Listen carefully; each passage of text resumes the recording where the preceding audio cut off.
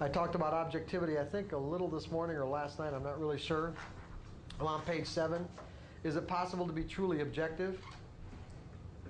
From a larger perspective, or from the largest perspective, we could say that we could share a reality. In other words, where you and I would be perceiving exactly the same things, the same information, and the same possibilities inherent within that information if we had simultaneous awareness of everything going on at once. So in other words, if I could represent all possibilities as a finite line, and I can't, but you know, because it's infinite, but let's say I could represent all possibilities that exist in this line that has finite boundaries between here and here. The only possible way that we could share an objective reality is if all of us had the capability of perceiving every possibility and every distinction in any given moment, because we'd be experiencing exactly the same thing. Are you with me on this? We'd be experiencing exactly the same thing because all the information that was available we would be perceiving in the same way. We'd be perceiving all of it. Remember, beliefs limit what we perceive. Beliefs limit what we perceive. So if you and I are operating out of different beliefs, which we are, it means that although we assume that everyone's sharing our reality in any given moment, because each of us think that our reality is self-evident. Now think about this. In any given moment, each of us think that our reality is self-evident and everyone else has to be sharing it, right? Why wouldn't we? Sure. Which of course is not the case. And the only way that it could be is if, again, we could have the capability of having simultaneous awareness of everything going on at once. If we have not evolved to that state of that place where we can have simultaneous awareness of everything going on at once, it means that we are perceiving something less than what's being made available. What we perceive in relationship to what's available is based on what we've learned to believe. If you and I have learned to believe different things, then we can assume that in any given moment we are not going to be perceiving reality in the same way. It's that simple. And so from a macro perspective, we really can't be objective. However, from the individual's perspective, the micro perspective, we are the micro or the macro, okay? From the individual's perspective, whatever it is that we have learned to perceive out of what's available, we can be objective in the sense that, are we in a state of mind where we have access to everything we've learned? Is there anything about what's going on in this moment that's being blocked by some mechanism inside of our mental environment? If there isn't, then we are being objective.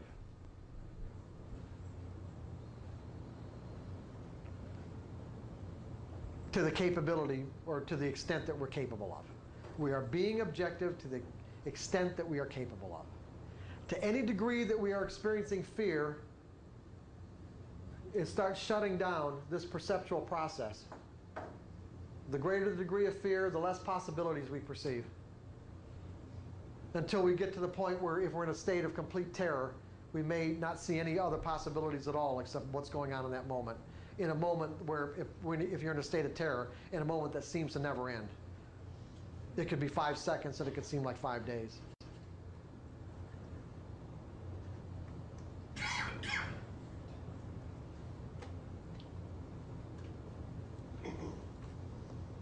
Euphoria is exactly the opposite. It's like there's no capability to perceive any limitations.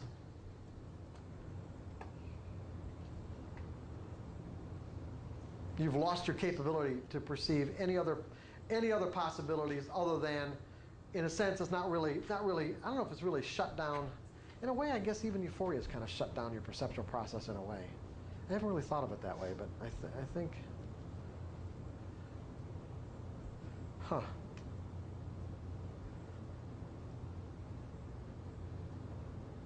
Yeah, in a positive sense, yeah, really, in a positive sense, you're in a state of mind that where you would be wouldn't be capable of perceiving really anything other than what you want. Success. You don't see failure. Yeah, you're capable of perceiving any other possibility other than getting your expectations fulfilled. Sounds like overtrading to me. Oh yeah, it's a prescription for it. What? Yeah, you can't perceive the risk, right? Yeah, there is no risk. In a state of euphoria, there's virtually no risk. No stops. No stops, no nothing. Yikes.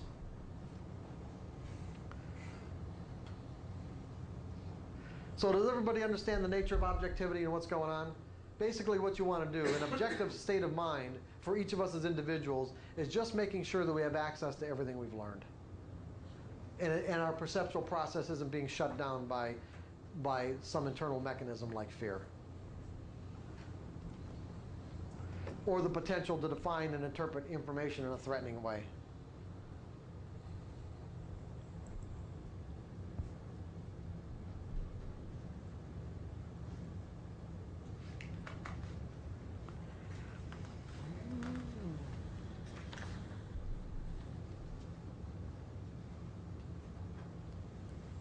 So can we control our state of mind to experience greater levels of happiness and satisfaction in our lives?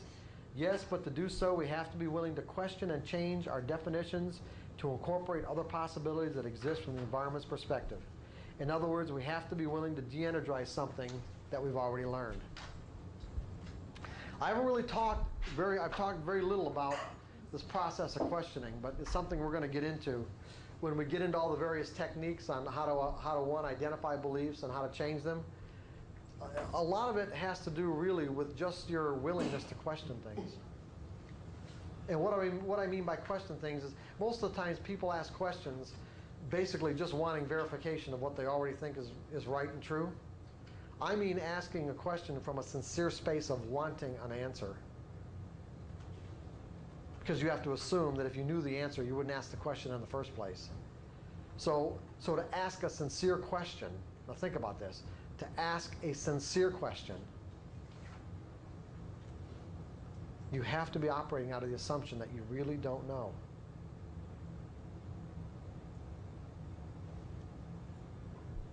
That's a really important distinction. Because what I'm saying is that when you ask a sincere question, it creates a vacuum in your mind that will be filled with information. It opens up the creative process.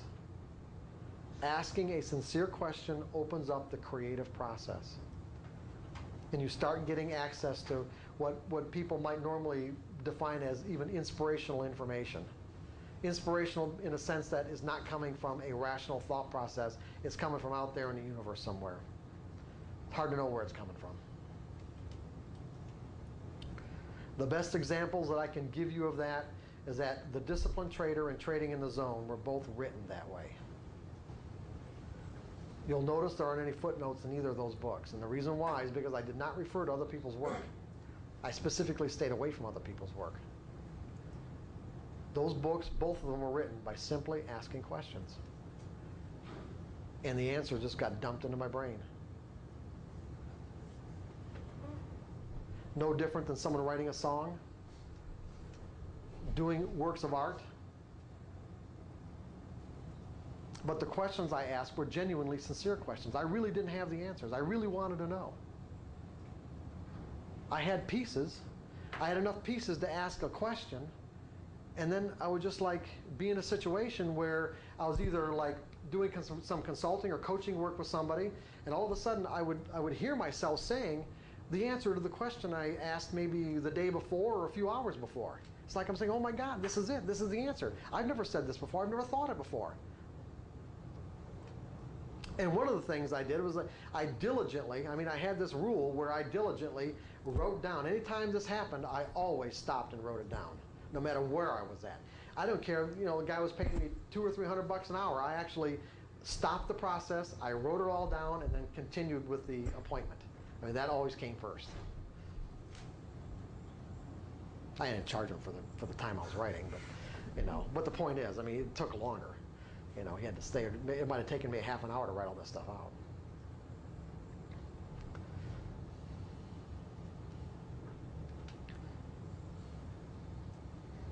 You will find if you get into this kind of process, you will find you can do the same thing with the market. You can simply ask where the next best edge is going to be.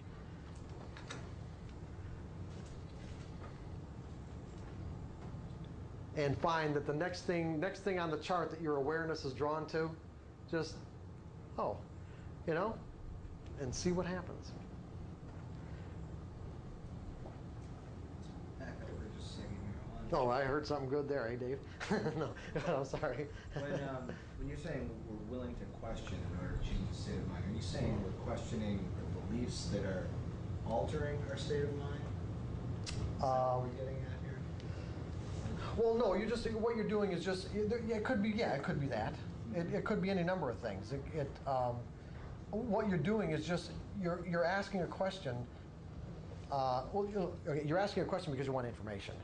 Now, a lot of it has to do with, just like you can say, asking a question for information that might be subconscious, or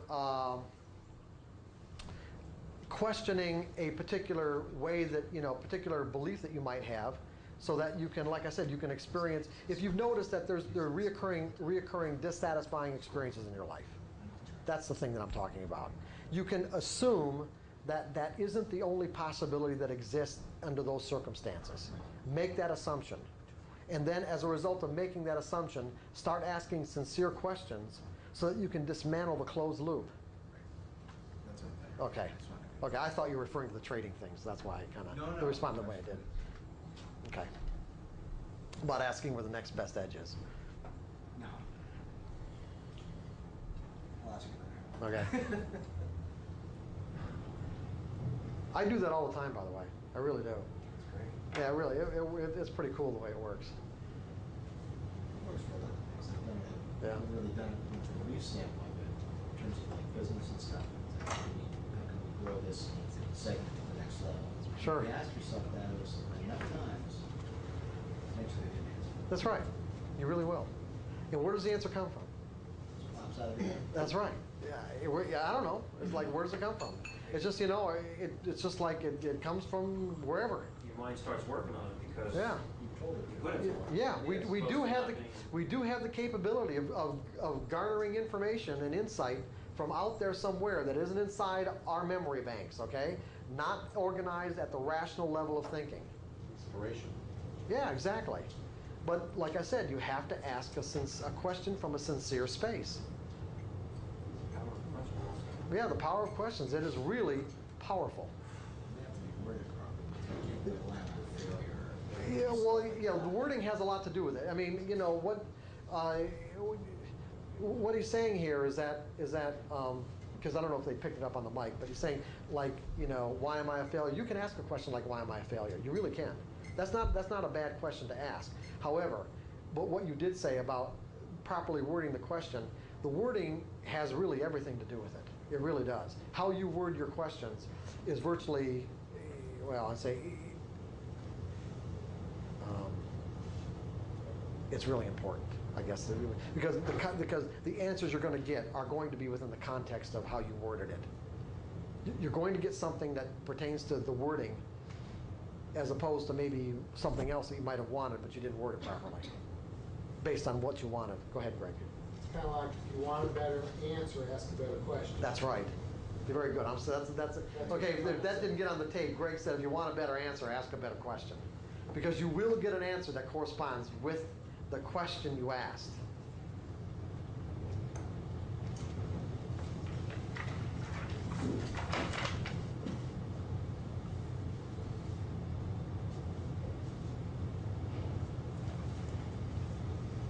What time is it? 2:45. Okay, as soon as we get done with this, we're going to listen to the tape. We're going to take a short break and listen to the tape.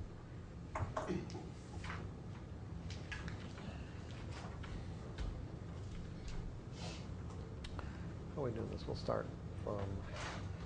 I'm on section 4, page 9, and Roman, why don't you start with the first point and read that? We're going to go this way, like this. Just go ahead and read it. Everything we have learned throughout our lives is structured energy. Go ahead. This structured energy will operate inside of our mental environment as a source of power, causing us to perceive and respond to the outside environment in a way that is consistent with this energy. The environment can express itself in an infinite combination of ways. What each of us perceive and experience is very small in relationship with what is available at any given moment. In other words, instead of assuming that we already know, we can assume that we haven't learned to make every possible distinction that exists in each situation of our lives. Inherent within the distinctions we haven't learned to make yet is an opportunity to experience satisfaction. Go ahead, John. Fear causes us to narrow our focus of attention on the object of our fear, drastically reducing our perception of what is available or possible from the environment's perspective. Many dysfunctional beliefs and fears operate at an unconscious level, locking us into cycles of dissatisfaction, frustration, and pain. Learning something new is often blocked by the way the energy is already structured inside of us.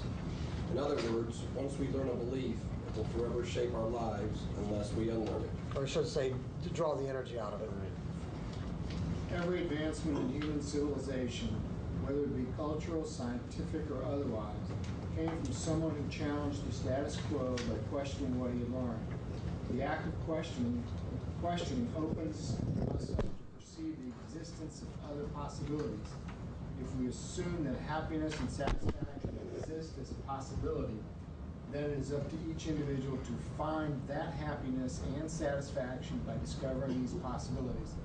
To discover anything new, you will have to be willing to question and look beyond what you've already learned to believe about what is true or available. Now, the way that I like to illustrate that last point about the nature of questions is that if this circle, well, let's just say this circle, again, a very erroneous thing to do, but this circle represents the universe, meaning what's available to be learned in the way of distinctions about the inherent properties and characteristics of the whole universe, right? Okay? And you can say that, let's say 100 years ago, that the sum total of humanity, both alive at that time and recorded in some way up to that time, that was still in existence, might have made, in terms of knowledge or distinctions, this much in relationship to everything else that exists. And what's happened in the last 100 years is, let's say we've expanded that circle, let's say by something like that. How does the circle get expanded? Questions. Yeah. In other words, someone's willing to operate on the fringe. There's always somebody that's willing to operate out there on the fringe of what's possible. Go out, discover something, bring it back to the rest of us for us to say what? Yes, sir. Are you crazy? Yeah, you're crazy. Not yes. Virtually always you're crazy. No, that's not possible. No, that's not real. No, that doesn't exist.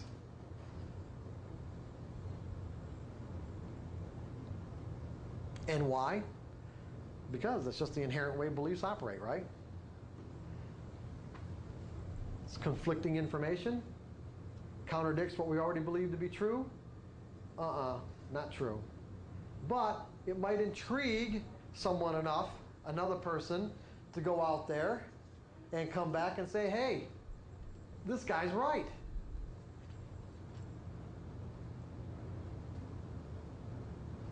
And then somebody else does, and somebody else does, and next thing you know, the circle gets expanded a little bit. All of us are in this circle. If you take the sum total of everything that's in everyone's mind alive today, everything that's in the mind of everyone alive today, plus what's been recorded from human history that exists, that by this circle, then each of us are a part of that make up the whole. Are some percentage of that circle. So how do we expand our own circle? The same way. Go challenging what we believe to be true and questioning things and see what happens. Challenge status quo. Yeah, challenge the status quo.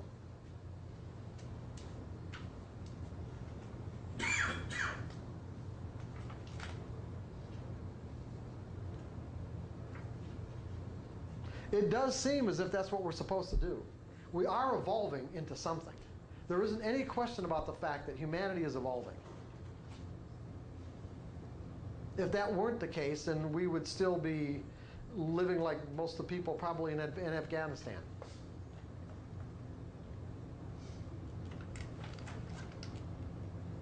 The sum total of humanity is evolving. There are definitely cultures that are not in the same, we're all not in the same spot, but we are definitely going somewhere. And it does seem as if there is a desire on the part of the universe as a whole to expand. Scientists already know that it's expanding. Now, if it's expanding at the macro level, wouldn't it make sense that because we exist at the micro level of an expanding universe, that if the universe as a whole is expanding, that if we're going to live within this universe in a way where we can create, let's say, happiness and satisfaction for ourselves, in other words, create a really satisfying life, wouldn't it make sense that we have to be in harmony with that expansion? Yeah, that the more that we resist evolving, the more it seems that the universe kind of conspires against us. It's in conflict with us. And that would make sense because everything is in motion. Everything is constantly changing. Nothing is staying the same. No two moments could ever duplicate themselves, ever. And the only way that could happen is if every atom of every molecule was in the exact same spot it was at some previous moment. Now, from a practical perspective, I don't think that's possible. But the interesting part is every belief we've ever acquired can remain static exactly the way it was originally formulated for our whole lives. So we've got beliefs that remain static and a universe that's constantly expanding and changing. Beliefs that cause us to see the now moment as it exists in our lives instead of the way it really exists from the environment's perspective. And if we aren't willing to adapt our beliefs to correspond with this constant expansion, it will seem as if the environment is conspiring against us. And it will create stress. It will create anxiety. Because the stress and the anxiety is our own resistance to change.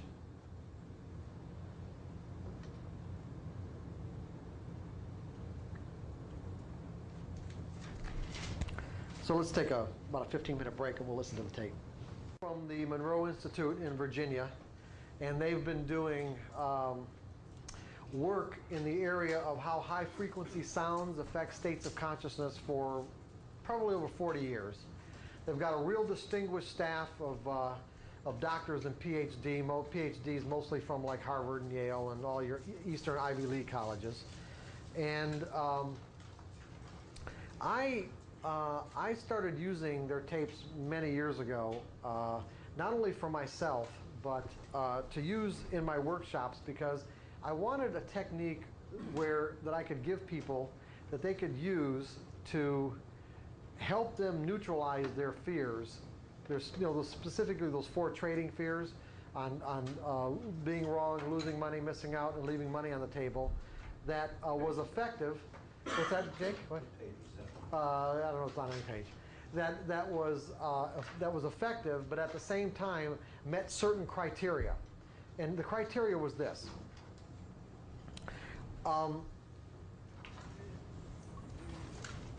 Instead of using hypnosis tapes or like specifically subliminal hypnosis tapes, one of the things that I found is that subliminal hypnosis tapes can be very effective, or even hypnosis tapes for that matter, can be very effective if what you're trying to do, in other words, whatever message that's on the tape, if the message itself is not in conflict with anything else that's in your mind, then the tapes can be quite effective.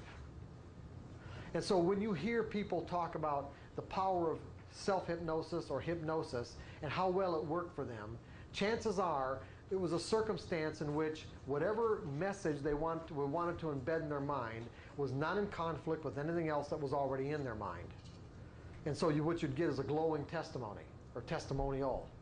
However, when the message on a hypnosis tape is in conflict with something else that's in your mind, then what you're doing is setting up an inherent conflict, because what the tapes generally don't do, or don't, I've never seen them do, is help you neutralize whatever conflicting beliefs that you might have with the new message or the new way in which you want to express yourself.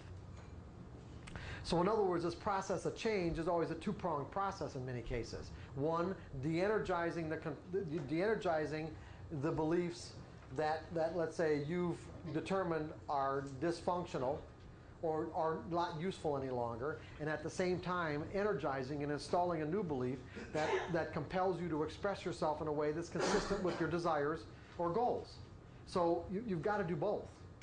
So the reason why I picked these tapes is because instead of being passive, meaning that instead of you just listening to a tape, this particular technique requires you to be active.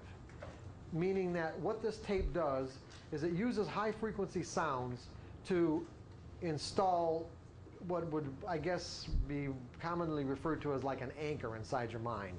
An anchor would be considered a tool. And as a tool, like any tool, a tool that might be in your toolbox is completely useless until you pick it up and use it. In other words, it has no use or function until you actually pick it up and use it. And it's the same way with the tool that's going to be installed in your mind from this tape. It has to be used, or otherwise it does nothing. So basically what's going to happen is this. I picked the tape, and there are a whole range of tapes that you can get from the Neuro Institute that have different purposes in this HemiSync, in the HemiSync category. There are a number of different programs they have and a number of different types of tapes. But if you've looked at the catalog itself, has everybody looked at it? Just take a moment to look at the catalog and see the different uses they've designed these tapes for. The one that I picked was the boy, that's where my brain is. What's that? What tape did I pick? What? No, that's the name. Yeah, DHAB. Yeah, I'm sorry. Okay, DHAB. You'll notice what does it say about the DHAB tape? To neutralize habitual behaviors. Eliminate or diminish undesirable mental, emotional, or physical habits. Use anytime you're about to follow a behavior pattern you wish to change. Break free of anger or old emotional patterns. Eliminate thoughts of failure or move beyond a cycle of negativity. Okay. See John Daggett.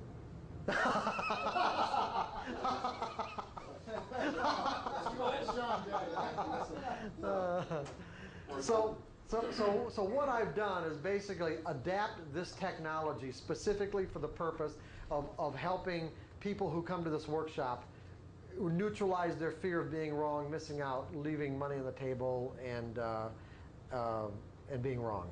And we'll get into the actual techniques later on. In other words, the techniques of using, how we're going to use the tape, we're going to get into. Maybe not today, if not this afternoon, by the time you're done, tomorrow morning. However, the reason why we're listening to it today is because it requires 3 listenings, meaning that we're going to listen to it once right now. You're going to listen to the prep side of the tape. The prep side of the tape is just getting your mind prepared to get this function command installed when you listen to the other side of the tape, the DHAB side of the tape. You've got to listen to the prep side of the tape twice. We're going to listen to it now. I'm going to ask you to rewind it and listen to it again tonight. And then tomorrow we'll listen to the DHAB side. Now, all this tape is basically high frequency sounds, and you'll hear, I don't know if it's Bob Monroe any longer or a guy by the name of Mark, I don't remember his last name. But anyway, Bob Monroe's now dead, but he used to be the voice on the tape, and you won't hear him very much anyway. But there's a couple of things. One, the tapes are incredibly relaxing. I haven't had anybody yet that's come to one of these workshops that really hasn't enjoyed the experience of listening to the tape. Now, you can listen to this tape as much as you want. You can't listen to it while you're driving or anything else like that, because you'll probably end up falling asleep. You don't have to fall asleep. When Bob Monroe or whoever's talking on this particular version of the tape says, for your hands and arms and legs to go to sleep, he's not telling you to go to sleep. He's telling those particular parts of your body to go to sleep. If you end up falling asleep, that's all right. It's no big deal. He'll wake you up at the end of the tape. And again, you can listen to this tape as much as you want. If you like it and you want to use it as a relaxation tape, listen to it all you want. this tape will do nothing to get rid of your fears by itself. Listening to the tape has no effect on your fears. Only consciously using the function command when it gets installed in your mind on the other side of the tape, when you consciously take the steps of using the function command, will it have any impact on your fears. Are you guys with me on this? I know maybe it can sound confusing. Tools Sean? on the second side. The tool's on the second side. Well, okay. What I'm saying is that listening to the tape in and of itself doesn't have any effect on whatever fears you might be wanting to neutralize. Although you can listen to the tape as much as you want. Bob Monroe doesn't know what your fears are. Bob Monroe, when they designed the tape, does not know what habitual behavior you want to neutralize.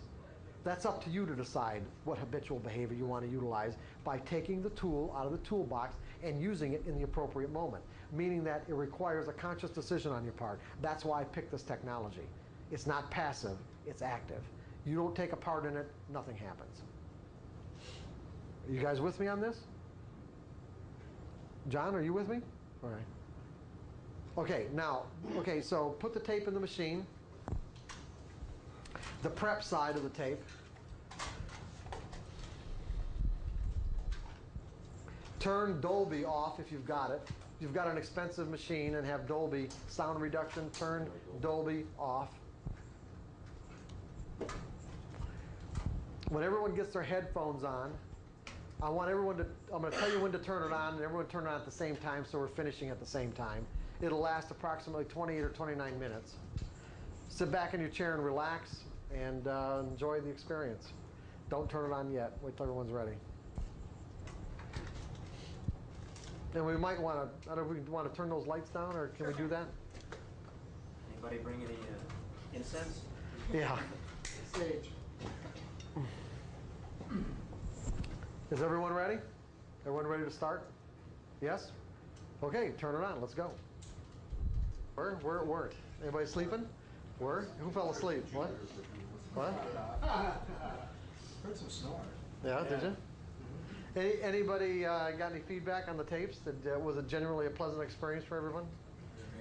Yeah. Your hand is numb? Yeah, these are really nice tapes in terms of, I mean, not only are they effective if you use them for the purpose for which they were intended, but you can also use them as just a general relaxation tape. As a matter of fact, how are you guys doing anyway? Does everyone want to go for another, let's say, half an hour, 45 minutes, or? Okay, good. Okay. Oh, he said we're wide awake now. Yeah, right. This is Yeah, solutions great. now, we're ready. Okay, good. What's that? What was that, John? I didn't hear that. It just says 10. Oh, that's the wake up. Every time you say 11, we have to send more money in there.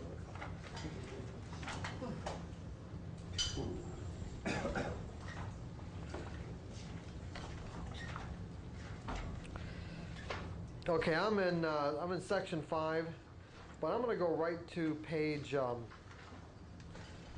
going to go right to page 4. No, right to page 3.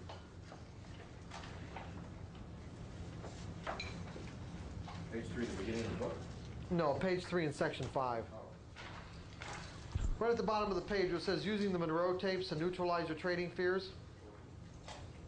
Since we've just done this, you just listen to the tape. I'll go right into how this works. The way you're going to do this is when you, well, you see, you haven't got the function command yet. Maybe we ought to do this tomorrow. No, I take that back. We'll do it tomorrow. I'm sorry.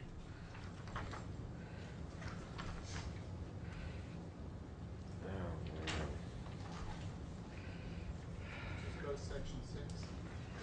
Yeah, really. Problem is, I don't feel like getting into this right now. Hold on. What? No, hold on. That's all right. Hold on. Let me.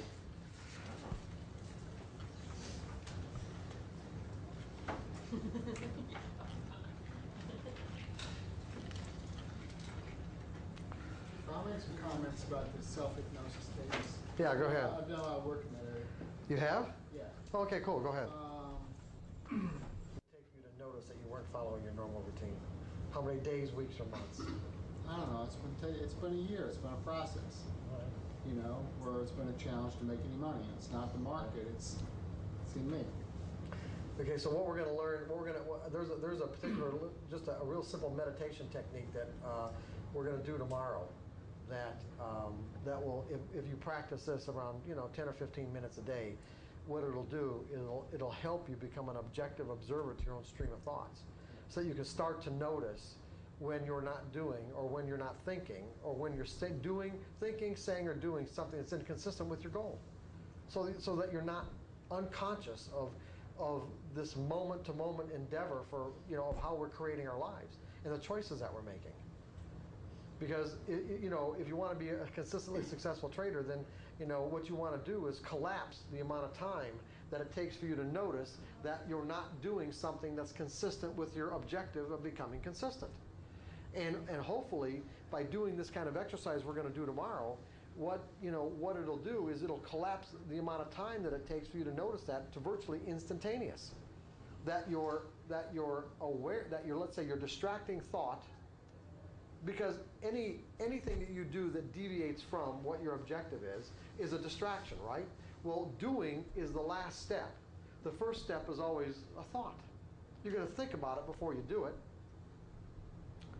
You might even run something through your mind. You might even talk about it with somebody. But it's first going to be triggered by a distracting thought. Now, if you really want to become consistent, what you want to do is be able to catch yourself in the thought. Catch yourself at the point where the thought and the awareness of the distracting thought are virtually simultaneous. Instead of it taking, 5 minutes or 10 minutes, or looking back days, weeks, or months later, saying, hey, you know what? I'm not doing what I know works. That's basically even what you were saying. You're not doing what you know works. Yeah. And I'd add one other thing, because you mentioned it yesterday, and I don't remember in what context. I used to keep track of every day before I started trading. I'd write down a number from 1 to 10 or 1 to 100, and it was rate yourself on how you feel that day. Right. And if you feel like you're an 8 or a 9 or an 85 or a 95, and if a trade comes along, have the courage when you're at the higher end of the scale to put it on and go for it. Don't hesitate as much. And if you're, if you feel like maybe you're a 3 or a 4, put the trade on, but don't, don't go balls out on it. Or scale back. Yeah, or scale in other back. words, it's a rating system to use you can use in conjunction with money management. So that if you, let's say, you normally might trade 3,000 shares, if you rate yourself a 10, then you're going to trade 3,000 or maybe even a little bit more if you get a real primo signal. Yeah. But if you're rating yourself as a 5 that day, then you know what? You want to scale back proportionally. You might only trade 1,500. You might only trade 1,000. Yeah.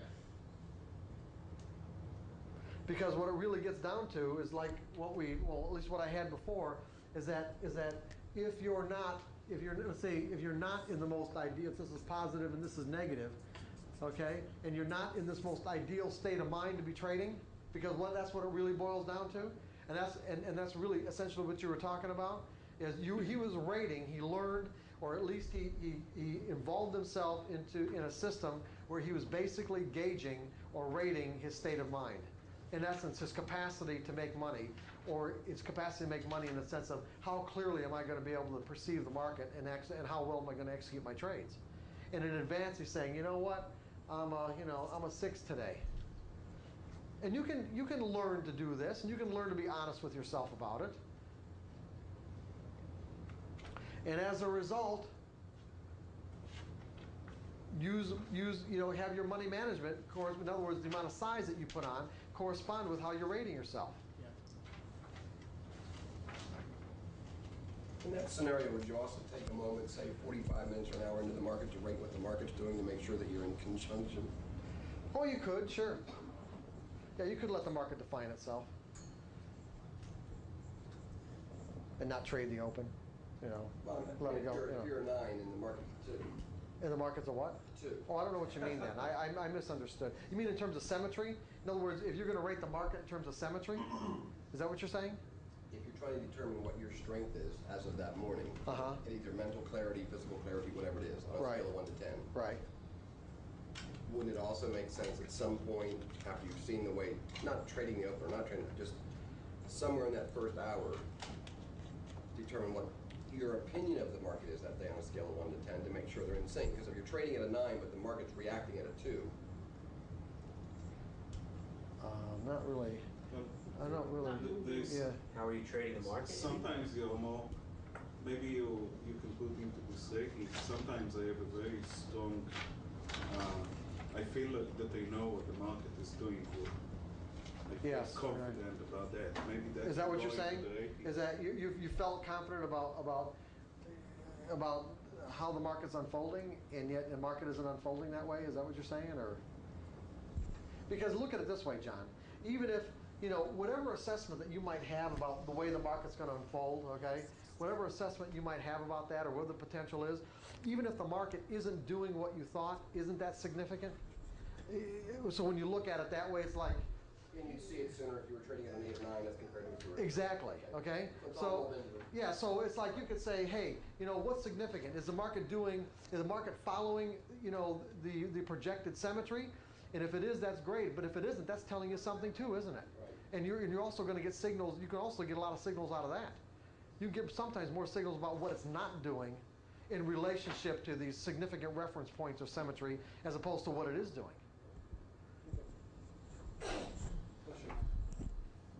Agreed that we don't know what the market's going to do anyway. What's that? Don't we We don't agree? have to know. Well, but we're kind of mixing. We're kind of mixing it. We might mixing a little bit in the sense that it depends on the context in which we're trading. If we're trading mechanically, all this kind of discussion would be irrelevant. If we're trading subjectively, it's not. It's just like, for an example, if you're trading mechanically, you're going to have a predefined, a definite predefined entry point where the variables are specific. There's no subjectivity whatsoever in terms of, the conditions under which you enter the market. Those variables are either present or they're not. It's black or white. They are present or they are not present. If they are present, you're obligated and committed to enter into a trade. If they aren't present, then you do nothing. But when you evolve into the subjective stage of trading, then you can use anything you've ever learned about the nature of the market to generate a signal to get in or out. So for an example, what we're talking about, Roman, is that in the mechanical stage of trading, let's say for an example, the market's doing this and you've got a stop down here. You entered the market long right here at this point, okay? At this point right here, and your stop is down here. If you're trading mechanically, you can't do anything with that stop, meaning that the market, your market either goes in your favor, stops you out, and that's all there is to it. Either or. If you're trading subjectively, if the market, let's make it a little bit easier to illustrate if I made more distance, but if you're trading subjectively, if the market's trading around in this area, and as a result of the kind of patterns that it might be producing, you could say, you know what, I don't need to keep that stop in the market. I'm going to pull it and either move it up, move it further down, based on your assessment of what's happening now. See, in the subjective stage of trading, you can do that. You can even get out before you get stopped out, even if it wouldn't have stopped you out otherwise. In a subjective stage of trading, if you make that assessment of what the market's telling you in that moment, that's all right. Did you see the difference? I can see the difference. In the subjective stage of trading, you can do anything you want under any conditions that you want. If you put a stop in the market, you want to take the stop out, then take it out. You want to move it, then move it. In the mechanical stage of trading, there's no discretion whatsoever. Starting to change the rules.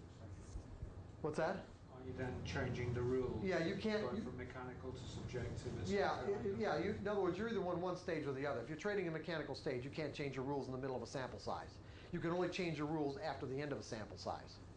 So whatever you determine your sample size of trades to be, whether it's going to be like 20 trades or 25 trades, you are committed to take all 20 trades. You can't change anything in the middle or until you're done.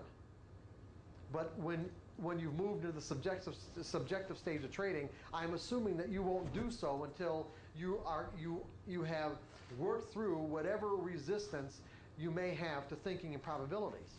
When you've worked through all that resistance and you're confident that you've learned to think in probabilities, then there's no reason why you have to continue to trade mechanically unless you want to, or unless you know that you have, let's say, a plethora of self-sabotaging beliefs that you don't want to get into, you don't really want to do anything about. Then what you do is you stay in the mechanical stage so that you can make a clear distinction between what you need to do based on your methodology and what your mind may be telling you to do based on the fact that you've accumulated too much money and you might start sabotaging yourself. Because at least in the mechanical stage of trading, you can make a clear distinction between what you need to do in any given moment and what you can't do. Whereas in the subjective stage of trading, that line is really blurred. And it is very easy for self-sabotaging beliefs to enter into the equation. Okay? You get the difference?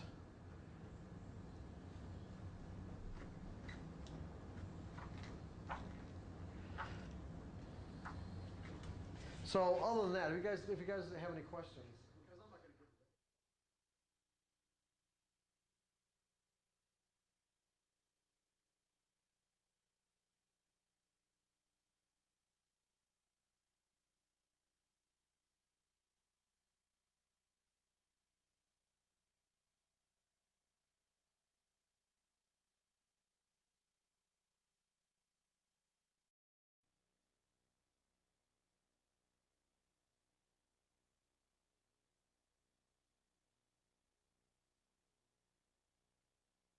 I just don't want to do it. I'd rather do it tomorrow morning. What? Well, what stories you want? What do you know? Trading. Well, what, you know. What was your best day? Well, there's probably one of the most interesting traders that I ever worked with was in the bond pit, and I worked with him for quite a while, and I'll give you something. I'll give you an example of when I said that it's your state of mind that'll determine your results as opposed to the amount of time that you expose yourself to the market or the opportunities. You could say that, I mean, this guy, he loved to trade, and he was back in the early 90s, one of the biggest traders in the bond pit. I don't know if you know his name or not if I said it, but he wasn't as big as Baldwin. But there would be times, his largest position he'd put on would be about 5,000 contracts, futures contracts. But his normal position was between 300 and 500 contracts. So one contract in Treasury bond futures, a one tick move, the smallest incremental move in Treasury bond futures is worth $31.25. So 100 contracts would be $3,125 or $33,125, and 500 contracts would be over $15,000. So his normal, let's say if you put on 500 contracts, his normal position between 3 and 500, one incremental change in price was worth about 15 grand in or out of his account. And you know, the bonds, especially back then, they could easily move 10 ticks in a matter of seconds. So you're talking $150,000. And you could easily be subjected to 8 to 10 tick price vacuums, either for or against you. So you're talking $150,000 in a matter of moments. And like I said, there were times where he'd put on thousands of contracts, not just hundreds. So, you know. Was he a scale trader? Scale trader? Did he scale into his positions as differentiation from scaling out? Well, sometimes he'd take on the whole pit practically. Okay. And it was, I had many other clients in the bond pit who watched him and said that there were times it would be like watching Michael Jordan trade bonds. He was good. He was really good. And it was also that he just loved what he was doing. He loved being there every moment. It was hard for him to leave. And he really didn't give a shit about the money. And the money was truly irrelevant to him. In fact, out of all the people I've ever worked with in my life, I've never met anybody who was on the extreme, I mean, way over here in terms of how little money meant. Just didn't matter. But he had other problems.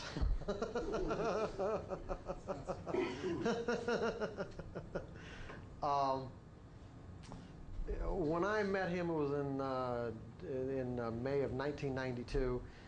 He had a real bad day. Someone he ran into had come to one of my workshops and said that he should call me. He did. We had an appointment. Didn't really. In fact, we had a couple of appointments, and not really much happened. He just, you know, I tried to explain some of this material to him, and he wasn't really into it or even grasping it for that matter.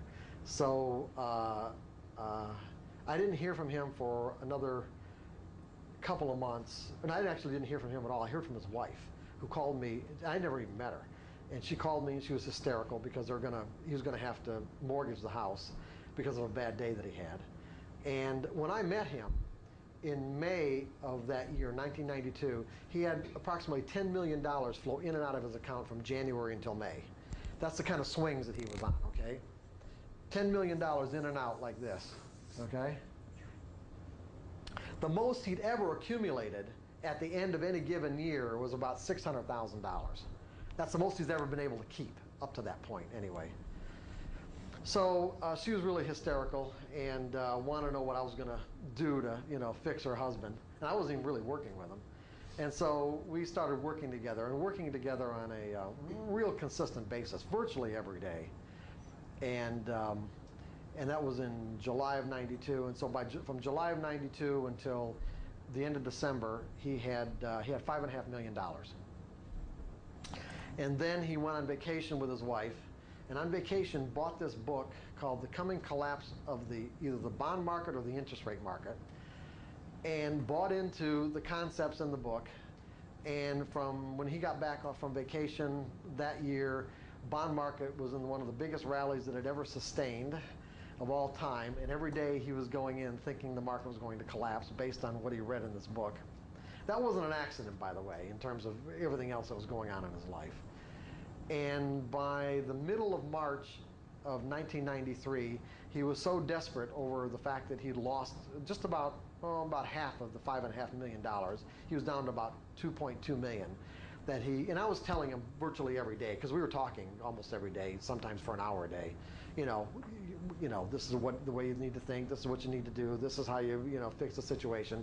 He just wasn't listening until one day he called up and he said, "Okay, I'll do anything." And he meant it. I'll do anything. And so, and I said, "Here's what you've got to do.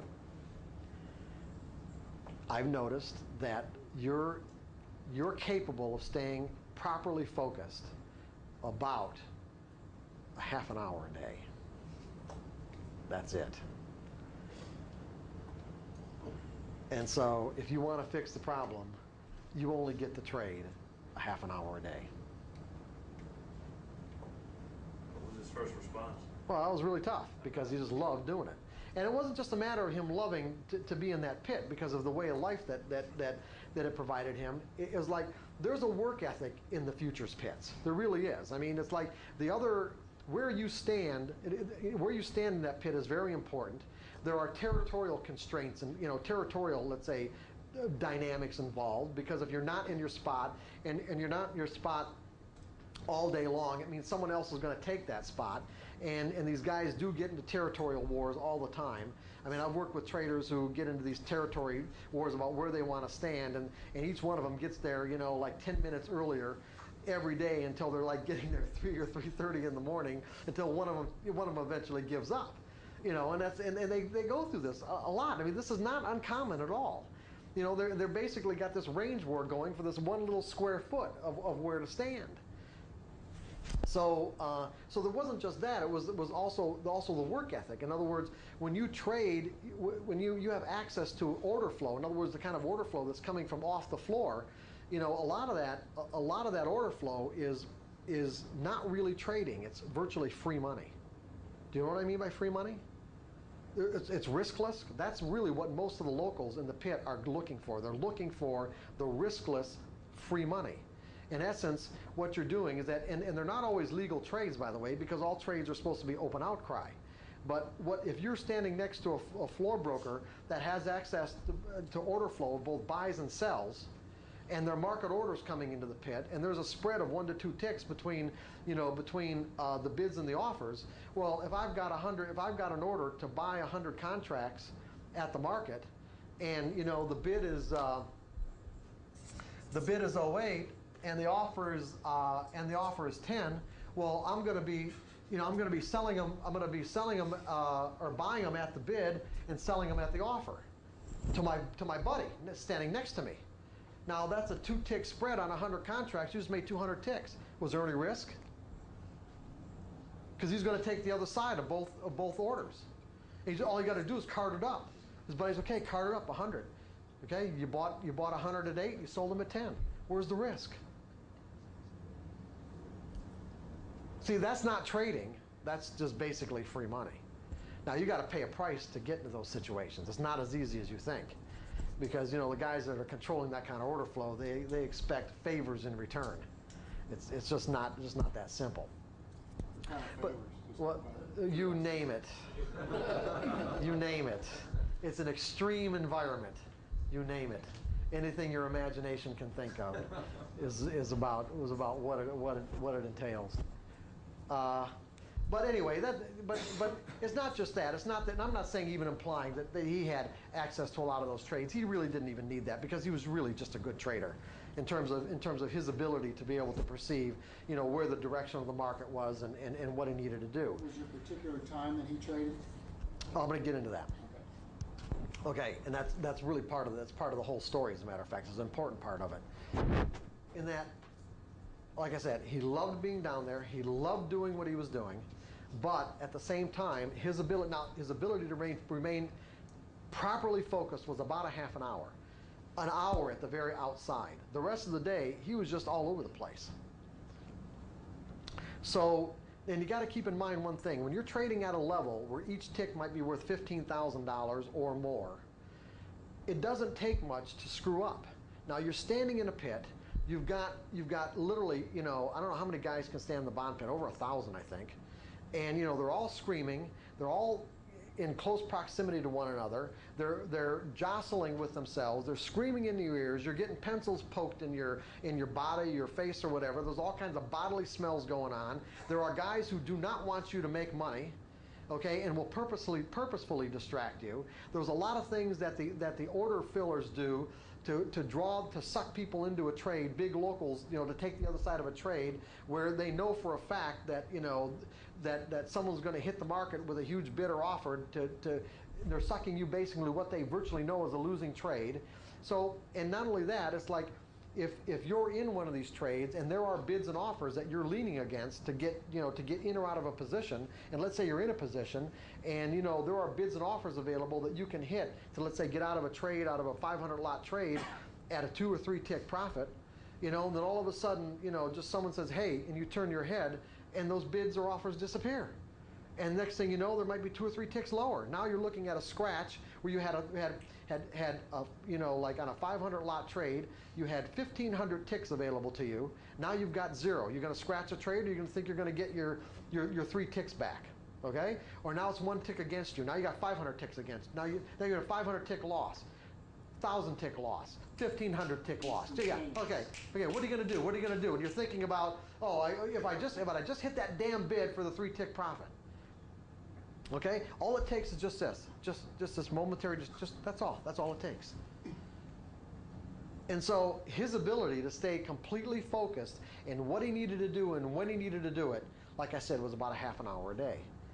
And so that's what I said. You want to stop this, then just trade a half an hour a day and find something else to do with the rest of your day. And he was so desperate that he did it. No, wait a minute. Go ahead. For most people to stay at that level, it's just your body's working on it's such extreme sense of awareness that it is hard for a lot of people to yes. Oh, absolutely. Longer than that. Oh, absolutely. It would be the equivalent. The kind of stuff that he did was equivalent to if you can imagine being in the 7th game of an NBA playoff. Okay, the score is tied and there's 1 minute left. Right. Okay, you're talking intense. Every day. Yeah, this is every day, right? This is every day, all day long. Intense. So, and in trading in the zone, there's an analogy that I use where it's like someone building a bridge over the Grand Canyon. Okay, like when you're trading just one futures contract, you build a bridge over the Grand Canyon. It's like, okay, the bridge is, the bridge could be as wide as this room.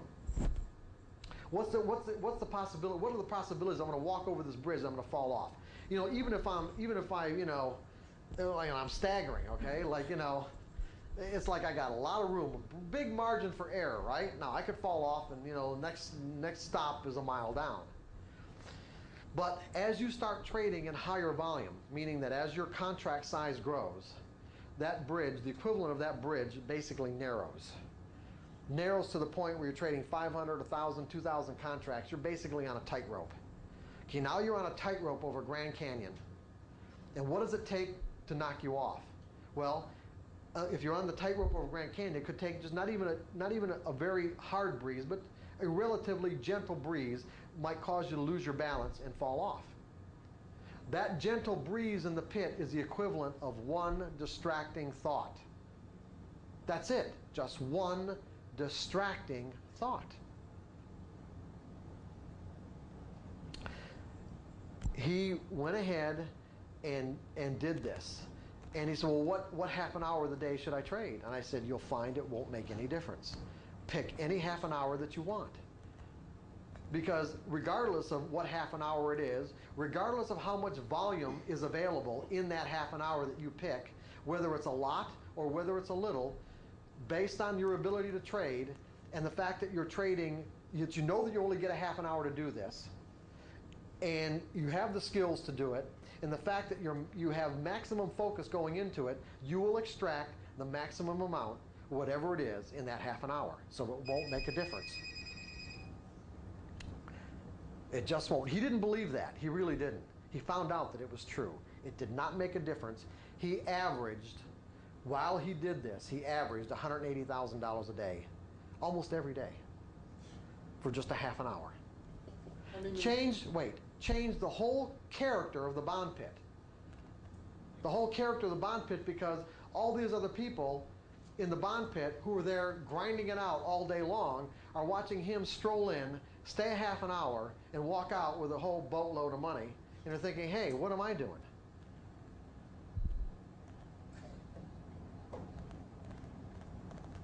Now go ahead and ask your question. How did he maintain his position? Meaning his 1 square foot. It really wasn't a problem. Just the fact that he was a half an hour. They he was such because of his stature. They stepped aside. It's a pecking order now. Yeah, it's a pecking order, right? Was he able to keep his profits after a while? Well, he ended up in a really one of the bitterest divorce proceedings you could imagine, and his wife actually got him enjoined from even going into the pit. He couldn't even trade for almost 2.5 years. Wow. Oh, because she didn't want him to lose the money. That's right. Well, they spent it all on attorneys anyway, so it didn't make any difference. I've seen a guy, his wife used to come up at 9:15 in the morning, and they were going through they had problems, and eventually got divorced. Just rag and rag and rag. The guy just kept Nice way to trading, start the day. and it had an effect. How could it not? Yeah, you'd think his wife would, and he'd say, don't call me now. I hang up on people at times.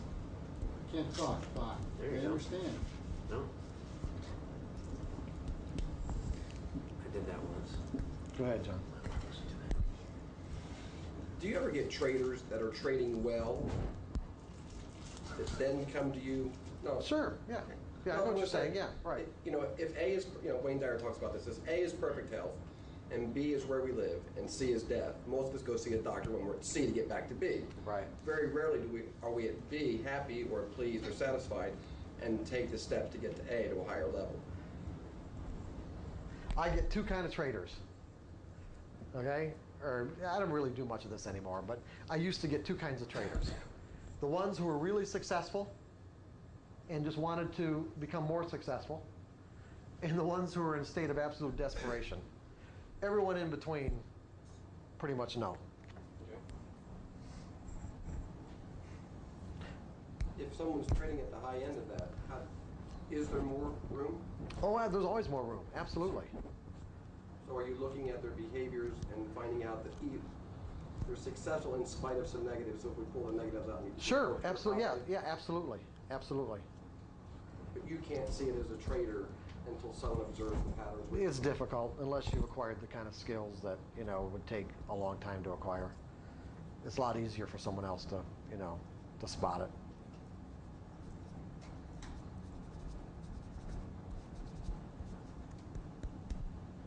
It's difficult to do even with the skills. When you the kind of self-analysis that you're talking about, it's still, it can be difficult, to do on your own.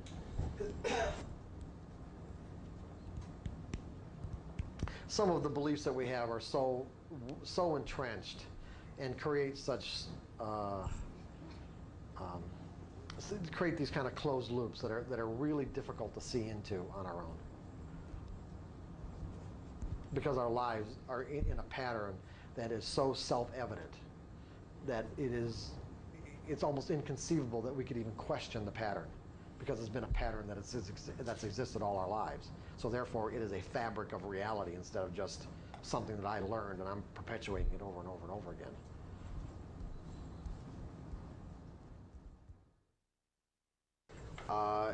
Is the guy on the tape, does he have a real rough voice? I think it's the same. It sounds like him. Is it Bob Monroe? It sounded like an old. Okay, Yeah, and then it sounded like an old guy. and at the end of the tape, wake up! Does he do that? No. Oh, he doesn't? Fortunately, he doesn't do that. I'd be kind of panicked. You're all mellow. That wouldn't be very nice. Get up, Pledge. Well, the tapes that I used to listen to, that's what he did. I'm glad you didn't give us Wake up! Wake up! Really did. Yeah, really, yeah, really. It seemed like it anyway. I mean, you're in this kind of deep, real quiet space, and, Oh. So how do you, if you want to buy one of those other tapes? Well, I gave you the catalog. No, there's Oh, no yeah. price list, there's no place. Oh, there isn't? Oh, just call them up. Look, we're distributors. You can call us. We don't really, that's not something we do. We'll order them for you, but you can order them direct. Okay. Right from I the just kinda wondered, Yeah, no, it's no problem. I thought there were the catalog included price lists. I'm not. The tapes aren't very expensive. I don't really remember how much they are, but I think they're like, I don't know, maybe $20 or $25 or something, or I don't know. Just, there's prices for the books. Yeah. And that's not the only. They have a number of different types of tapes to do a number of different things. Some would be considered pretty bizarre, but and I've been down there as part of their professional group a couple of times, and for a whole week with other people in other industries. Mostly, I would say, people in the psychiatric industry that use their products. And they get together and talk about, how the products can improve and other uses for them, and just, sharing a lot of ideas. It was mostly like a summer camp for adults, basically, is what it really amounted to. It was really a lot of fun. Well, let's kind of review from yesterday. We went through a lot of material yesterday, and we're going to go through a lot again today. Anybody got any comments or ideas about some of the stuff that we talked about yesterday?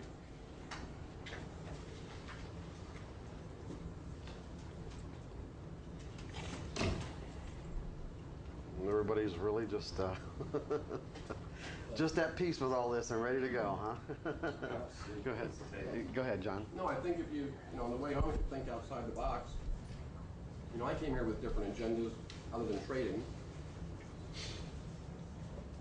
Is what I challenge myself with every day, trying to think outside the box, how to look in the mirror and become better. And if you take the time to do that, and you have the courage to actually look in the mirror and look deep, some of that stuff yesterday was life-changing. And you're just not going to get that. You get access to that information with yourself. Just if you're open to it, it can take a wound and heal it immediately. That's right. Absolutely.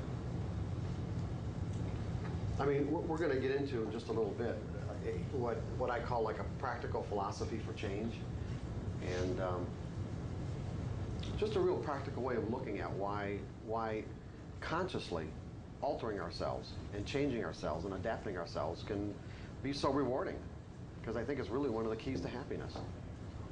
But it does, you know, the fundamental component is what John just said. A willingness to think. A willingness to think, what he, as he referred to, as outside the box, but basically just a willingness to think. Because nothing constricts what we can think about. Nothing.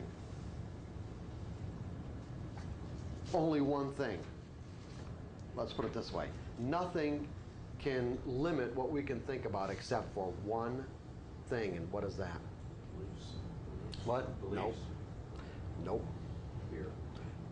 Fear, which would mean which would mean what? What are the implications of lack of fear? Or what are the implications of a fear of thinking in a certain direction? Because you limit yourself to thinking, you're not open to all the data that's available to you. Okay. Well, I was just thinking like just a lack of willingness. That's the only thing. No desire.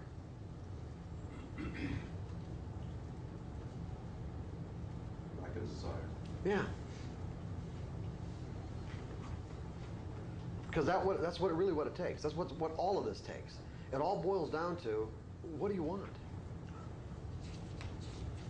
What are you willing to focus your energy on with conviction? Because regardless of what technique you're comfortable with, if you choose to go through a process of transformation, it really doesn't matter what technique you use. I shouldn't say it doesn't matter. I mean, it can matter if you're using it inappropriately and you don't know what you're doing. But technique is not as critical as desire. So there's really only one thing that stops anybody from thinking outside of what they've learned to believe. And that's a lack of willingness. Correspondingly, all it takes to tap into creative or inspirational information is a willingness, desire. If the desire is genuine, you'll get the information. That's an absolute fact. It really is. And I know maybe for some people who you know might not have experienced this or experience it on a regular basis, that's all it really takes, is a genuine, sincere desire.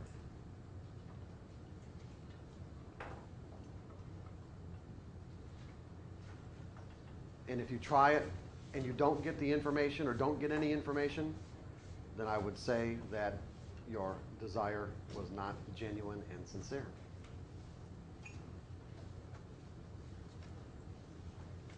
It's what would commonly be referred to as lip service.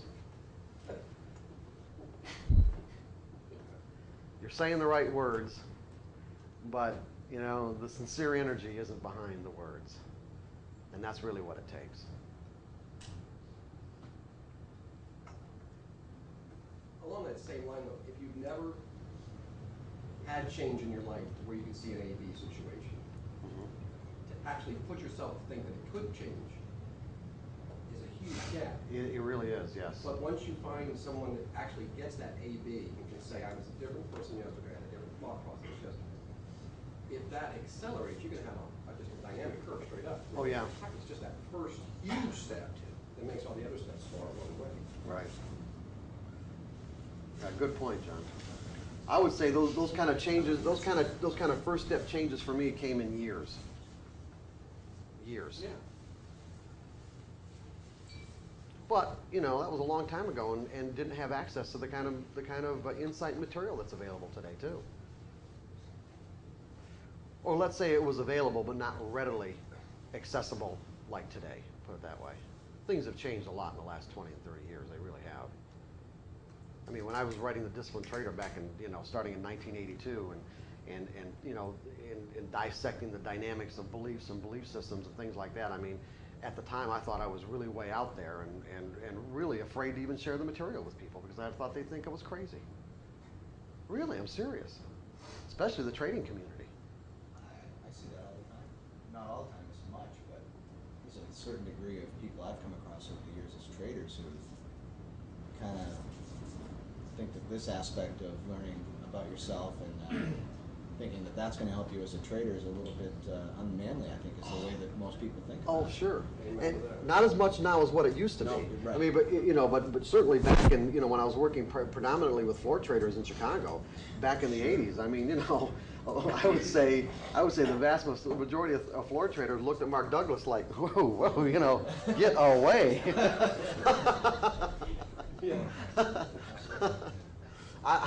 I've spoken at conferences. There was the first conference I actually spoke at. Tim Slater invited me to speak at CompuTrack in 1980, April of 1983 or 1984. I don't remember. And down in New Orleans, and it was kind of amazing how the chain of events occurred to even me getting that invitation in the first place, because it was just really bizarre circumstances. Or synchronicities that were really that were kind of mind-boggling to me. But anyway, I was invited to go down there to speak, and one of the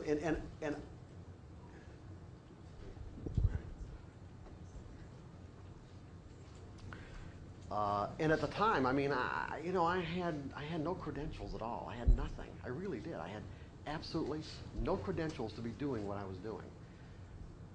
But Tim, and it was all really just based on a conversation that Tim and I had at dinner. And I just happened to sit down next to him because some woman broke a date with me, and or I wouldn't have even been at that particular banquet. And you know, she broke this date. I was waiting for her, and I happened to sit down next to Tim Slater. Didn't even know who he was, and we talked. And then I found out later on that he did these conferences. And thought, well, since I was working on the psychology of trading and he had technical analysis, let's put the two together and do a workshop or something.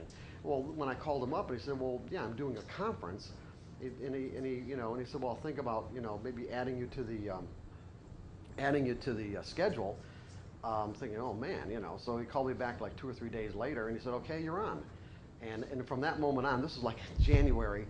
And the conference was in April, and from that moment on, I mean, I just obsessed over this presentation. I mean, totally and completely. I scrutinized it. Sometimes it might have taken me a week to get a sentence. I mean, literally, I'd go over, just over and over and over again. So when I got down there, I mean, it would be a huge understatement to say I was really, really nervous. There were 850 people at that conference, and there were probably, I don't know, maybe 18 or 19 speakers or something like that. And of course all the other speakers, they'd written books and all that kind of stuff, and had reputations. And so Tim had a general meeting for everyone the first day of the conference in the morning. It was like, I think around 9 o'clock in the morning or something like that, before everyone started. And one of the first surprising things that I found that when I got down there was that Tim had me speaking like either 6 or 7 times in a 3-day period, and all the other speakers were only speaking like twice. I'm thinking, well, there's got to be a mistake here, and I didn't want to say anything to Tim, and I'm thinking, there were some things that just weren't adding up. 1, the number of times he had me speaking. 2, the material that I had submitted for the the big book that you get when you go to these conferences wasn't in the book, and it wasn't much material, but because I didn't really have any material, but it wasn't in the book anyway, and it was just in the packet. In other words, you get one of these huge satchels and the books in there, and my stuff is separate. So I'm sitting in the middle of the audience listening to Tim talk about some of the restaurants to go to in New Orleans. In fact, I think it was it Mardi Gras? No, it wasn't Mardi Gras. Anyway, what to do in New Orleans and what to watch out for, and be careful of this or whatever. And then he said, and then he did this disclaimer thing about, what the speakers say, CompuTrack has no legal liability and all this kind of good stuff. And then he said, but I want you to pay particular attention. Now I'm sitting there, I'm just sitting in this chair, right? So I want you to pay particular attention to this material that we didn't put in the book specifically because we want you to pay particular attention to Mark Douglas. And I'm like, and I'm just like, my heart almost exploded. It really did. I was like, what the hell is going on? And I mean, I didn't even hear the rest of what he said because it just freaked me out.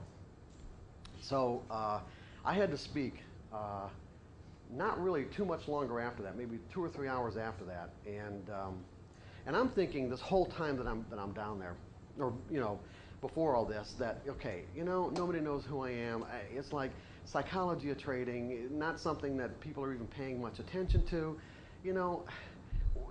How many people might end up in one of my sessions, right? 5 or 10 people. Okay, I can make an ass out of myself in front of 5 or 10 people. It's all right. Okay, I can do that.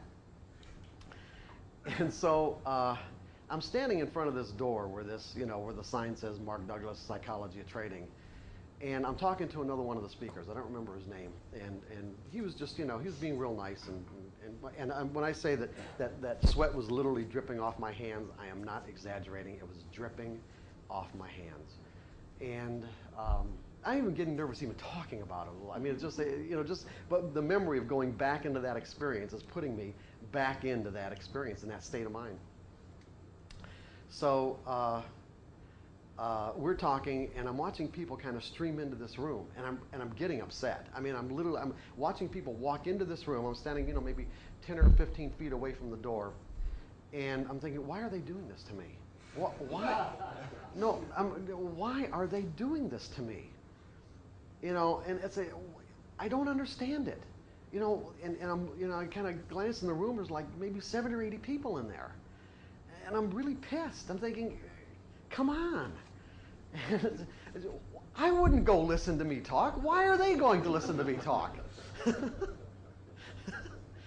And so the other speaker left because he had a session himself. So I was standing there by myself, and it was a real defining moment in my life because I was more than seriously considering bolting. I was going to bolt. I really was. I was standing there thinking to myself, I knew this would be it. I knew that Tim would never ever invite me back to another conference. I mean, that's what I was contemplating at that point, whether I could accept the deep sense of regret that I would experience by bolting, and what I was going to say to Tim. And I was running it through my mind, and just like checking the probability out.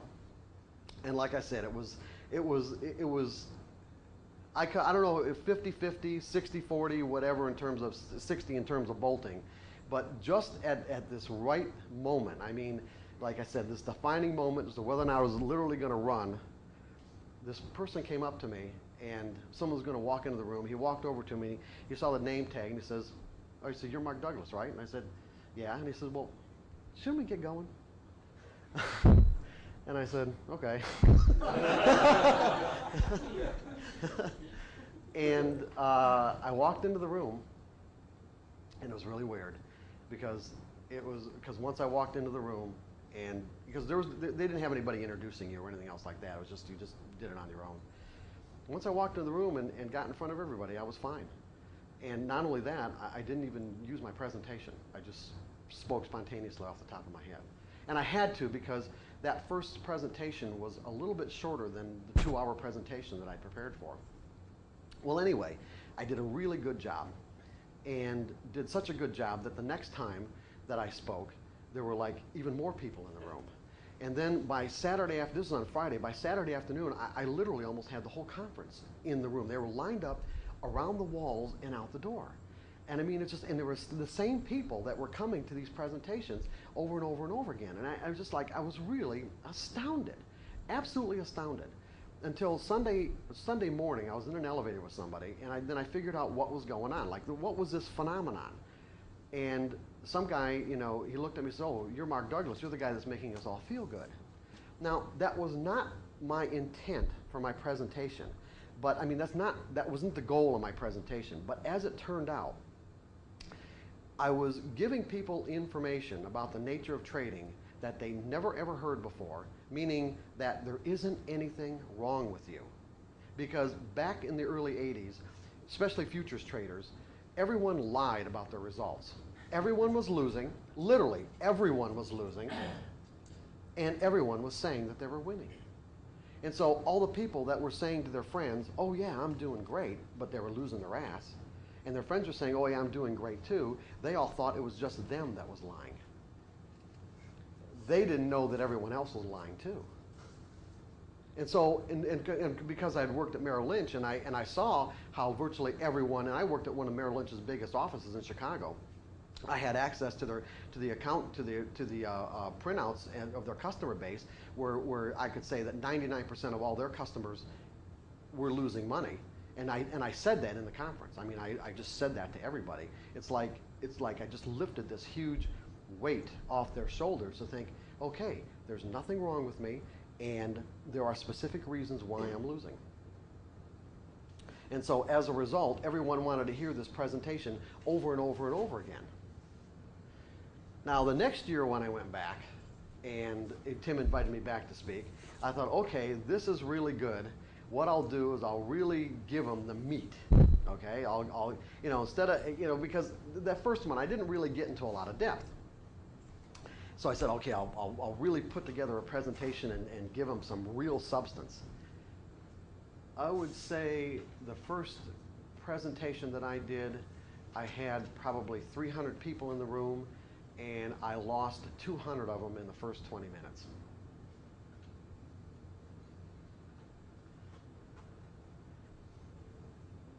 And it's been like that ever since.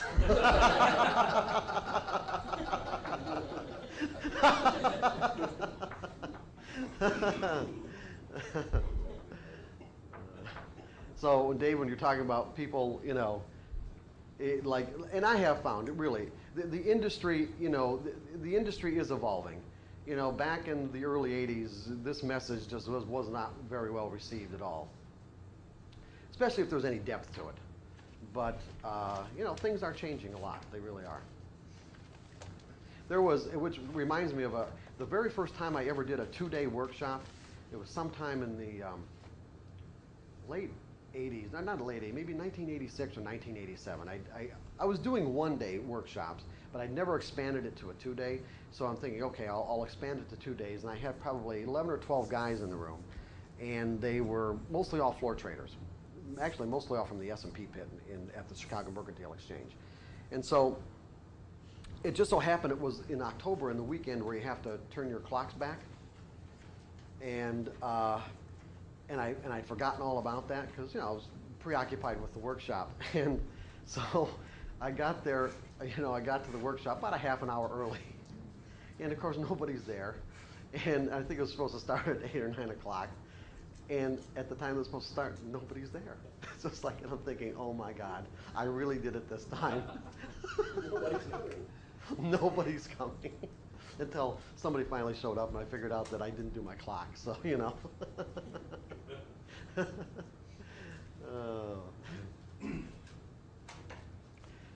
So, see, the thing is, and what this all really gets down to is something that we talked about Friday night and yesterday, is that you still don't need to have any of this to put on a winning trade. That's the whole point. None of this is necessary to put on a winning trade. None of this is necessary to put on 2 winning trades or 3 winning trades. But eventually what we all find out is that we can put on winning trades.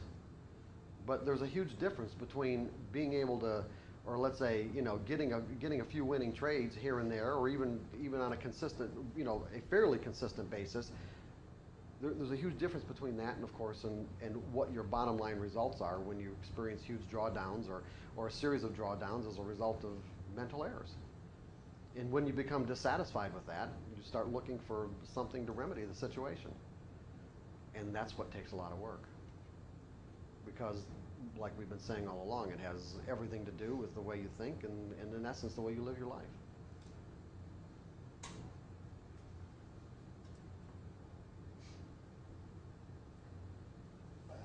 So I'm clear on kind of where we're probably going to be going today, I think the essence of what we were trying to bring out up until this point was getting comfortable with the whole notion that it's your belief structure that may be limiting you in whatever aspect of your life, or perhaps more specifically your trading. I'm under the impression that what we're going to try to do today is that we're going to try to not only identify those beliefs, but also work on pattern or work on techniques to neutralize them or redirect the energy, however you want to phrase it. Exactly, right. That's exactly what we're going to do today. remember that that the kind of problems that we face as traders are going to fall into pretty much two basic categories in terms of what's going on inside of us. We have a like genetically encoded ways of thinking, meaning our minds are wired to think in certain ways that cause us to believe that what we're experiencing in this now moment is identical to something that's already in our minds as a memory. That's a problem. Because we know what's the reality of the situation. What's true? What's really true? Every moment is unique. And see, because of our mind's inherent, propensity to associate, it's that mechanism that we have to compensate for. So we have to do something specific to compensate for that mechanism. That's one of the things we need to do. Because the reality is, every moment is truly unique. That is the truth. Our minds make it seem as if this moment can be identical to something I've already experienced. Sometimes there'll be a correspondence, okay? There will be enough of a correspondence that we'll experience some degree of satisfaction based on what decision we make, because our minds associated this now moment, this unique moment, with some memory that we have. But as traders, there's too much of a capability. I mean, there's too much of a potential, let's say, to make catastrophic errors by allowing this mechanism to cause us to think that we know what's going to happen next. See, so what we want to do is take that gap away between the reality of each moment being unique and what our memories say, and say, you know what? I need to install a mechanism in my mind that will not let me think that this moment is anything other than unique. That's what we're doing. I need to install a mechanism in my mind that will not allow me to believe or think that this moment is anything other than unique. That way my mind is now open to receive anything that may be of relevance in terms of what could satisfy my desires or goals. So that I can make a decision based on all the information that's available, not just what might satisfy my expectations. And remember, my expectations are going to be what? Based on what? What are my expectations always based on? Well, beliefs. Yeah. Because an expectation is a belief projected out into some future moment. So that's exactly what we don't want as traders. We do not want to be basing our decisions on our expectations, because when our expectations are fulfilled, we feel satisfied and happy. And that's something that we all desire. And when our expectations go unfulfilled, we experience emotional pain. This is a universal characteristic of humans. Probably of anything that's alive and can think.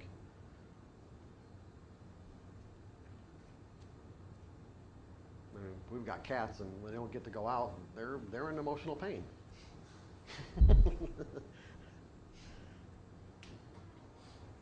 So what we don't want is, we don't want to be perceiving information based on this limited kind of this limited filter, so that only the information that makes me happy gets filtered into my mind, or gets allowed in, and all the information that has potential to make me feel anything other than happy gets filtered out in some way, either completely ignored or altered or distorted in some way.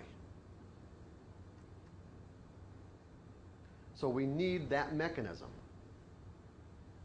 So this is what I was saying before. What I was saying before is that we're going to use our trading. We're going to use the actual, let's say, process of trading to create these mental mechanisms that will cause us to think that, no, this moment is really unique. And that doesn't mean you can't feel or sense or know what's going to happen next, because you can. But it'll be from a different context. It won't be from a rationally based context. It'll be from an intuitively based context. These are worlds apart. Because if it's genuine intuition, it seems like as if I'm going to maybe contradict many of the things that I've said earlier, but if it's genuine intuition, you'll always be right. Because in essence, you're in the zone. That is, that you spontaneously tapped into that framework where you are in complete harmony with, say, with the market consciousness, that collective consciousness of everyone who's participating, and you are in the zone. So it's not a rationally based knowing, it's an intuitive based knowing. But it's our rational mind that'll always, one, keep us from getting into it. Because if I think I know what's happened, if I think I know or believe what's happening at a rational level, it means that my knowing is coming only from my past. Are you guys with me on this? The knowing is coming only from my past. My past cannot. What's that? Well, you can predict the future. You can. Anybody can guess the future, and that's not. I'm not saying you can't predict the future, but let's put it this way: my past, based on what's already in my mind, can't know a truly unique moment, because a truly unique moment is something that never existed.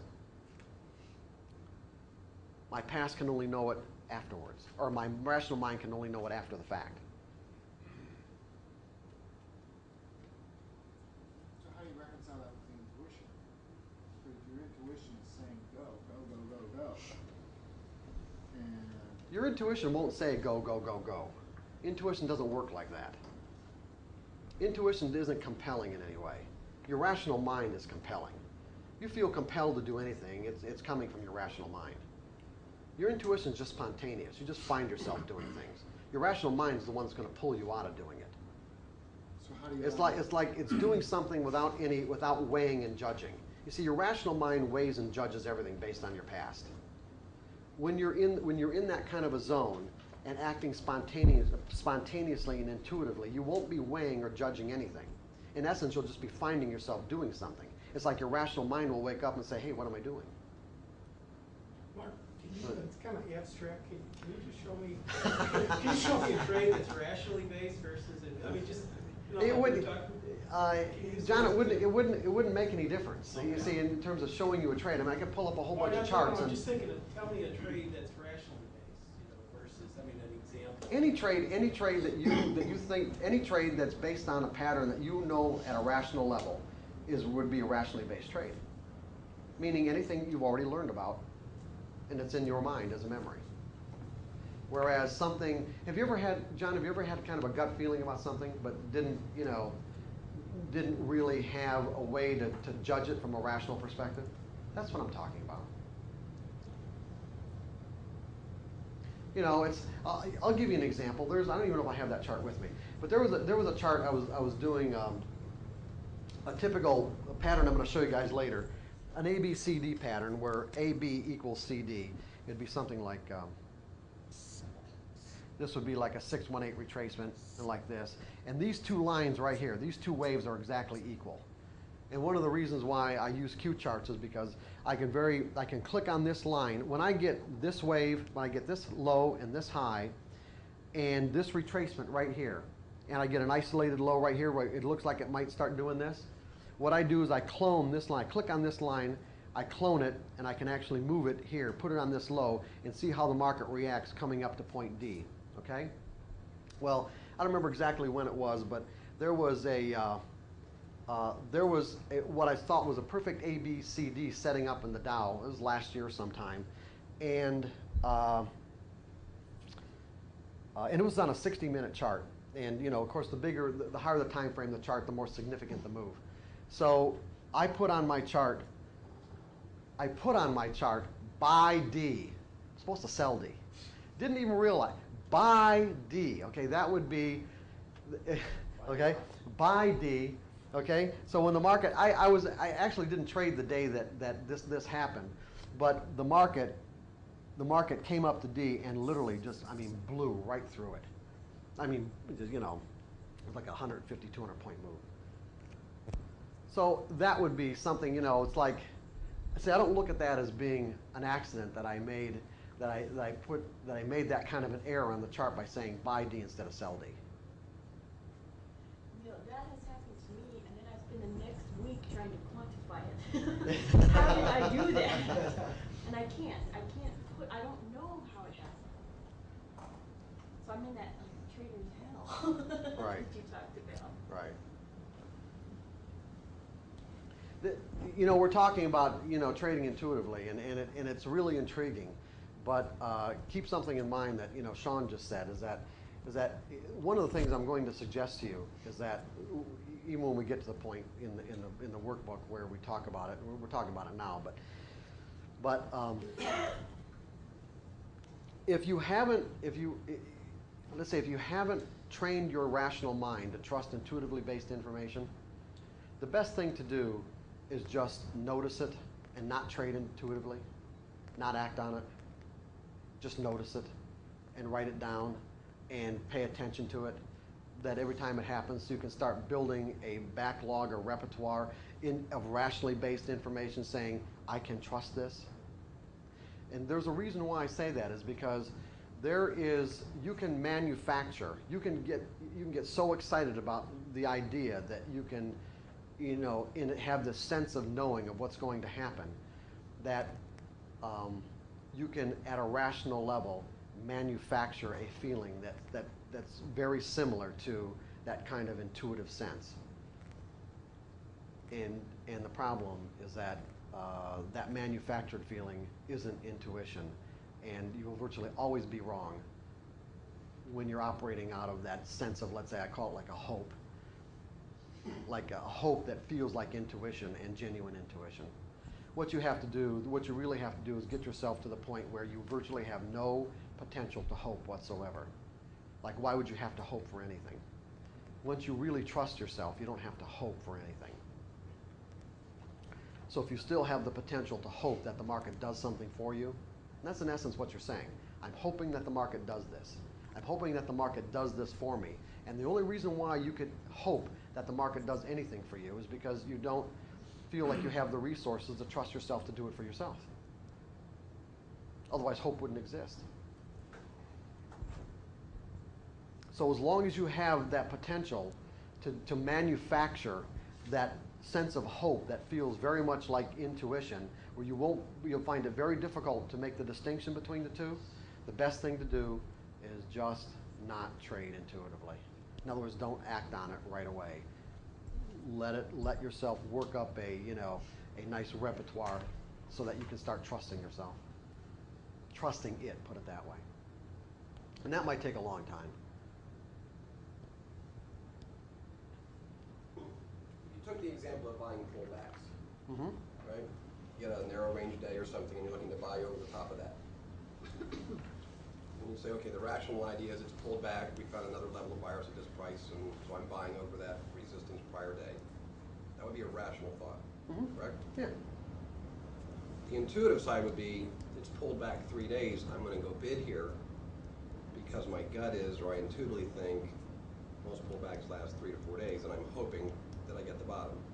And I would say that's not intuition. Right. Based on the way I define intuition, that's just another rationally based. That's that manufactured. Yeah, that could be manufactured, rationally based Well, if you're thought thinking- process. it's not like if See, you're thinking about it. You're not in it anyway. Right. See, the whole point is that you're really not thinking. You're not weighing or judging anything. You're finding yourself doing something. It's like it's like looking at a chart.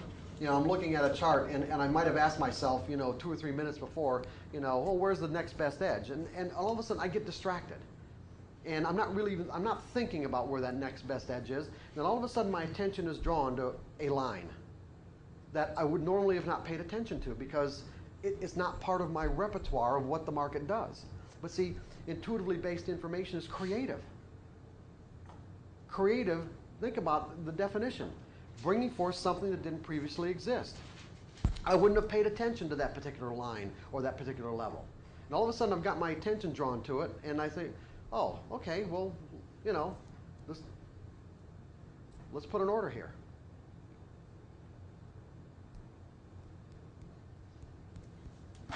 No weighing, no judging, really no thinking. If you're weighing, judging, and thinking, it's not intuition.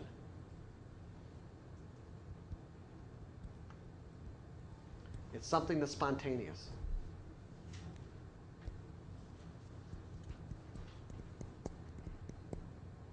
It's just like when I'm writing the Discipline Trader and Trading in the Zone, and a technique that I'm going to give you in a few minutes. I'd ask myself a question. Now, if think about this. If I ask myself a question, if I thought I really had the answer, I wouldn't have asked the question in the first place. Meaning that I really believe I don't have the answer. I'm not trying to figure out the answer. I'm not doing any analysis, like going through all my memories and trying to work something out, trying to figure out a problem. I'm not doing that. I don't have the answer. And then I forget about the question. Or in that moment. I mean, just you get distracted, you start doing other things. Then all of a sudden, it's like, boom, the information just gets dumped into my brain, or I find myself speaking it without knowing it. That's the kind of stuff I'm talking about.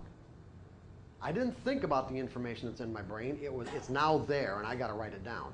And I find that if I don't write it down, it evaporates, and I can't reconstruct it. I can't tell you, how many times. It didn't happen that many times because it was just too painful. But the number of times it did happen where I didn't either write it down right away, or I put it in my computer, didn't save it right away, and something happened to my computer and I lost it. That was like, and then try to reconstruct it at a rational level, I couldn't do it.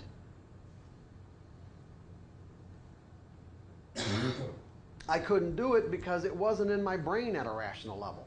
It wasn't part of my memories.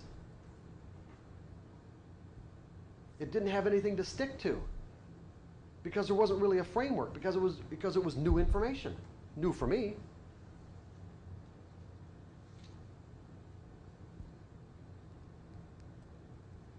So I'm not weighing, I'm not judging, I'm just asking a genuine question because I don't have an answer and I desire the answer. And if the desire is genuine, you will get an answer that corresponds with your question. Are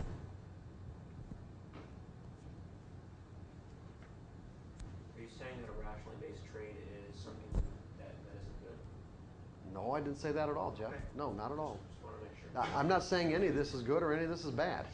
It's just all a function of what you desire, where you want to go, what you want for yourself in your life. Because the ABCD that you were talking about is a rationally based trade. Yeah. Well, Okay. Jeff, I trade rationally. Okay. Okay. I'm not. Okay. Don't get the impression that this is what I do here. Okay. Not every trade is intuitive. Okay. I'm just giving you examples of times that it was. Okay. Ask one question. And also, I'm not at a level in my life where I completely and absolutely trust it either. As a trader.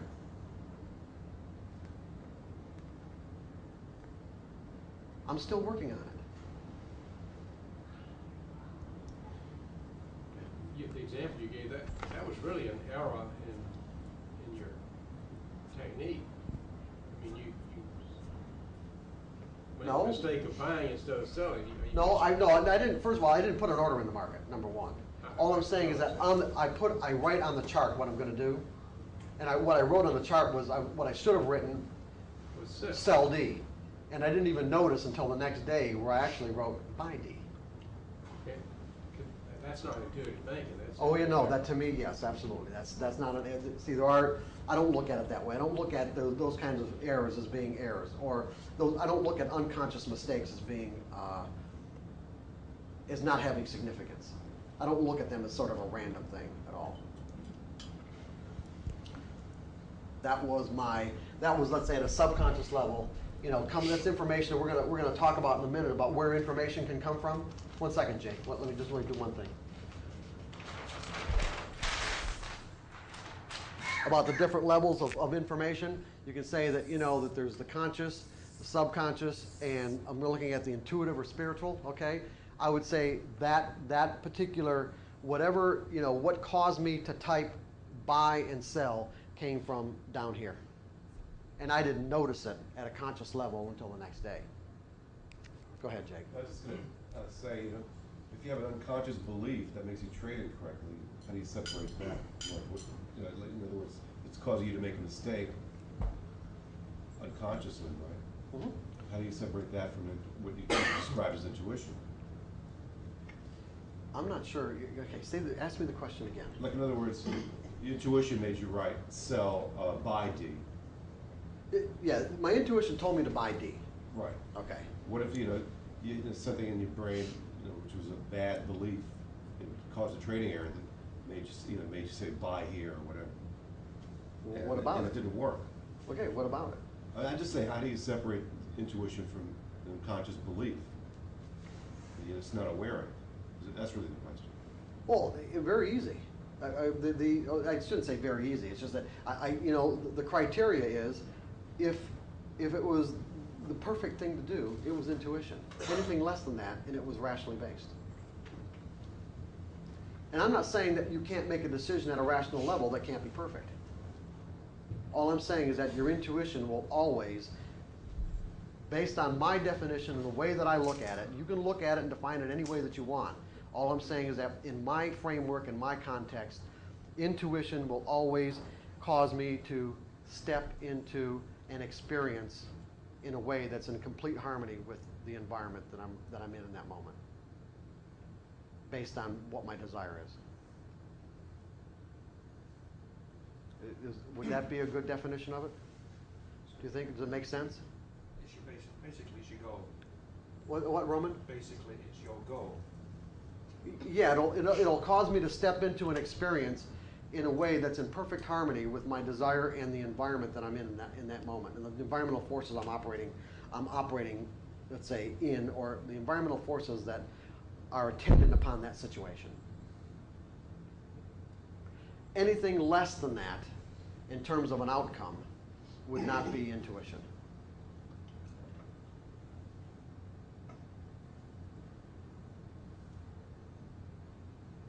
I know this is really kind of hard and abstract stuff, but you guys can listen to the tape over and over again, or watch the tape, and as a result, start doing your own explorations in terms of how this works in your life and how you might use it.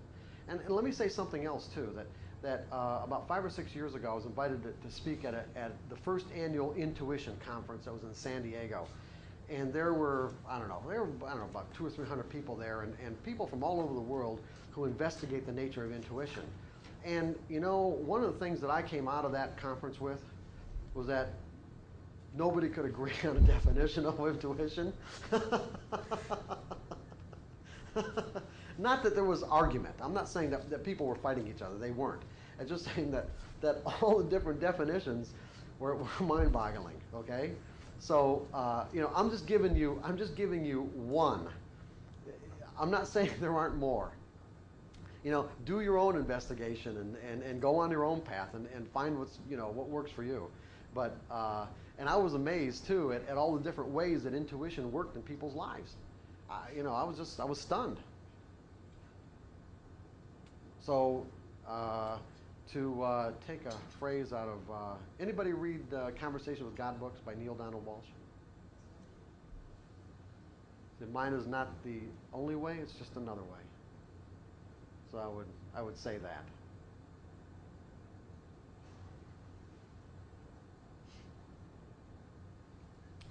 And for some of you, it could be a good start,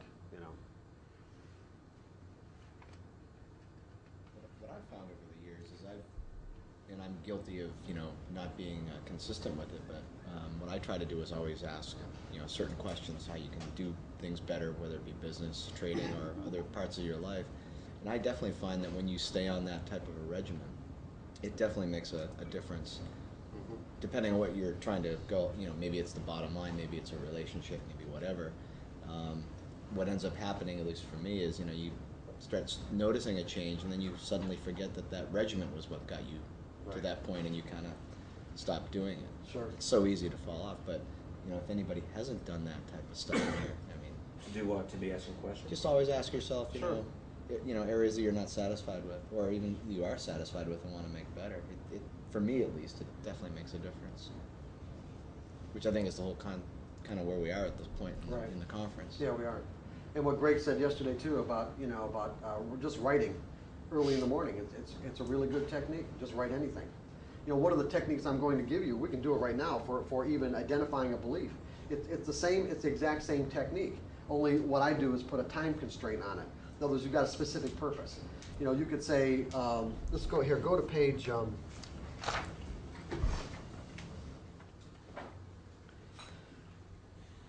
go to page 1 of section 5.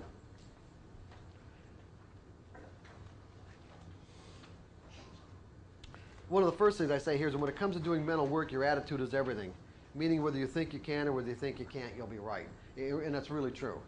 When you're doing mental work, your attitude about it is virtually everything. So the more you believe in the possibilities that you can do this kind of work, the more benefit you're going to get from it. So if you want to find out, if you want to find out what's in here, okay?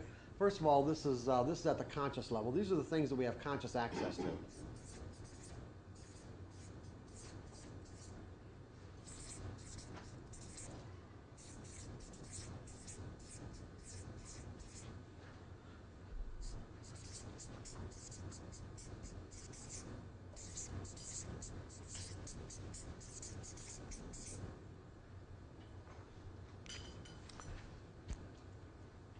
You may have conscious beliefs that you have that are in conflict with your desire to accumulate money as a trader. There may be some subconscious, okay? Remember I said yesterday that I think this line between conscious and subconscious is really artificial? In some ways even taught because, when we're children and there are things going on in our mind that our parents can't explain, not only can they not explain it in us, they can't explain it in themselves. They're going to say, just forget about that. Just kind of put it in the back of your mind and just forget about it. And what ends up happening is that the things that we can't explain and we can't deal with, they do, and the things just automatically, in many cases, will drop down to a subconscious level of operation anyway. Okay, but it's like you don't. I'll put it this way: the more you do this kind of work and ask questions, the more this line between conscious and subconscious starts to get perforated and weaker until there really isn't any definition at all. I mean, there isn't any declination between the two at all. You can have access to anything that's in your mind. Not only here, but also here. And it's just a matter of the kind of work that you do. And that work is in essence asking yourself questions. So for an example, I just gave you one example here. You want to find out what's going on? Say to yourself, why can't I accumulate vast sums of money? Now, if I knew the answer to that at a rational level, I wouldn't have to be asking the question in the first place. Now, keep in mind, and I'm going to keep repeating this because I don't know if I have the right words to really convey how important it is that this question be genuine and sincere. Because any lack of sincerity, and you won't get an answer. It's like the forces that exist in the universe, let's say, or exist at these deeper levels. You can't. It's like you can't fool God. If you really don't want an answer, regardless of how much you might say to yourself, yes, I do, yes, I do, yes, I do, if the asking the question isn't genuine and sincere, then you won't get an answer. In other words, you have to be completely honest with yourself. And you will get an answer that corresponds with your level of honesty.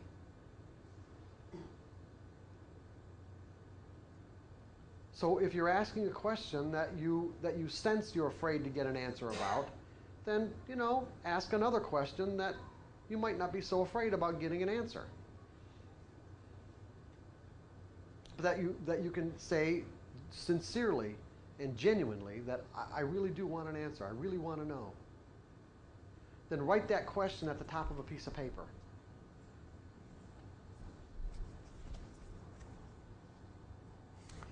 and then give yourself about 20 minutes. And what are you going to do for that 20 minutes? You're going to write. Well, what are you going to write? You already said if I knew the answer, I wouldn't have to ask it in the first place. So what are you going to write? What do you think you're going to write? Just whatever. Write whatever thought comes to your mind, uncensored. Write your stream of consciousness thoughts, whatever comes to your mind, uncensored. Don't censor anything. Don't judge anything. Don't stop and contemplate it. Don't think about it. If the word or the thought or the feeling comes into your consciousness, write it down.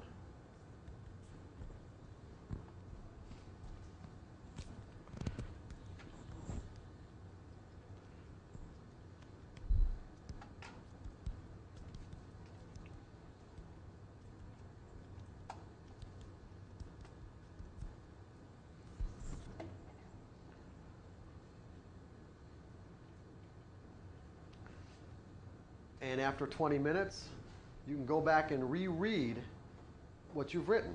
In other words, hopefully, once you get used to the idea of writing uncensored, you're going to find that you lose this kind of conscious thought process of judging what you're writing. In other words, you won't be judging it. You're just going to so busy trying to write your stream of thoughts that you're not thinking about what you're writing. And then when you go back and reread it, what are you going to be reading? You're going to be discovering yourself. You're going to be reading something that came from your mind onto that piece of paper, and you should have, what'll hopefully end up happening is that you'll read something that corresponds to the question that you wrote. You'll have at least an answer or part of an answer, and there should be enough there for you to ask another question, or to stimulate another question, and then put that question at the top of a piece of paper. And keep on doing it until you get to the source of the original question of why can't I accumulate vast sums of money? Because it may be, that's a big one, by the way. You can do smaller ones, but working on one like that could take quite a long time. Yeah, more than 20 minutes.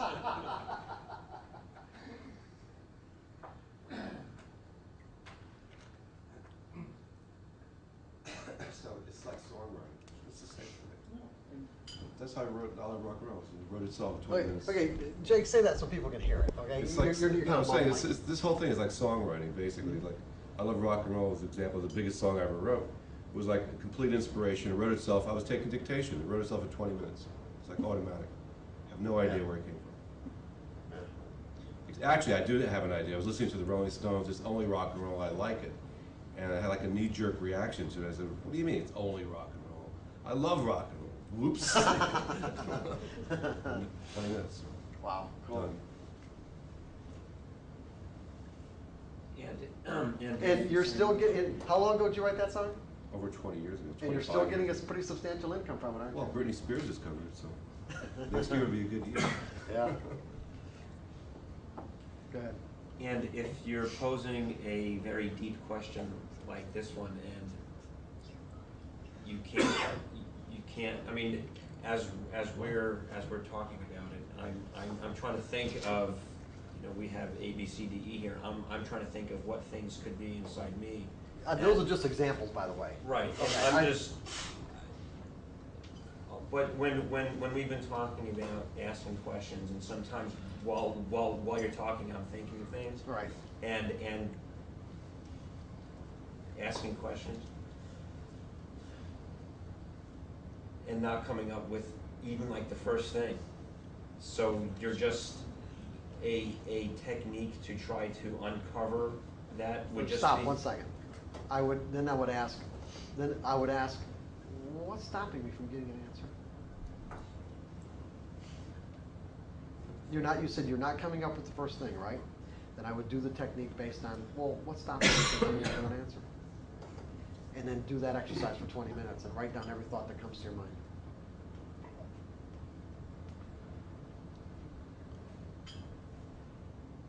Break it down break it down to its, you know, to like the most fundamental or basic components. I mean, just break your questions down as you know, as far as you can. In fact, kind of a rule of thumb, I'll give you a rule of thumb that I use when you know, in my consulting work and my coaching, is that one, when people when people call up, I help them identify the challenge. That's going to be in relationship to whatever they desire, their goal. Create a process. In other words, how are we going to get there? And then break the process down to its smallest incremental steps. And then just take one step at a time.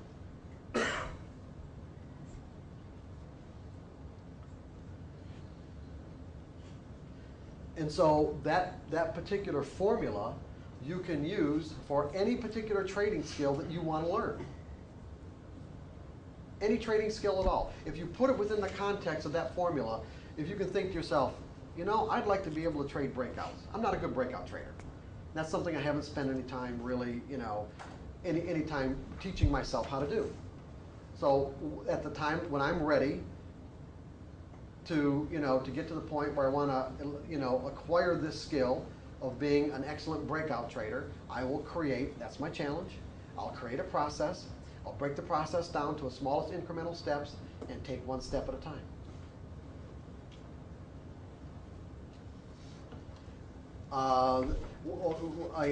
Another example of that would be a trader that comes to mind that I worked with many years ago. He owned some construction companies down south. He was a guy in his late 50s at the time. You can imagine the kind of guy that would own construction companies, let's say in Dallas, okay? And he'd been trading bond futures and just getting wiped out. So he thought, you know what, he's going to come up to Chicago and show these bond traders something. And he bought a seat at the Chicago Board of Trade. I'm sorry, I'm laughing.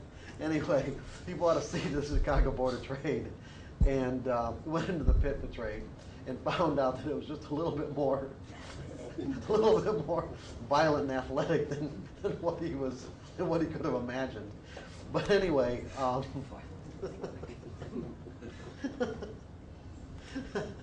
I'm sorry. But another one of these situations where someone told him to call me, and so we did, and we spent probably, I don't know, maybe a week or a week and a half, where one of the problems he had is he really didn't even know how to define support and resistance, and I was using point and figure charts at the time, which I think are really good, by the way, but there isn't really much software where you can, I don't know of any software that really does true point and figure charting anymore. But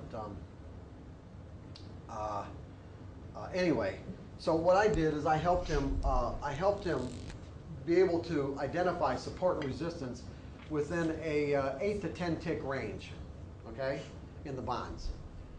So when we got to the point where he was comfortable and we thought he could do this, for the next day, we had support, we had resistance here, support here, and here was the deal. Okay, this guy's a multi-millionaire. Here's the deal. This was the task, and we broke the process down, smallest incremental steps, right? The task was, fortunately, for him to buy one bond contract at support, and hold on to it until if it came to support first, and hold on to it when it came up to resistance, sell it out for the profit, and then sell to, and that was it. Okay, he was supposed to risk 3 ticks, $100. Okay, that's all he was. Now that was the task.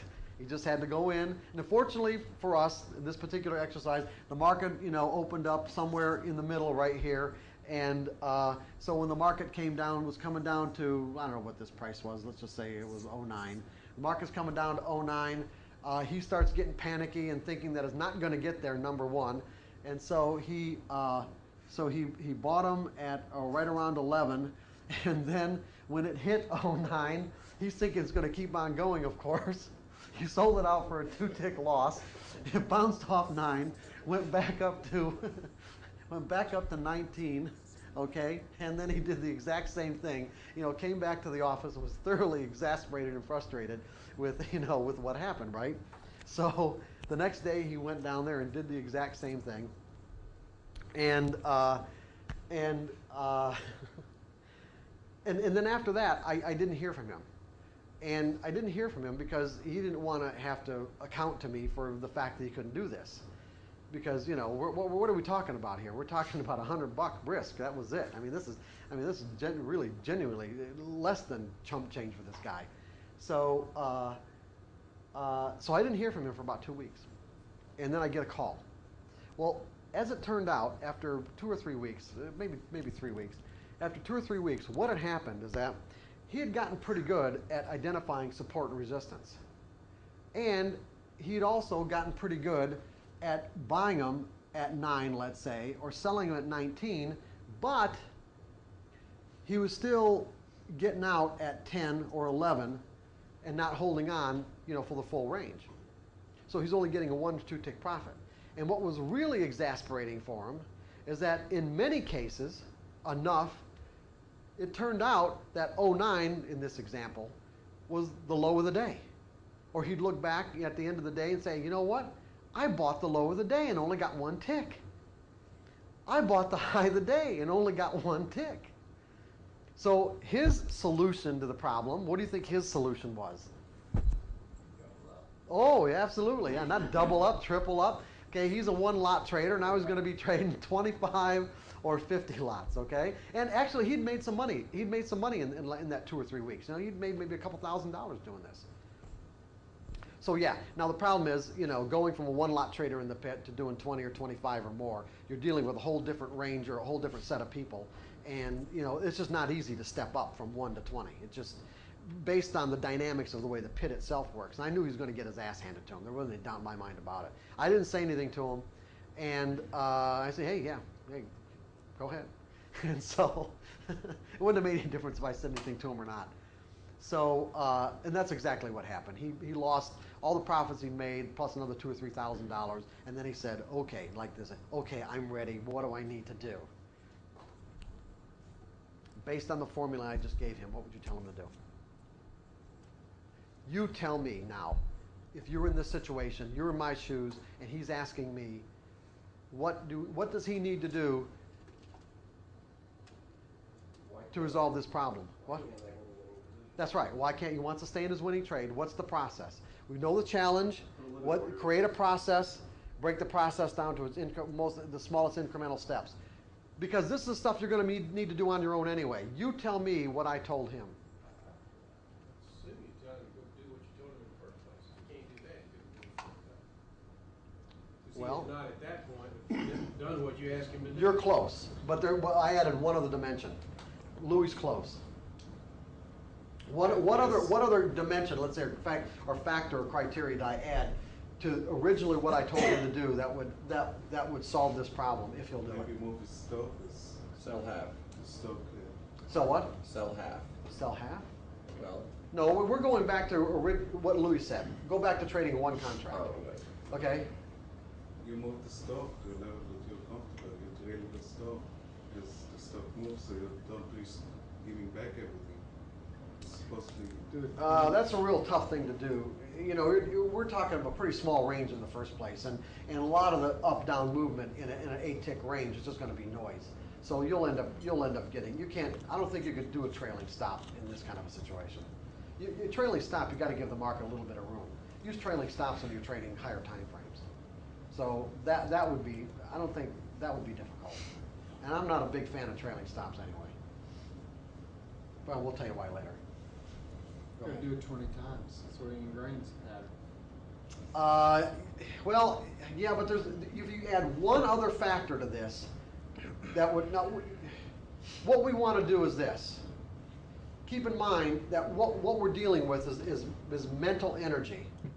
We're dealing with conflicting energy that conflicts with his desire or goal to hang on to that trade, right? That's all we're really talking about. When he buys support, we do not know if it's even going to get up to resistance. But the whole idea was it doesn't really matter because all he's really risking to find out is $100 anyway. So it's either it gets there or he gets stopped out. If it gets there, he reverses, and it gets down here, or he gets stopped out, one or the other. But if you add one other dimension to this, that could force him to confront these conflicting forces. Because in essence, all we're really talking about is petting the dog. This distance right here is the dog. Now we know the kid, as a child, you know, it would be almost impossible to teach a kid this kind of a process where not impossible, but it would be difficult because they wouldn't understand the underlying dynamics.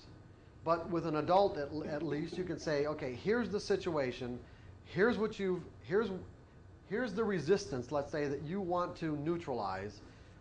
That means you're going to have to confront it. What would cause or force him or cause him, if he wanted to confront that resistance on a moment-to-moment basis? Add one other factor, one other rule in here, and the process goes really quick. Can you think of anything? Write down what his thoughts are. No, he's in the pit. Fully accept the laws. Well, that's something we're going to work on. That's something that's going to happen as part of this process. We never dealt with the belief that he has conflict with it, right? Not really, no. But we really, in this case, we don't even have to know what the belief is. We don't even have to know why he can't hang on. I mean, I know why he can't hang on, but it doesn't make any difference. Whether he knows or I know, it doesn't make any difference. You can actually think of a process that would cause it to all go away by doing something. Anybody come to anything come to Walk mind? out of the pit until his price comes back. Close, very good. Stop order? No, no, I didn't tell him to walk out of the pit. Quite the contrary. However, you're close by adding time. Adding a time dimension. In other words, the market comes down to 9. He gets in. He doesn't get stopped out. He's got to stay in that trade for, let's say, 10 or 15 minutes, or it hits his point, or whatever comes first. So in other words, what I wanted him to do was actually get into this trade, turn around and look at the clock, and deal with his uncomfortableness, moment by moment, second by second. And the more that he could do it, the more that he could, let's say, be in that uncomfortableness, the faster the energy neutralized. Because if he didn't get stopped out, then basically he was in a winning trade, and he was letting the market unfold in his favor. And the more that the market unfolded in his favor, he was actually creating an experience that directly conflicted with his resistant energy. Just like remember yesterday the example that all dogs are dangerous, not all dogs are dangerous, okay? We've got energy dynamics. So the more that he faced that clock and faced his uncomfortableness second by second, minute by minute, the faster the energy dissipated. So if he could only do it 5 minutes the first time, well, great. Maybe the next time he could do it 6, and the next time he could do it 10, and the next time he could do it all 15. And then at some point, it didn't matter. He could do it. It was simple. It really was. It was a simple exercise. Not easy to do, but it was a simple exercise. That's basically what you guys are going to be doing for any trading skill. You're going to think of a process, break the process down to its smallest incremental steps, and do the steps.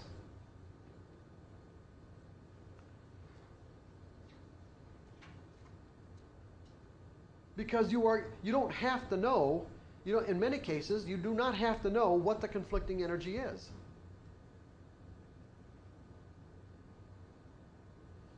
On the self-sabotaging beliefs, these are exercise, the kind of things you're going to need to do to neutralize self-sabotaging beliefs. In some cases, you're going to have to know what it is.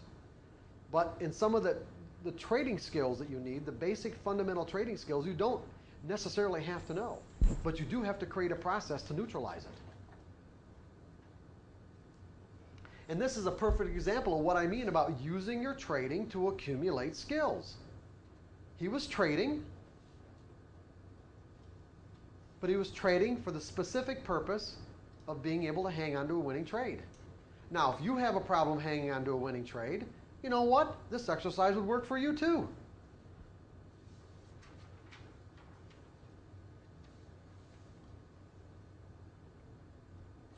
Jake?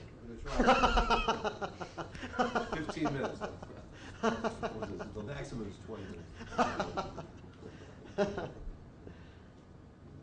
I ask you what typically? Oh, yes, you may. What is the belief, I mean, I have the same damn problem, but what, and we'll try that, but what if you dealt with the belief? What is the typical belief that keeps people out of winning trade? You know, it's simple as what you have. Well, in his case, it's because he'd been burned so many times, you know, where the market came back and took his profits away, where he didn't take it, because he never had a consistent or methodical way of taking profits. That's all it really was for him. It's just his past experience of being burned so many times. Where he thought the market was burning him, of course, it was his inability to trade consistently or have a consistent methodology that was burning him. Go ahead, Greg. Being patient is one of my challenges. Let me use this example. If it starts going up to 15, you know, I have this. I got a solution for you later on. Okay. What time is it, John? 9:15. You know, I'll take a little break. Okay, where did we leave off? Anybody remember? 20 minutes. 20 minutes. Oh, I left off with the exercise. That was it. About creating processes.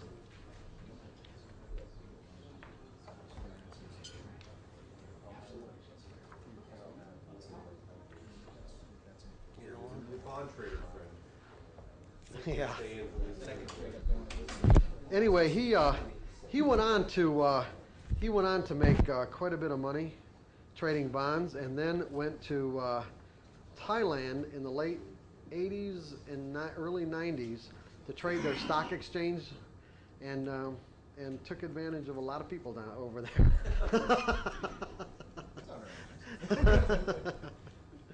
And I kind of lost touch with him probably about 8-9 years ago, so I don't really know where he's at right now.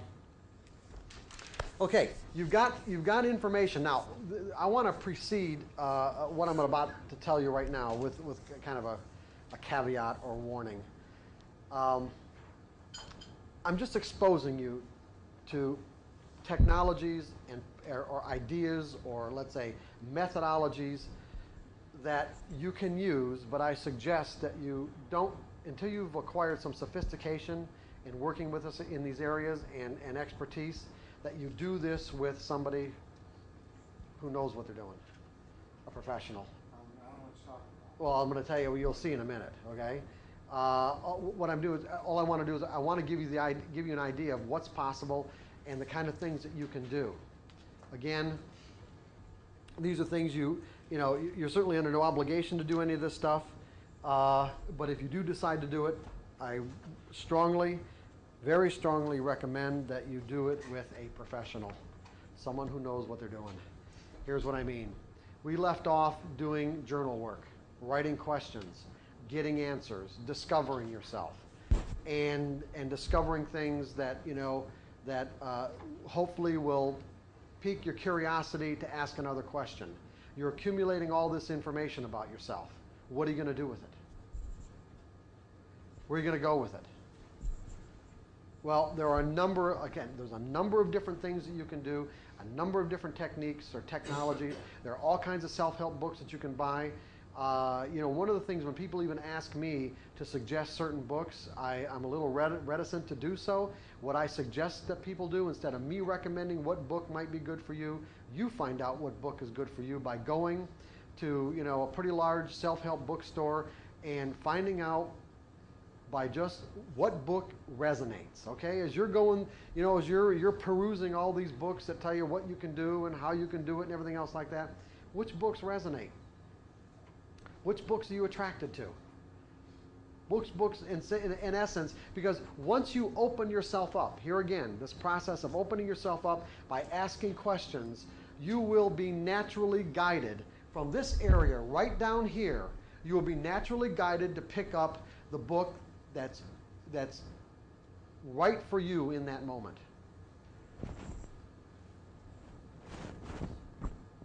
And that's the one you buy. And that's the one you start with.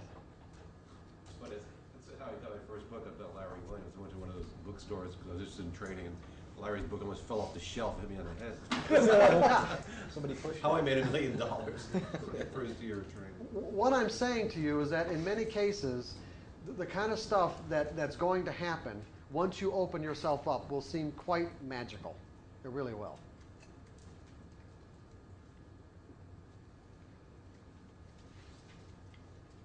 They'll just come into your life. You'll be attracted to it.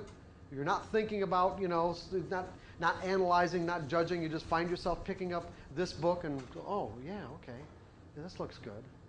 That's the one you buy. The one that feels good is the one you buy.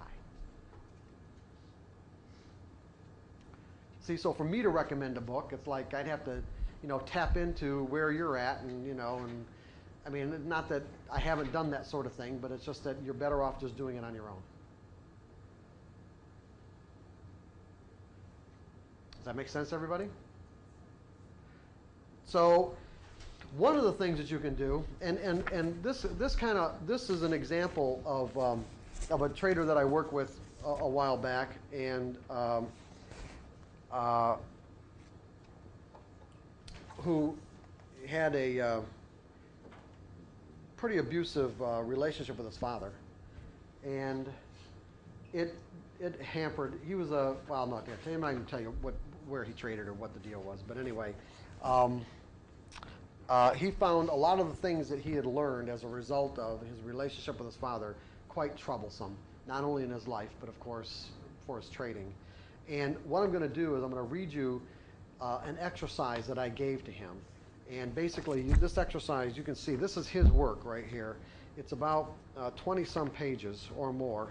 It's all single-space typewritten. And these are experiences that he wrote about with his dad. Okay? And the exercise was to write the experience and then boil the experience down to, in other words, distill it down to like a couple of sentences about what he learned about the nature of his relationship with the world as a result of these experiences, and then boil it down to a one-sentence belief, if possible. Because what we want to do when we're working with these kinds of with these kinds of beliefs that we want to neutralize, we want to distill it down as much as possible so that we have something tangible to work with. Because when we've got something tangible to work with, there's even another exercise that I'll give you, again, that I'm going to caution you to use, not on your own, but with guidance and with help, that will help you neutralize that one sentence concept when you get it down to that. But basically, what this exercise is about is this, is that you're not going to change your memories of your experiences. It's not the actual memory that you're changing, but you're going to change the context of the memory. In other words, you can put the memory into another framework from negative to positive. Because remember that life, the universe, life, okay, offers us a range of experiences. And this line cannot represent that range of experiences because those experiences are virtually infinite. Now think about this. Those experiences are infinite. And every moment is truly unique. But if we start out with, a particular experience in a particular category from a negative perspective, we will continue to perpetuate that negative cycle over and over and over again until we break the cycle, which means it's something that we have to choose to do. We will think that cycle is reality, just like the boy and the dog example. Dogs had a range of experience, a range of possibilities to experience happiness, joy, satisfaction. These are all states of mind. This child can only perceive one possibility out of a range of possibilities. That one possibility was his reality, and something that he would vehemently defend as being the true and only reality. So I could say that every negative cycle that exists in each of our lives, and all of us have them, because none of us grow up pain-free. Nobody grows up pain-free. Everyone gets hurt emotionally. Everyone. And the problem is, if we don't reconcile our own pain, we will pass it on to our children. We have no other choice. As much as you might want to try not to, and even be conscious of it, unless you have a way to reconcile the pain, you will pass it on. And then your children will pass it on to their children. And it'll keep on getting passed on until somebody decides to break the cycle. And the cycles don't get broken until somebody, like I said, decides, until makes a conscious choice to work on it. Now, you don't have to, again, you don't have to change the memory, because you couldn't anyway, really. I mean, I guess people can. They can, they can create another memory and try to deny the original one. But you can put it into a different context. You can put something from a negative into a positive context. If, for an example, as in this case, as in this particular person, if he were to go back and had a way, let's say, or even imagine a way of accessing the child, the person that he was when these experiences happened, and explain these experiences in a different context, in a context that wasn't emotionally painful, well, you think that might be helpful? Because that's in essence what he's doing.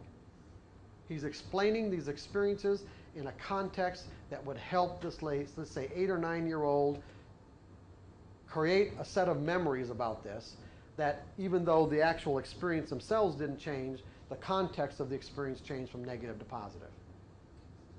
Because there's something else, another dynamic here that you need to really understand, and that's the dynamics of forgiveness. People generally think of forgiveness as doing something like to forgive the kind of pain that someone else perpetrated on us. Now, there's no doubt about the fact that, let's say, we interacted with someone in a very painful way, and let's say even if it was intentional on their part, that the pain exists, it's there. But here's the problem, or here's the way that. But here's the way that I'm going to give you a way to think about this that would help you work through some of this pain, so that you can clean your mind out of negative energy, so that you can live your life in a more happy and satisfying way. Because people will say, well, they don't deserve to be forgiven. And as much as that might be true, there's something that everyone needs to consider. And that's, let's take an example of a person in our lives, okay? Let's take mother, father, brother, sister, whatever, a relative. We can say that that person has a range of expression.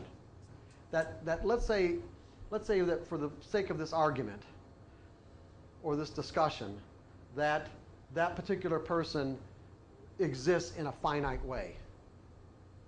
All their inherent qualities and characteristics can be described in some sort of finite way. All their memories, all their experiences, all the energy that's inside of them. They exist in some way that can be described. So we've got them that exists outside of us, and then we have our representation of them.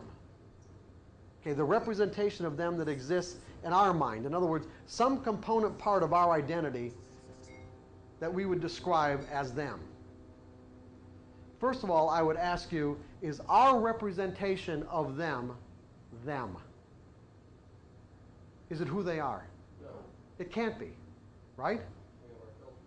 Right. In other words, it's something less than, because for us to know them as who they are, we'd have to know them as their consciousness. We'd have to literally be them in every aspect or every component part of who they are.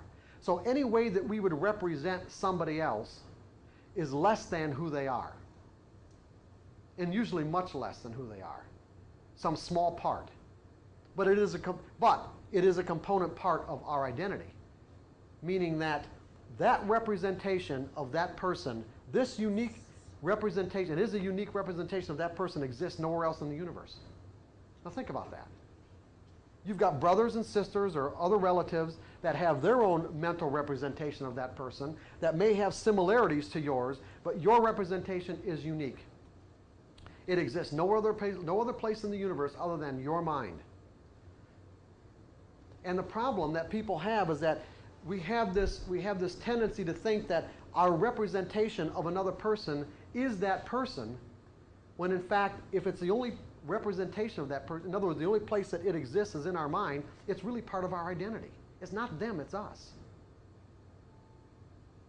That's the way you need to think of it. Any representation that you have of another person in your mind is part of your identity.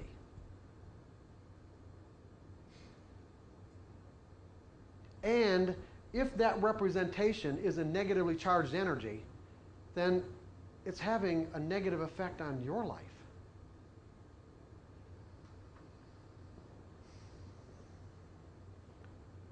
We're the ones that are going to be suffering. Because what do we know about the nature of beliefs? They demand expression. See, so we grow up, let's say, with parents who are, let's say, inflict their own style or whatever of abuse, whether it was intentional or not. We say to ourselves, I'll never do that to my kids, and find ourselves doing just exactly the same thing to our kids. Why? Because all beliefs demand expression.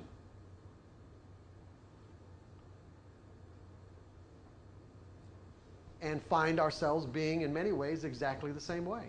Matter of fact, if you go to a relationship kind of a conference, there are certain relationship, conferences that you can go to, or workshops you can go to help you, understand the nature of relationships and get more intimate and all this kind of stuff.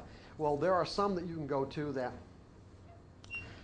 once you get there, let's say there's a room of maybe 100 people or so, when you get there, they'll give you these extensive personality inventories or characteristic inventories. And not only of yourself, but also how you would describe your mother, your father, your brothers, your sisters, your husband, your wife. And then after you take all the inventories, after everyone's done with all of that, you're in the, you're a part of the audience, and you're asked. Everyone has a turn, and you're asked without knowing anyone else in the audience now. You really haven't. Let's say you might have just maybe briefly met a few people, but otherwise, you are asked to go into the audience for the sake of the work that you're going to do later on, and pick a dad, pick a mom, pick a wife, pick a brother, pick a sister, pick a daughter or a son. And then what they do later on is they compare your description of your relatives that you picked with the description of the way these people describe themselves. And people, you will find that you will just naturally pick. You will be attracted to the energy that's inside of you. Meaning you will pick a mom and a dad that has characteristics almost virtually exactly like what you described your mother and father to be. And these are perfect strangers. People say opposites attract. No, that's not true. Likes attract. Like energy attracts like energy. It may seem on the surface as if people are opposite, but it isn't the case. I've worked with enough couples where it's like it just blew my mind how on the surface two people looked. If you were to ask me to describe it, I'd say there is a far apart is what people could be, and then the more that I worked with them, the more I found that underneath the facade and underneath the surface, they were two peas in a pod. They were exactly the same.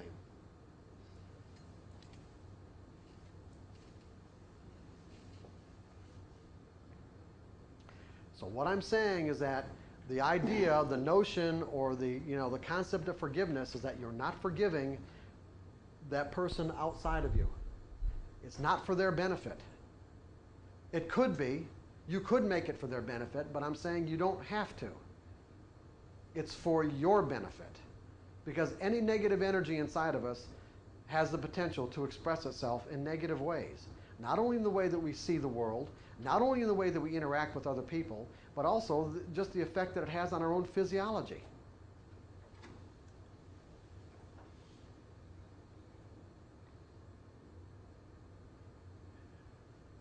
Does this make sense to people?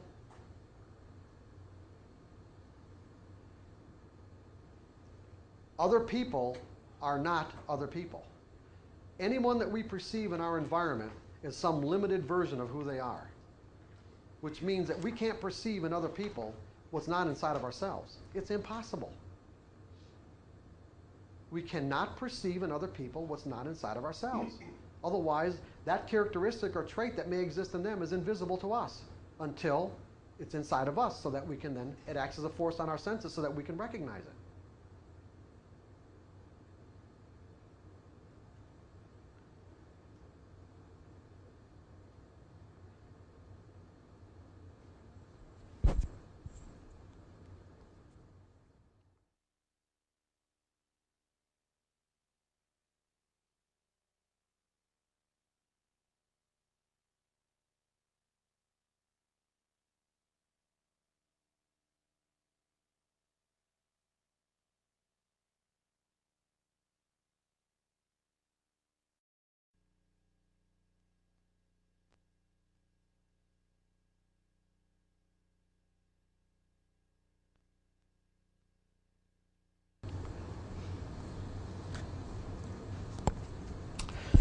So I'm going to read you a little bit of this to show you just how this works, okay? One time my father grabbed me by the neck and the head and slammed my head into the front door. I remember that it hurt and that I was feeling the top of my head because a bump formed. I remember that, that John was there also, that's his brother. I think we were being punished for making a game out of sliding down the stairs. So this is what he says to, you know, his previous self, you might say, to kind of help reconcile the situation. He's saying, I say to him that it's all right to slide down the stairs. In fact, it's great that we have fun, that I have fun with my brother, that I have fun with my brother John. We talk about which blankets to use and the best method of sliding. I agree that I did nothing wrong to deserve the punishment. I also think about why my father hit us so hard for having such innocent fun. I say that my father does not know how to have fun. I say that my father does not have any play friends and that he did not know how to play. So he saw me doing something that made himself mad at himself, and that by smashing my head into the door, it was like he was punishing himself. I say that his father beat him even harder and that he just did not know better. I say that some people do not have to have reasons for doing the things that they do. I tell myself that there should not be an association between having fun and being punished. I tell myself that being totally wrapped up in the moment of fun does not mean that something will happen to punish me for being me. I tell myself that I accept me and that I've learned to accept my father for being insensitive and acting like an animal. And that because I love, and I tell myself that because I love such an abusive person, I love myself and all the richness that life has to offer. Now, keep in mind, who's he loving? It's really not this representation. It's really the representation of his father inside of him. That's what he has to accept. It's a form of self-acceptance because it's inside of us.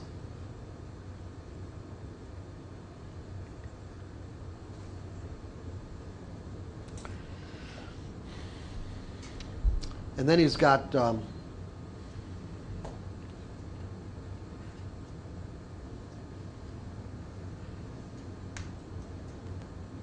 I resolve that play and fun and accepting and loving myself have no correlation to physical and emotional hurt. And by loving, and he's got stupid, angry people, which he's got a little bit of work to do here. I grow as a person. Anyway, he had to do this exercise. By the way, I had to do this exercise about 5 times, you know, to go through it and rewrite it over and over and over again. This is one of the first versions. Anyway, and there's a bit of a discussion here. When I was a child and I was happy and having fun, I learned that I had to always be on guard and careful and hide the fact that I was having fun.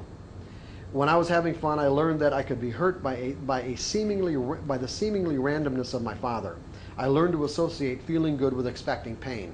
Now, he boiled these experiences down to one sentence. With the sentence he used here was, I learned to hide my feelings. I'm going to give you one more. You want one more? Is that all right? Or because I won't, if you guys don't like this, I won't do it. Yes or no? Yes. Okay. I remember sitting at the dinner table and my father telling me that I had to eat my asparagus. I said that if I ate it, I would get sick. He told me to eat it, and I did. I immediately threw up all over the table.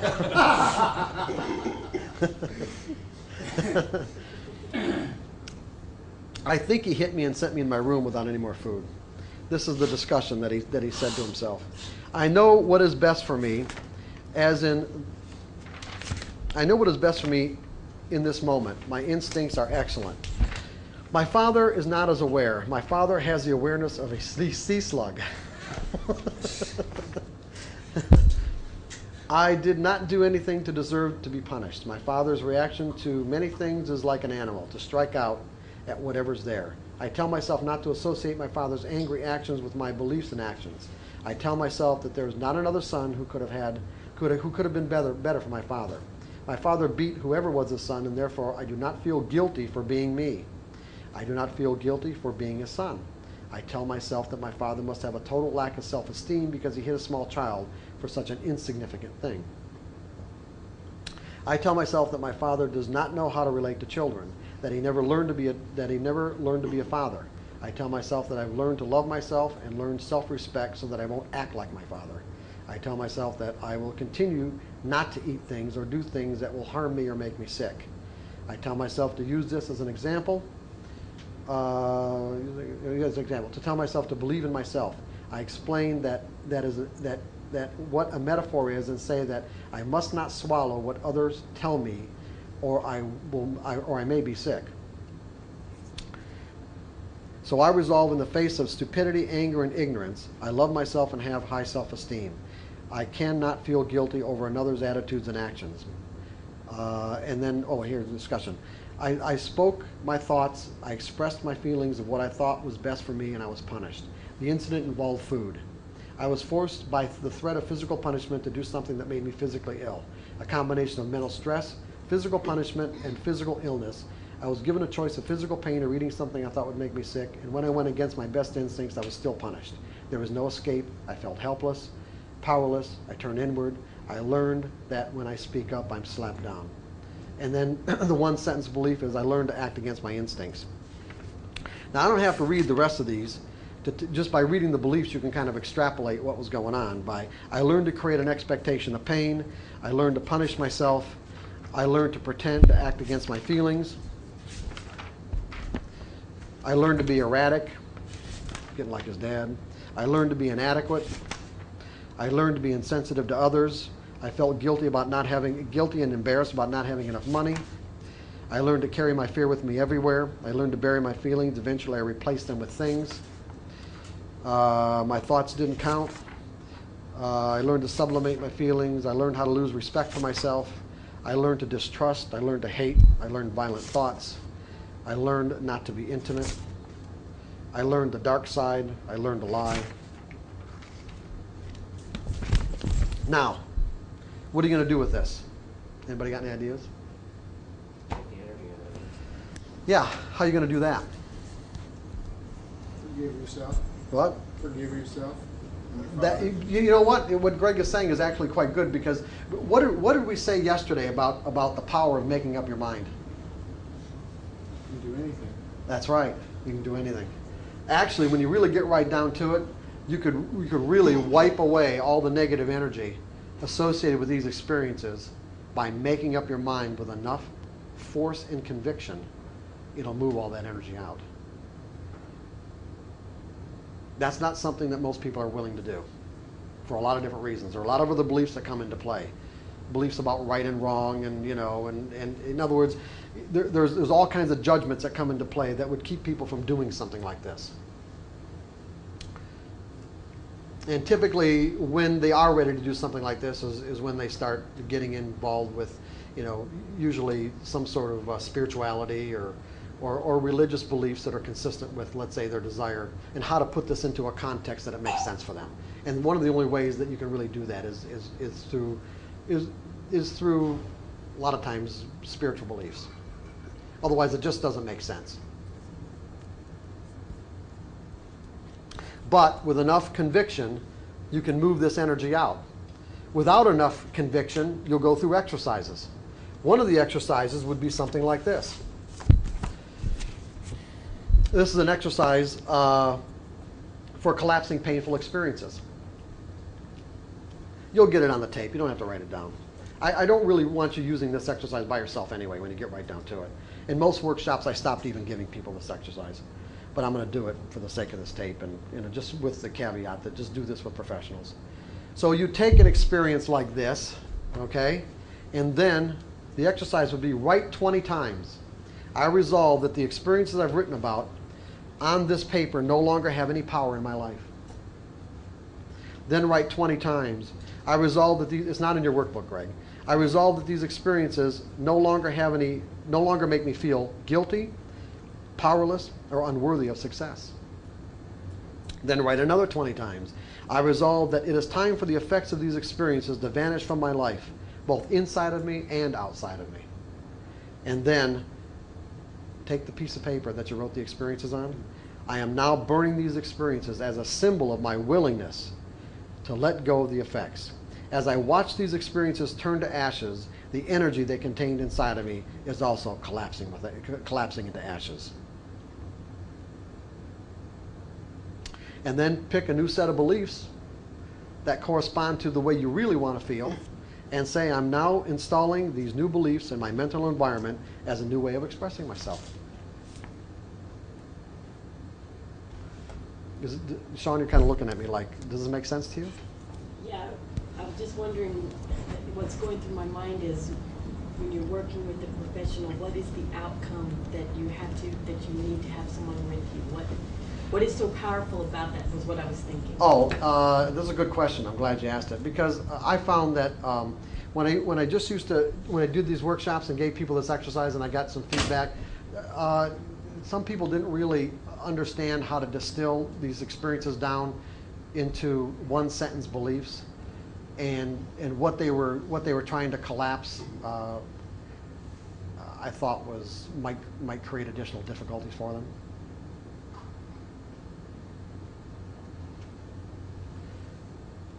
Never mind suppress things that may come out that weren't even there. Yeah, right. Yeah, exactly. And some of this stuff can be really overwhelming. I do believe that nobody's going to get in touch with any information they can't handle anyway, as difficult or as painful as it may be. But even so, it still can be really overwhelming, and you really want to do it with someone who can help you through it. For some people, it won't be an issue. It really won't. For some people, they will be able to do it on their own. But that's not going to be the case with a lot of people.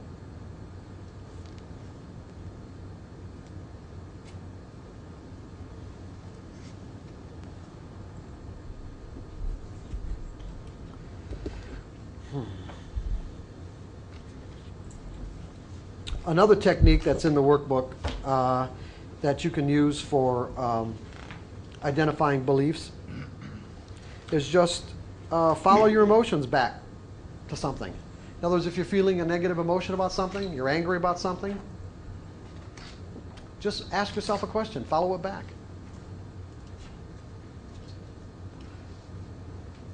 When you think about the nature of anger, I mean, anger is a natural expression, is it not? It not only exists in humans, but it exists in the animal kingdom. So it has to have some sort of meaning in our lives, just the mere fact that we're expressing anger. Or frustration. I define frustration as simply an indication I'm following an inappropriate set of steps to my goal. Does that make sense? I'm frustrated, and since I know that what I'm doing in any given moment is a function of what I perceive,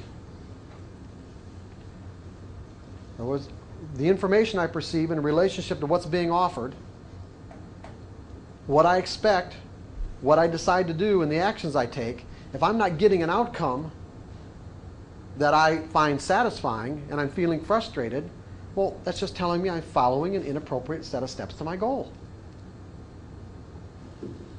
Change the set of steps and try a new path. Anger, to me, is a denied reflection. When I feel angry, I know that I cannot perceive in another what's not inside of me. It's that simple. I cannot perceive in another what's not inside of me. And if what I'm perceiving in another is making me angry, whether it's what they're saying, what they're doing, their behavior, whatever way they're expressing themselves, then I know that to some degree or another, that same tendency or characteristic also has to exist in me, whether I'm aware of it or not. I know this is a tough one. This is a hard one. So for an example, if I said, I hate liars. I hate them. They make me so angry. what would that tell you about me? You have an issue with lying. That's right, I have an issue with lying. Now, does that necessarily mean that I might consciously lie? No, not necessarily. Not to somebody else, but if I don't lie to somebody else, then I would say that I'm lying to myself. In some way or another, I'm lying. It might not be to the same degree that the other person that I'm perceiving, but the point is, at some level, there has to be something like that going on inside of me, or otherwise it wouldn't make me angry. See, because once you resolve all your issues about what it means to lie and understand that everyone's doing what they feel is in their own best interest at any given moment, even if they're misrepresenting what's going on in their mind or misrepresenting their intentions, that everyone is doing the best they can. And if I trust myself to be able to perceive someone's capabilities to either do what they say they're going to do or not do something they say they're going to, that they won't do, and always act in my best interests, then what do I need to be angry about?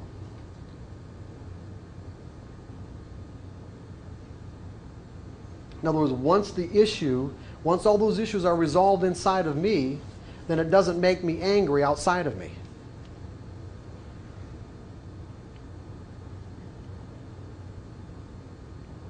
Because I accept it.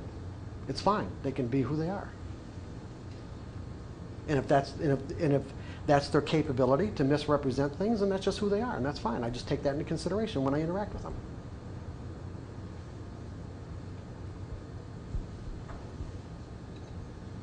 But if for some reason it were to make me angry, then I'd follow that emotion back to something that's inside of me.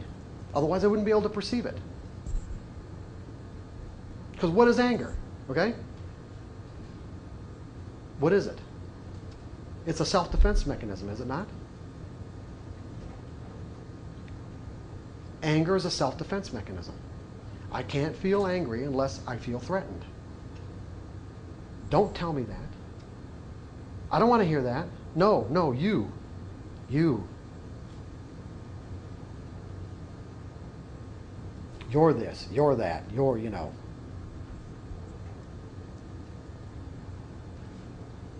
See, when I talk about these denied reflections, keep in mind, it doesn't necessarily mean that we have to be expressing ourselves in exactly that way.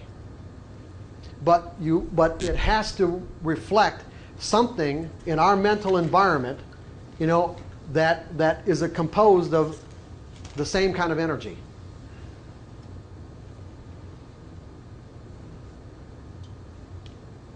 That's negatively charged. Or otherwise we wouldn't feel like we have to defend ourselves against it. It's that simple.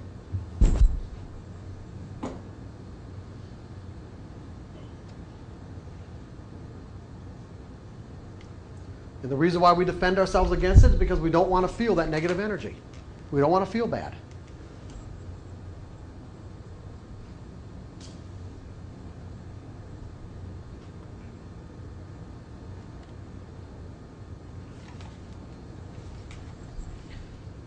Okay, let's get into some better stuff.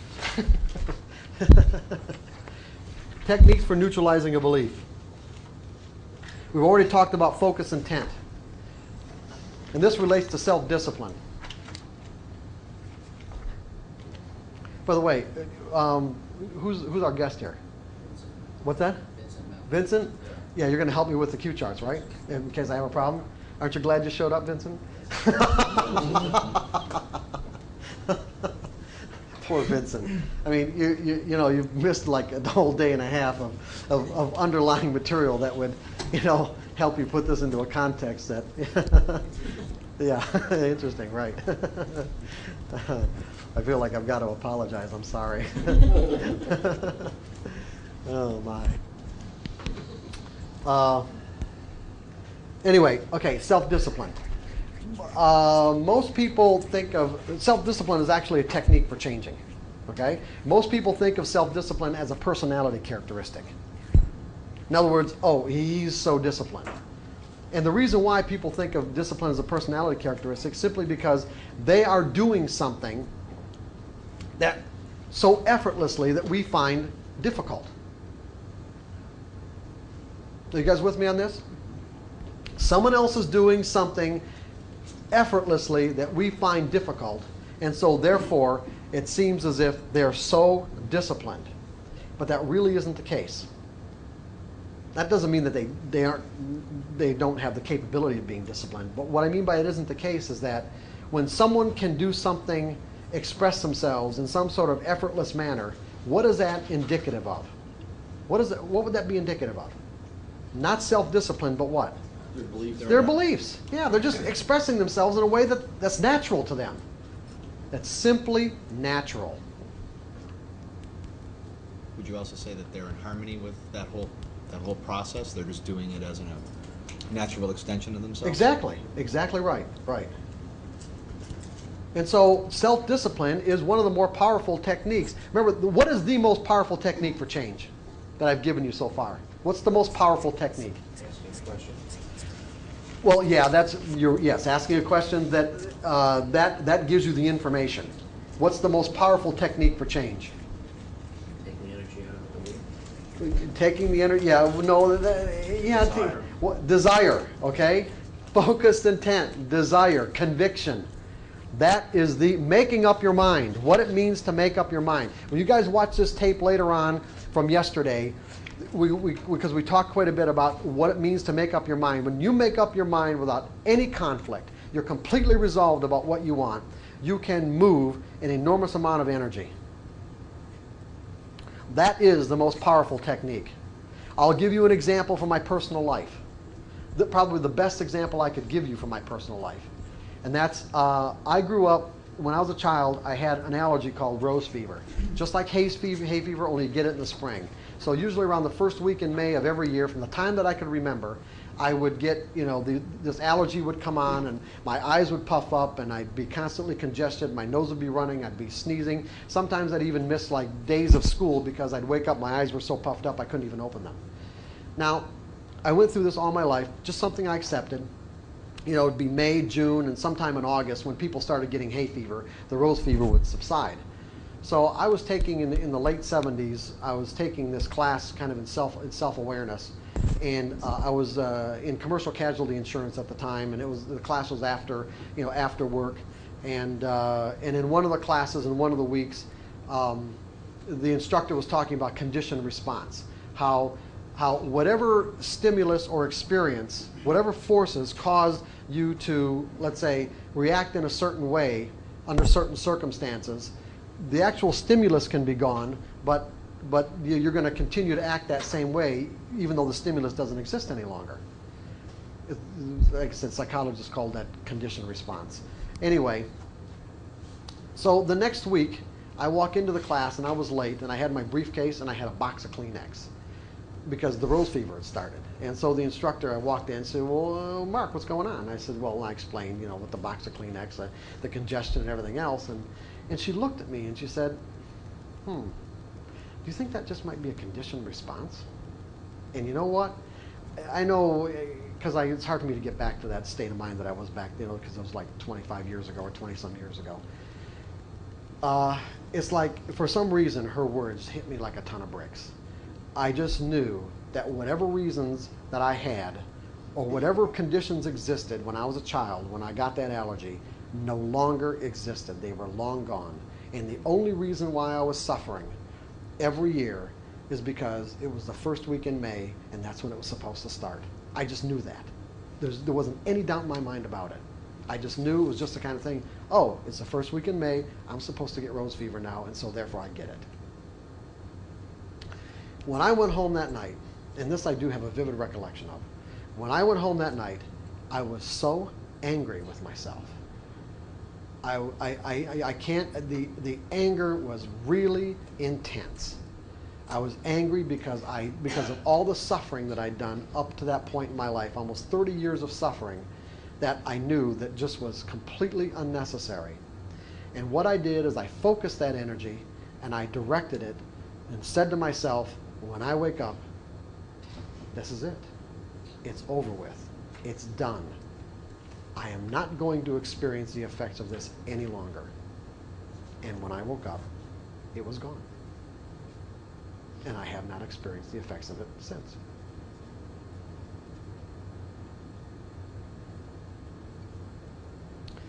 But I'm telling you, I was pissed. Really pissed. And I can also say that there isn't really anything that's really come up in my life since that, I could say that I've had to generate that much energy about. Where normally the kind of exercises I go through, the one I'm going to give you right now, as a matter of fact. But that is the most powerful way to change. It really is. Strong motion. Making up your mind with conviction. Making up your mind with conviction.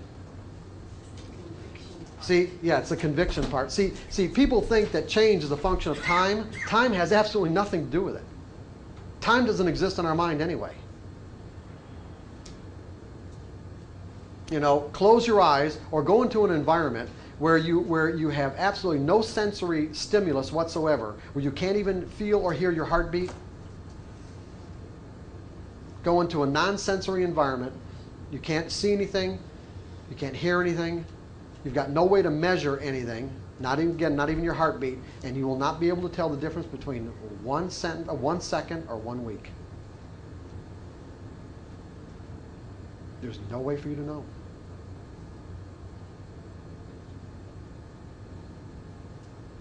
Think about it. That's trippy. There'd be no way for you to know the difference between 1 second or 1 week. 1 second or 1 day.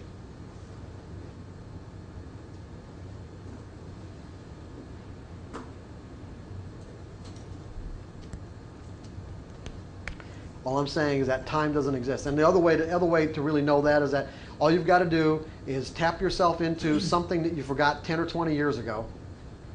Completely forgot the pathway to. Nothing ever triggered it, if you do remember it. And you can go back into that experience and relive it as if it just happened. Or it's happening. Everyone's had that kind of an experience. Everyone's been with somebody who was having that kind of an experience and explaining it to you in a way as if it was happening now or just happened.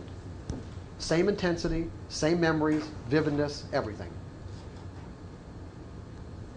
All that energy will remain static until we do something to move it. Or it gets moved inadvertently. See, we can move it consciously or it can get moved inadvertently over time. That's why people say time heals all wounds. Time heals physical wounds because our body's made of atoms and molecules. Atoms and molecules are spinning over time. There's movement over time. Mental energy is not made of atoms and molecules. It can remain static. Now, something can move it. We can move it based on our own conscious direction, or we can have inadvertent experiences over time that cause incremental changes in what we believe that move this energy. In other words, inadvertent experiences. We're not thinking about it, but we have like a nice, surprise, positive experience, causes us to think a little bit differently, then another one, then another one. Then all of a sudden we kind of look back on our lives and say, I don't think that way anymore. I remember when I used to be afraid of that. Or I remember when I used to think that way.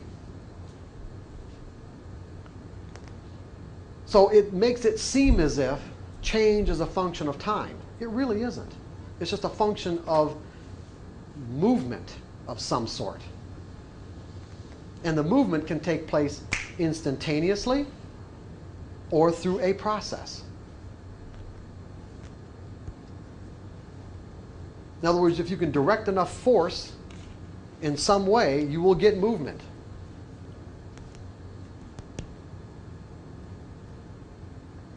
Just like when people have an aha experience. Another example, the first time I got hired by a commercial casualty insurance agency, I was like one of these kind of, where I did auto and homeowners and life insurance for teachers. And then I got hired by a commercial casualty agency, and it was kind of strange because I didn't know what casualty insurance was, even though I was selling it. I mean, this is kind of bizarre, but I really didn't. It was a mystery to me. And I was young, though. I was in my 20s. And this agency that hired me was a real fast-track agency that did commercial accounts, where we're talking where the people paid, $500,000, $1 million or more for their insurance. Big corporations and that sort of thing. I didn't have the slightest idea what I was doing. I mean, not the slightest. And And so when I started working for them, they didn't really pay much attention to me in the beginning anyway. But I thought to myself, you know what? I want to understand a casualty policy, because I didn't. I didn't really know what it was all about. And so I read one. I read a typical casualty policy for liability insurance, and I didn't understand any of it. Hardly a word. And I read it again. Didn't understand a word. I read it again. Now the reason why, I ended up reading it about 100 times, and that's what I did during the day. I went in, and I said, okay, I'm going to read this until I understand it. Now, here's what's interesting. The reason why I knew to do that is because of another experience that I had when I was in college. I took Evelyn Wood's Reading Dynamics. And it was a speed reading course where when I went in, I was reading like maybe average of 250 words a minute or 300. And by the time I was done, I think I was reading at like 5,000 words a minute. And the interesting part of this process was that what they did was, first of all, teach you how to turn pages fast enough where you can read at that speed. But the other thing is that as you practice doing this, you got nothing out of it. Just absolutely nothing. You're just looking at these pages with words, looking, boom, just looking. And it was different for everybody, but everybody at a certain point had a breakthrough. Some people it was the first couple of weeks, other people it was like 4 or 5 weeks into it. But what was interesting is that the breakthrough happened instantaneously. It was from nothing to everything like that. From nothing to everything. So all of a sudden, you know, you're running your finger down the page at a pace that they told you was like at, let's say, 3,000 words a minute. And you're getting nothing out of it. Nothing. And you keep on doing this for weeks, right? Then one time, you open the book to do the exercise, and you run your finger down the page, and it's like you saw every word. And you understood it. And I mean, you may not understand the material, but at least you read it. You knew what you read. It was really bizarre. It worked. It was very bizarre. Now, because of that experience, when I got into the insurance situation, I thought, okay, I'm going to read this policy until I understand it. And it took about 100 times. I remember exactly what it was, but I did. I read it word for word about 100 times. But the understanding and the comprehension came not gradually. I didn't understand it a little bit more after 25, and then from 26, understand a little bit more. I didn't understand a word of it. Let's say from the 95th time to the 96th time, it was like I didn't understand it, and then the next time I read it, I understood it. I felt like I understood it completely. And it turned out I did. Because then I could go through these things and see where the attorneys were really screwing people over and how they contradicted themselves. And I mean, it purposefully contradicted themselves so that when they go to court, you know, they had the means and the grounds to deny claims. I mean, you know, I understood it. I understood exactly what was going on. And then I understood the corruption of the insurance industry. So you went to the market instead. Yeah.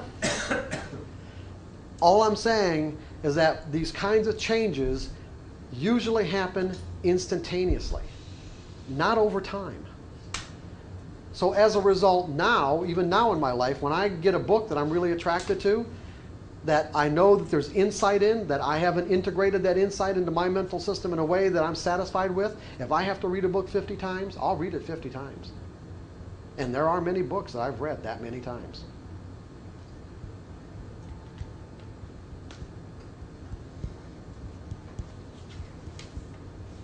That goes back to conviction. Right. Or the desire to make sure you get Sure. out of it what you want to get out Exactly, right. And just an understanding of knowing that until that kind of aha, that shift happens, you know, I just do it until I get the shift is basically it. However many times it takes. It's interesting. I've read several books over the years, and I read it once, and I didn't really gather everything from it. I just put it down to, I just can't comprehend it, as opposed to saying, well, I'll go back and read it 2 or 3 more times. That's interesting. It works. In terms of going back? Yeah. And I've never done that. The only books I reread are the ones that I've really thoroughly enjoyed. Yeah. And I would say that if it weren't for that Evelyn Wood experience, I probably I don't think I'd have done it either. But see, it not only happened for myself, I saw it happen for the whole class. Right. Right. It didn't happen in, and everyone, it was in different stages. Like I said, some of the people, like after the first week, they were comprehending everything. And I'm like, hey, well, what, what's going on? It's like, I'm getting nothing, they're getting everything. It's just like, it was really bizarre to me. Do you still read at that level? No, you gotta practice, you gotta keep it up. It's not, you stop doing it and you lose it. At least I lost it, put it that way. Maybe somebody else didn't, I don't know. I'm saying that I stopped, I lost it. So I'd have to go through the whole process again.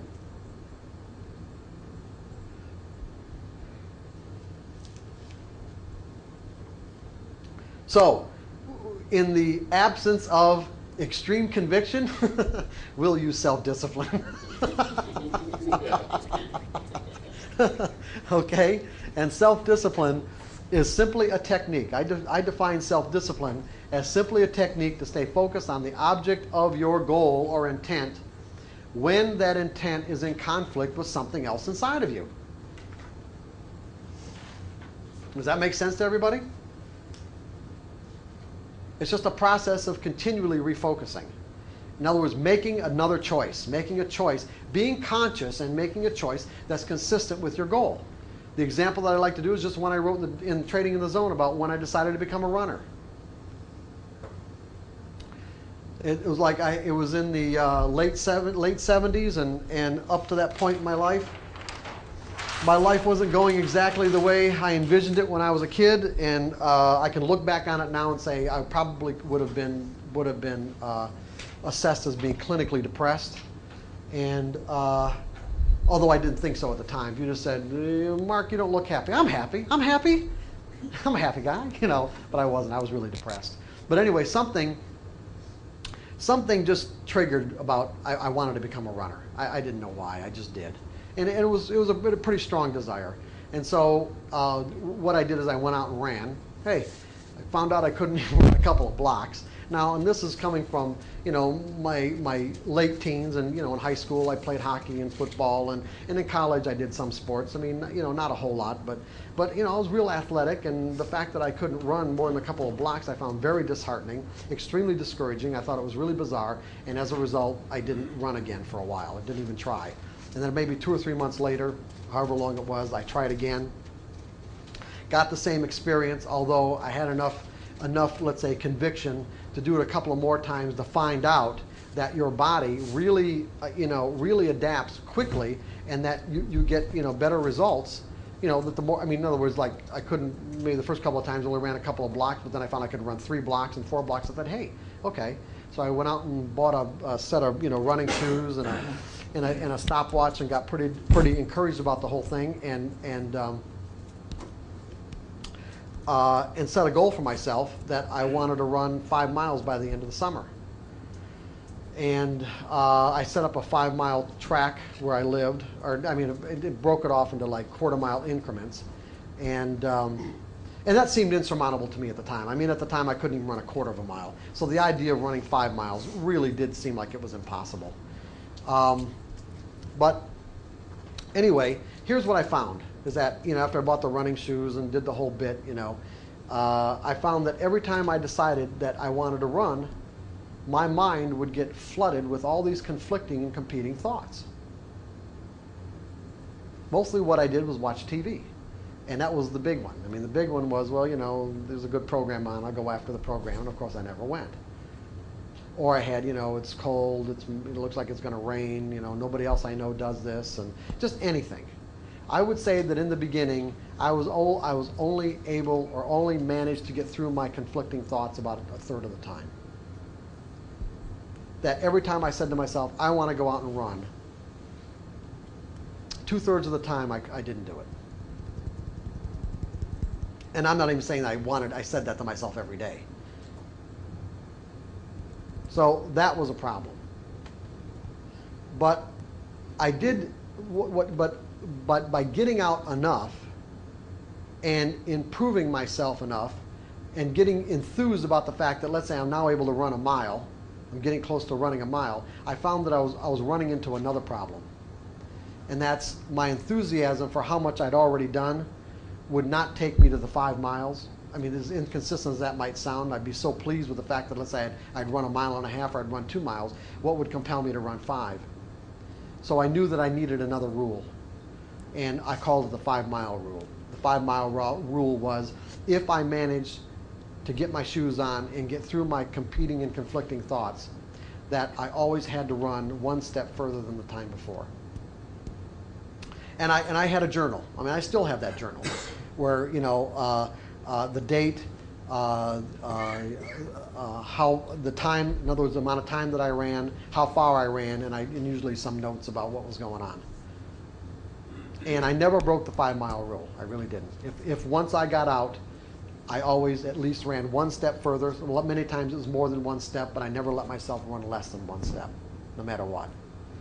Now, here's the interesting part about this, and here was the kind of breakthrough that I had, is that there was a point in this process, and I don't remember exactly where, in other words, whether it was at the 5 or at the 3-mile mark or the 2.5-mile mark or whatever, but there was a point at which the energy inside of me, in other words, I don't know what my conflicting beliefs were at that time about why I had so much resistance to being a runner. I don't know what they were. Even to this day, I mean, I could go back and probably figure it out, but I haven't, there's no point to it. But the point is, there was conflicting energy that was keeping me from fulfilling my desire. In other words, you would think that if I decide I wanted to run and I'm capable of it, that I'd be able to do it. Well, I wasn't able to do it because of these competing and conflicting thoughts inside my mind. But what ended up happening is that every time I created an experience of running, by getting out there, I was building what? Was I not building a positive belief structure in my mind that said what? I am a runner. Meaning every time that I went out and ran, I added energy, positive energy, to this belief. As that belief grew and became more and more of an inherent part of my identity, the conflicting thoughts correspondingly dissipated until there came a point at which I had no choice but to run. Now think about that. Instead of there being any conflicting thoughts about running, I was then compelled to run. The belief said, I am a runner. Uh-oh, I got to run today. Are you guys with me on this? Yeah. You had no option. I had no option to run. Was... Until I got to the point where I was then starting to do damage to myself and to my body because I wasn't paying attention to what my body was telling me in any given day. Some days my body just did not want to run. It didn't matter, I ran anyway, because I am a runner. Then I had to create another belief about what it means to pay attention to your body and that I don't have to run every day just because I am a runner. You see, I felt compelled to run. So someone could look at me and say, oh, he has so much discipline, he's running every day. I didn't have a choice.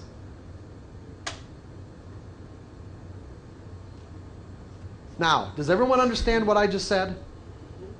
What if we had a belief inside our mental system that said, I am a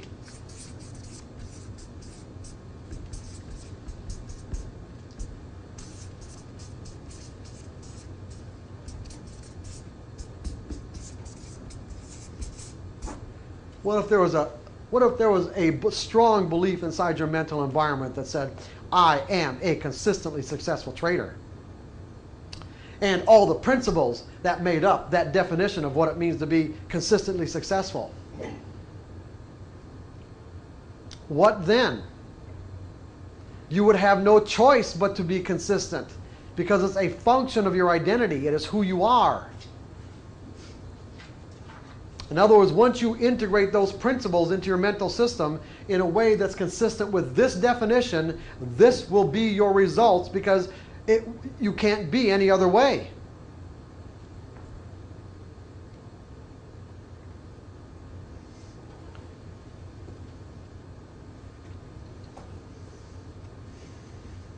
This is what this workshop is all about right here, is getting to this. Just this belief that says, I am a consistently successful trader. Because the principles, which we're going to in a minute, the principles that make up this belief, once integrated, will not allow you to act in any other way that's inconsistent with those principles. And so you will have no other choice but to be consistent. No other choice but to create consistent profits. It will not be an option. And that doesn't mean you'll never have a losing trade. All I'm saying is that anything other than consistent results will not be an option. You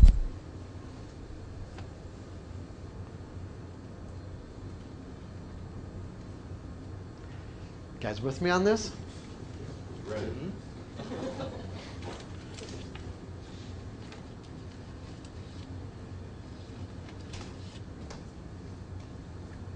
And so what does it mean to be self-disciplined then?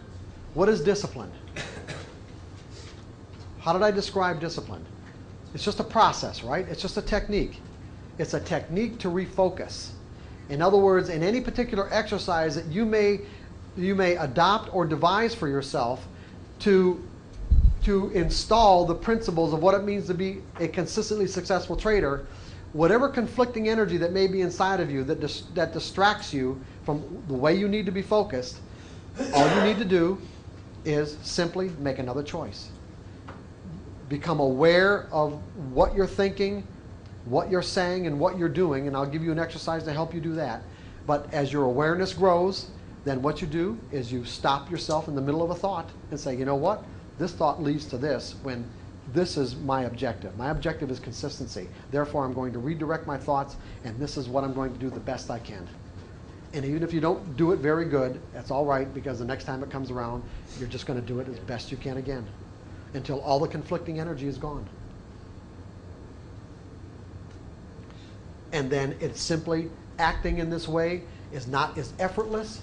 It takes no particular energy because it's simply a function of your identity. It will be effortless.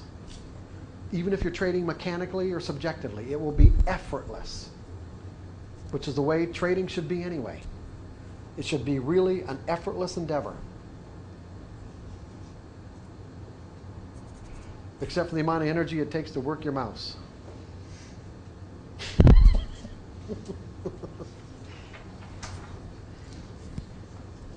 Do you find that the desire curve change inversely as you get closer to your goal?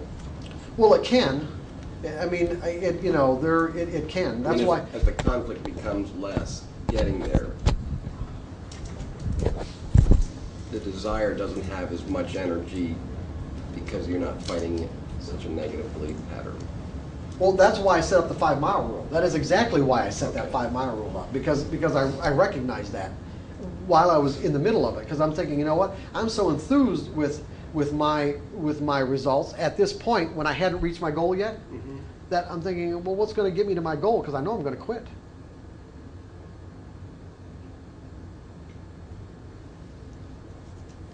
So basically, what you're saying is you need to.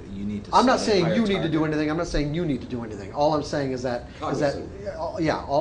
keep in mind. So when you use those words, you're using them in a definitive way, implying that I'm saying that this is all individual, Dave. Okay. So go ahead. Now say what you're going to say. If I understand then what you're saying, I would want to, in order to, what John had just mentioned, in order to keep that desire at 100%, you would want to make the goal something that is far enough out so that you're constantly achieving it. Is that what I'm understanding? As opposed to something that's achievable with ease? Maybe I'm missing something here. I don't know that you're, well... Baby steps. These hypothetical things. What about Bob? No, Movie? I was going to say, baby steps. I love that I mean, movie, by the way. Yeah, I mean, the principles being, you need it far enough out, right? But you need it enough that you don't get distracted. Right. No, I think what you guys are maybe also implying or talking about is reaching a level of comfort, and that comfort can be insidious. In other words, we reach certain comfort levels, comfort plateaus, and it's very difficult at that point to even even generate enough desire to That's what formulate I'm- another goal. That's what I'm referring to. Yeah, that's, yeah. And these are, you know, these are kind of, these are kind of difficult questions to answer hypothetically. They really are. I mean, the reason why I say that is because unless you can give me something specific in the moment that you're working with, it's really hard for me to come up with like a hypothetical answer. Okay? Would it be like analogous, you know, I want to be a successful trader, but you had the 5 miles in front of you. Maybe you say that I want to average X amount per day or week. You can do that too. That would be similar to your 5 absolutely, miles? sure. As long as you're not, as long as you don't let yourself get obsessively focused about that amount of money. In other words, one, you don't know how much the market's going to make available to you based on your methodology, and you got to be willing to accept whatever's there. Some days it might be more, some days it might be less. That's why I said average, you know. And I've worked with floor traders. One second, Jake. I've worked with floor traders where we've done these kind of goal settings, you know, where we're specific dollar amounts. And one guy in particular comes to mind where, you know, we went through this process and said, okay, he wants, you know, I think it was $5,000 in his account at the end of the week. Okay, so we projected that goal out there, 5,000 at the end of the week. He forgot all about it. He really did. He just went about his business. And then at the end of the week, he looked at his statement and he virtually had $5,000. And it's like, it freaked him out. He wouldn't do it again. He didn't do it again, right. The implications were too powerful for him.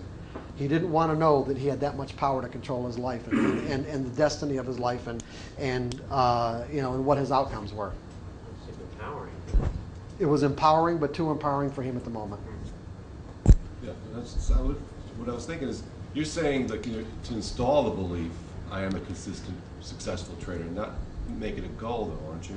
I mean, or are you saying Unless that belief exists inside of you now, Jake, that is your goal. That's not really a goal. You're saying that's the belief you have to instill in yourself. And if Jake, no, I'm saying that's your goal, to instill that belief. All right, the goal is to instill. What? Okay. No, say it again then. How are we The misunderstanding each goal other? is to instill that belief. Yes, that's the objective. The objective is to get that belief. You want to get that belief with as much positive energy in it as possible. Okay? And how do you know it's there? When you act effortlessly, you behave, you express yourself effortlessly, that's consistent with what that belief means. We together on this? Say again. I think I had a brain freezer. I nodded, I'm thinking, I can't even recall 30 seconds. You know, I'm sorry. I was listening to Jake, and suddenly you said something you don't agree, and I nodded, and I went, no. Yeah. How do you know how do you know when that belief is present? Is when you can act effortlessly out of the principles that make up that belief. Okay. Okay? Now this is a complex belief. It's not like, you know, petting the dog or becoming a runner. You know, this is very complex, which is multi-stepped.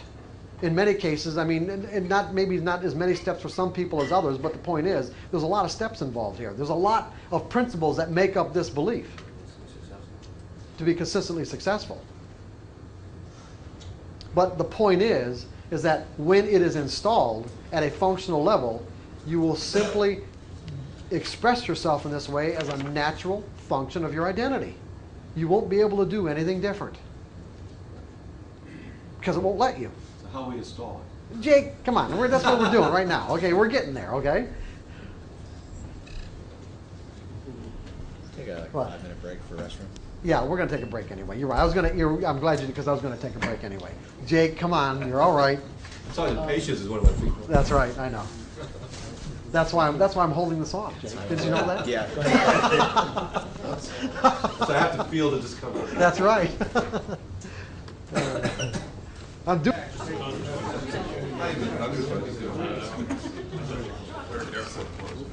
No, it was a big store that had a lot of snow.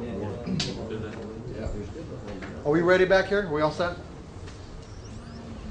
Okay, everyone understands discipline, right? Self-discipline, not a personality characteristic, just simply a technique to refocus.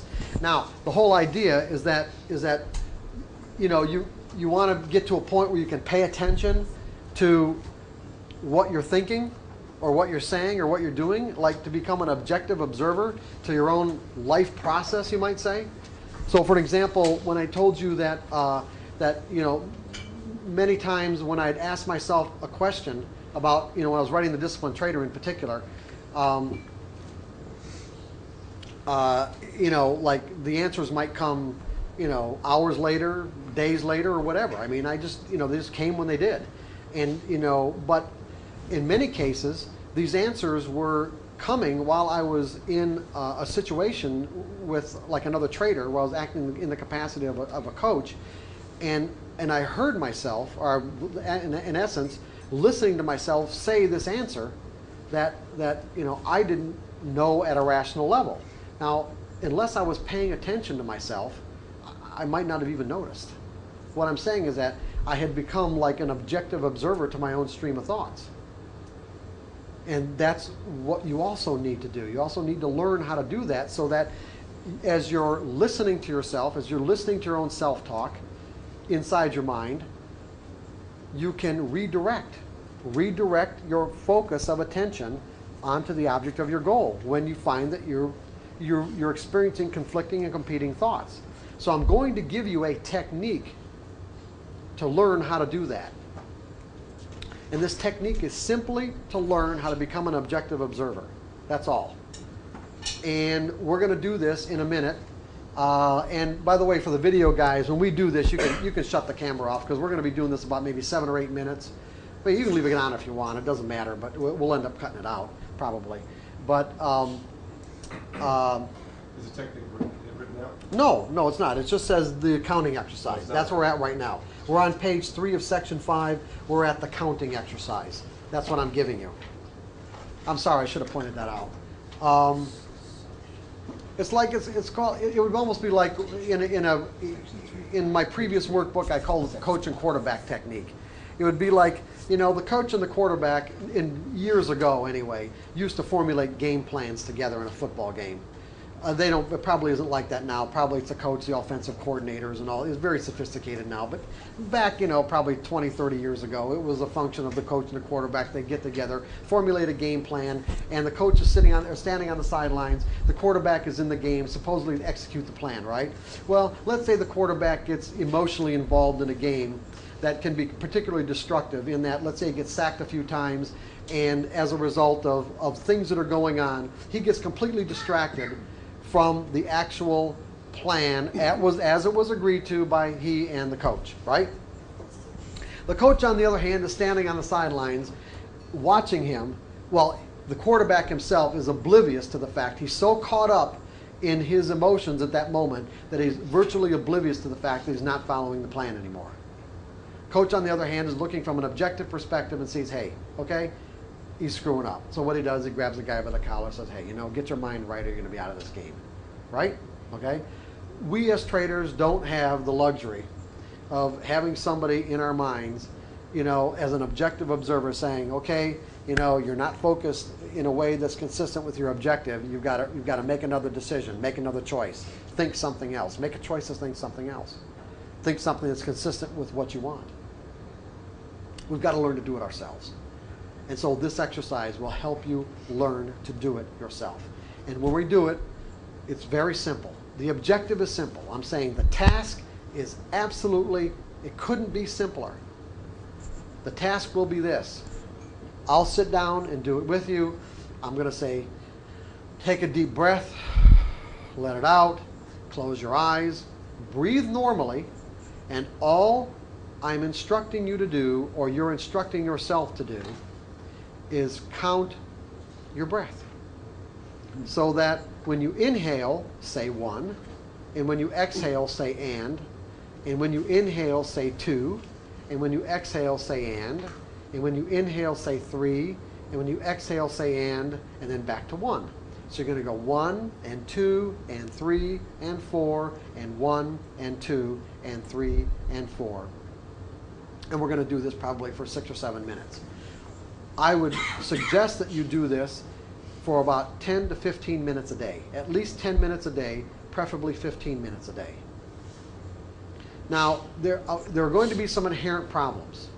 Number one, if there's so many thoughts swirling around in your mind, in other words, your mind isn't very quiet, you will probably experience bleed through. What I mean by bleed through is that you cannot make a distinction between counting and distracting thoughts. You're not doing one or the other, you're doing both. If you find that's the case with you, then I'm saying that you will probably have to do this exercise for 2 or 3 weeks before you even get to the point where there is a clear, definitive distinction between your counting, when that's the only thing that you're doing, and a distracting thought. Because the object of the exercise is to stay focused on counting, and that when you find yourself in a distracting thought, you just simply acknowledge the distracting thought and go back to counting. Just make another choice. Okay, I'm distracted, I understand that, and go back, okay, I'm going to count.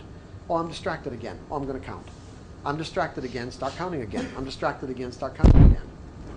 Now, as you do this exercise over time, you will find that you'll be able to go through more and more cycles of just staying. You're training your mind, basically, by making this choice to go back and count. You're training your mind to stay focused on one thing, the objective at hand, whatever it is. In this case, it's just counting. And what you'll also find is that when you do make this clear distinction between counting and being distracted, you will find that sometimes you're in a distraction that you could be in for several seconds, if not several minutes, and not even know it. In other words, you're not even conscious of the fact that you're distracted.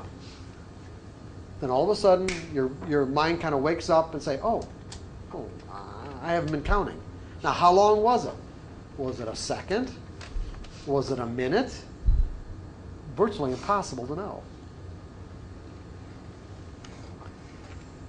So as you continue to do this exercise and you continue to practice, what you will find is that the amount of time that it takes for you to recognize and acknowledge the distraction starts to collapse. It gets smaller and smaller and smaller until it gets to the point where the distraction and the awareness of the distraction become virtually simultaneous. At that point, you have become an objective observer to your own stream of thoughts. Because you're constantly and consciously aware of the stream of thoughts that are running through your consciousness at any given moment. Which gives you the option of making a choice. Is this what I'm going to think, or is this what I'm going to think? Right?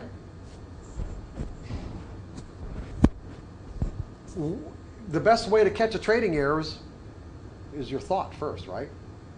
Instead of after the fact. Does everybody understand what's going on? Okay, so what are we going to do? I'm going to sit down. We're going to take a deep breath. We're going to close our eyes. We're going to breathe normally. And we're going to set this task for ourselves of just counting our breath by cycling the inhales by counting, the exhales by saying and going from 1 to 4 and back again. We're doing it silently or out loud? Oh no, silently.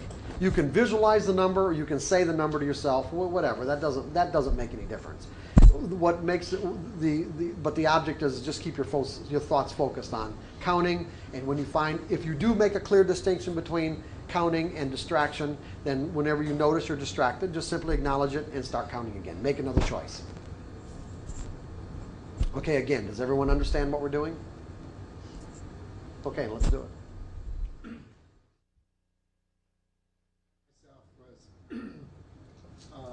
Like it was on the last day of trading.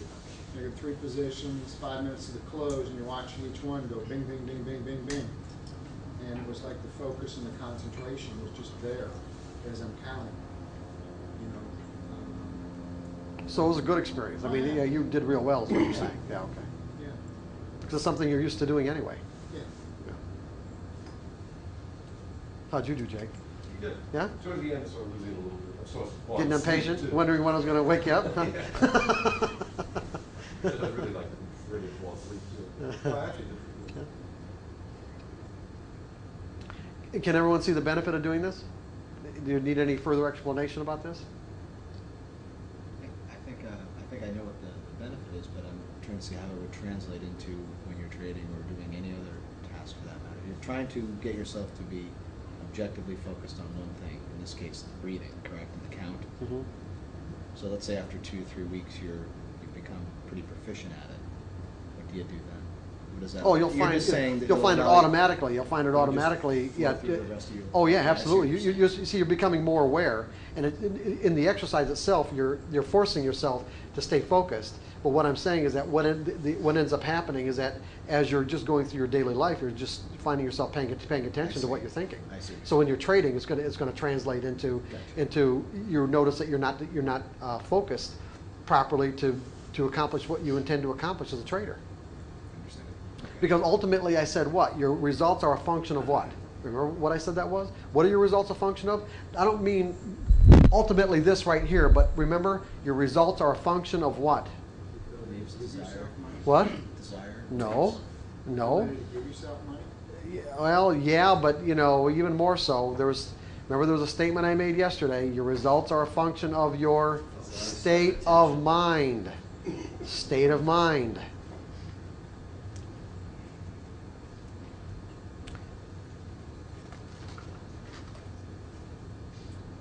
The object of this is to do this exercise frequent enough that you find yourself not getting sidetracked. Well, you can, I mean, the thing is, it's not a matter of how often you get sidetracked, as much as you're acknowledging and being aware that you're sidetracked. And being conscious of it. And being conscious of it. Because once you're aware that you're sidetracked, then you can make a choice of staying sidetracked or refocusing. And should I keep trading right now or should I Yeah, take a break? exactly. Remember I said if you're not in the most appropriate state of mind to trade, what are you going to do? Scale back in a way that's consistent with the state of mind you're in, or not trade at all? Because not trading is like putting money in the bank. Just because you want to trade all the time doesn't mean that if you want this, if this is your objective, guys, remember we can have other agendas for trading other than this. You can be trading to have fun. You can be trading to be a hero. You can be trading to, in essence, subconsciously lose your money. There's all kinds of other reasons you can be doing this. You may not even be conscious of some of those reasons, but I guarantee you you wouldn't be sitting here right now if there weren't other forces inside of you that were in direct conflict of this belief right here. How are you going to become aware that you're acting in a way that's inconsistent with this belief unless you become aware of the fact that you're acting inconsistent or thinking in a way that's inconsistent with this belief? Awareness is the key. So if there's something going on in your life where it just makes sense that you shouldn't be interacting with the market, then don't trade. I'm sure everyone's read trading books. They said you get traumatic experiences in your life, deaths, divorce, moving, a lot of things that cause a lot of trauma. Well, you know what? They said don't trade, right? It makes sense. Don't trade. If it's having a negative impact on the way you see things.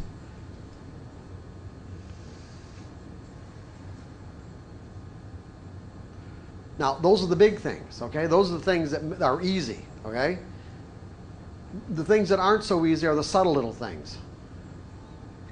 That's where you need increased awareness.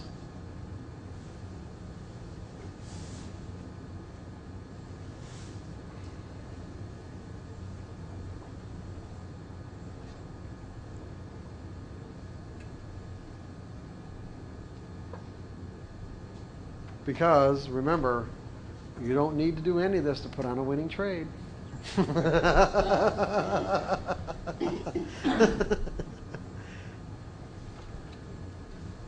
Winning trades come whether you're aware or not, totally oblivious or not, make mistakes or not, you can still win. But if your desire is to be consistent, then you have to have a way of knowing whether or not you are thinking or acting in a way that's consistent with this objective.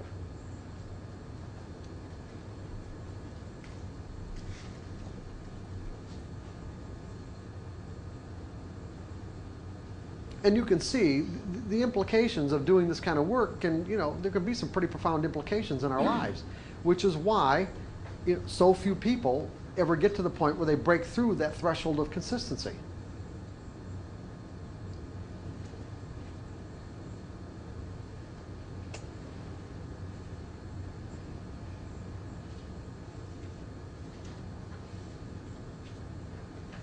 What time is it? 2012. 20 of 12?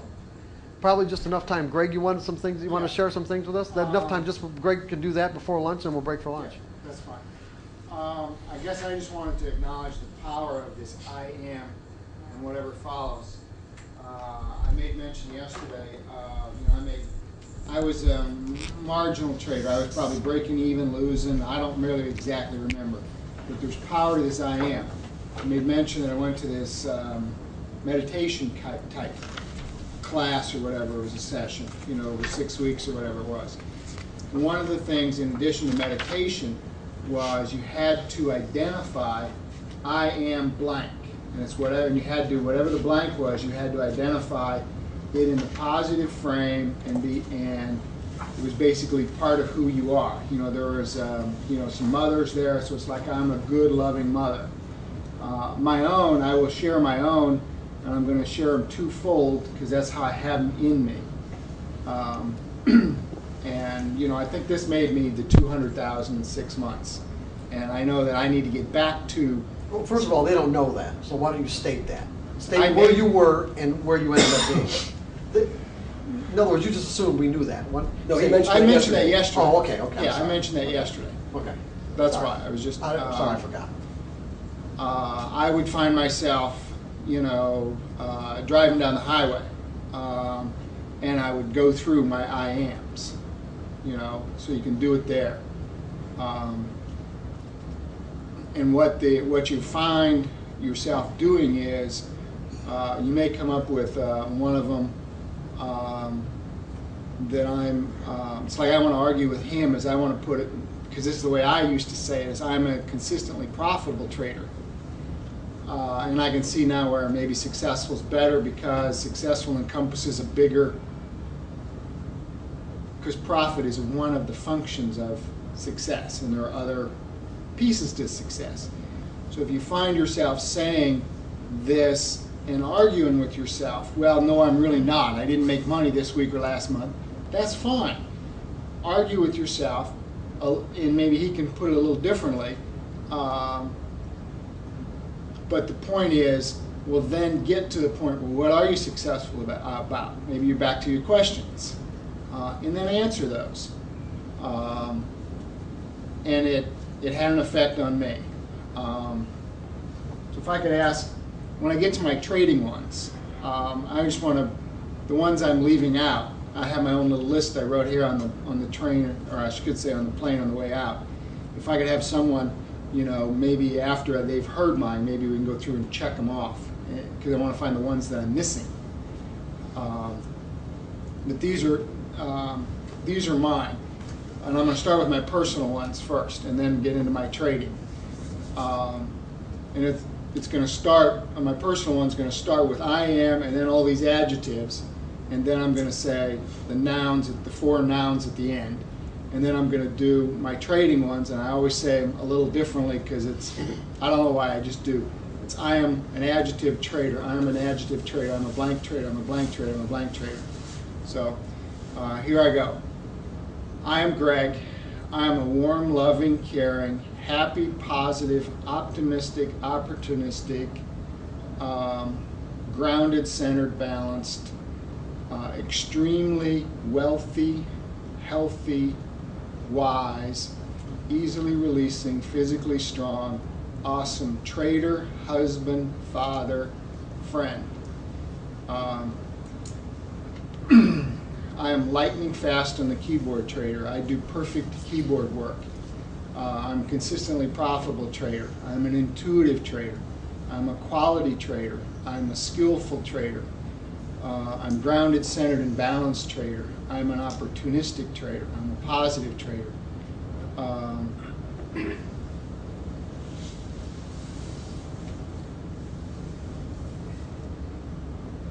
Because I haven't done them in a while, I'm kind of forgetting some of them. Give me just another second here and they'll come back to me. I'm goal exceeding trader.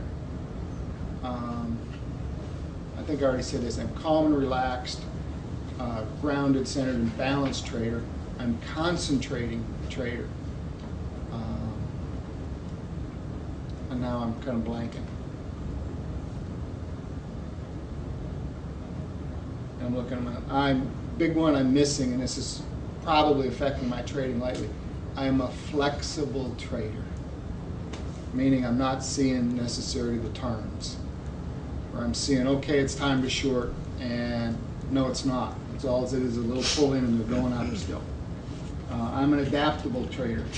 I'm learning and transforming trader. I'm a valued trader. One I guess I got a little problem with is I'm a hard-working trader, because I don't know, because trading should be easy. And I love it. I'm a love it trader. I'm friends with the market trader. I'm a patient trader. That's the one thing I'm working on. I'm a patient trader. And I'm easily releasing trader. Make a bad trade and just want to let it go with love, so I can get on and be ready for the next trade, rather than, you know, why did I do that? Why was I so stupid? I don't want to go there. Let's just give it away, so I'm ready for the next trade. Those are the ones that I use. So thank you for allowing me to share, because it'll anchor them into me more. Can I ask a question? Yeah. Can you have too many IMs? I mean, I'm just asking that as a, I mean, my reaction was, can you be too many things and lose focus? Or would you be better off? I've wondered that. And I guess I think you can, because the woman who instructed me in the beginning, you can, and I think I've added, I probably have a little bit too many, and I maybe have resolved it to, I'm going to use the ones that I need at this point in time. And it's a function of maybe the ones that I can't remember, like I am patient and I'm flexible. Those are the things I need the most. That's right. And so I need to move those a little higher on my list.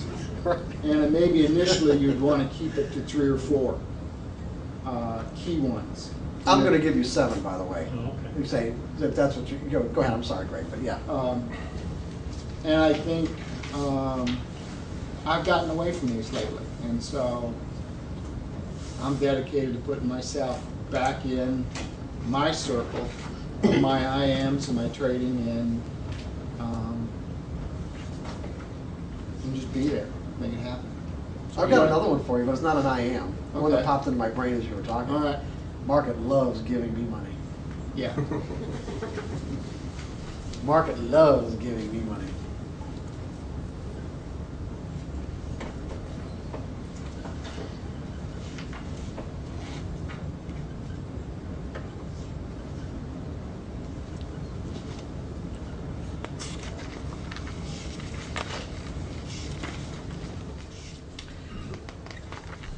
Oh, one other one I wrote, new one I put down. I'm a grateful trader. Good. I'm grateful for the Sure. success.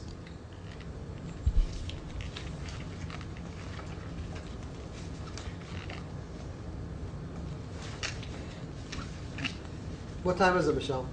Oh, it's a quarter to 12. Quarter to? Okay. Well, you know what? We don't have enough time to listen to the other side of the Monroe tape at this moment. But you know what? What I do want to do though is I do want to go over how to use the Monroe tape. When we listen to the because we've got just about enough time to go through that just before lunch. When we listen to the other side of the Monroe tape, Bob Monroe is going to install in your mind this function command. It's called plus no more, no more. And what he's basically saying is that whenever you notice yourself, see now you've got the skills, you're acquiring the skills to be able to notice when you're thinking in a way that's inconsistent with your goal or objective, especially something particularly negative, something you want to neutralize, then you can use the plus no more command to dissipate it. That's what it's there for. It's a tool. That's exactly the express purpose for which it is in your mind. Now, like any other belief, the more you use this tool with conscious conviction, the stronger it gets and the easier it becomes to neutralize any, let's say, negative or unwanted beliefs. Right, conflicting beliefs. Whenever It will work if you believe it. It will not work if you don't. It's that simple. I'll believe it when I see it. That's right. I'll see it when I believe it. That's right. So everybody, what John's saying is the title to a book that Wayne Dyer wrote, which I really love. Instead of, I'll believe it when I see it, he turns it around is, you'll see it when you believe it. That's right. It really is. It's an awesome statement. It's a great book title. And that's true for this. If you believe it, it's going to work. If you don't believe it, it ain't going to work. It's that simple. And it doesn't matter how many times you listen to the tape. Again, you can listen to the tape as much as you want for other purposes. All I'm saying is that Bob Monroe doesn't know what you want to neutralize. You have to make up your mind, and you have to do it with conviction. However, what I have done is I've given you, starting on page 3 of section 5, I've given you a way to at least work with the 4 primary trading fears that that cause most of the errors that we're going to be inflicting upon ourselves. So when using the Monroe Institute tapes to neutralize your trading fears, to neutralize any fear, first and foremost, you have to decide to step through it. You want to step through a fear because you are attracted to the results, meaning an expanded freedom of expression, or as a trader, being able to trade without fear. So the way you'd use this plus no more command would be when every time you notice yourself thinking or feeling the fear of being wrong, what I want you to do is capture the thought or feeling and use the plus no more function command to dissipate it. Then purposefully redirect your thoughts to a new belief you want to energize. Now when I say capture the thought, you know what I mean by that? Make it tangible in your mind. And you can do any number of things to make thoughts tangible. Just use your imagination. Like one technique or exercise that I used to give people years ago was to imagine that particular fear being a battery with all this negative energy in it. Like imagine a battery inside your mind and label the battery being wrong or what it means to be wrong. And then see yourself attaching these lead wires or ground wires into the ground and watching all the negative energy just flow right out of that battery.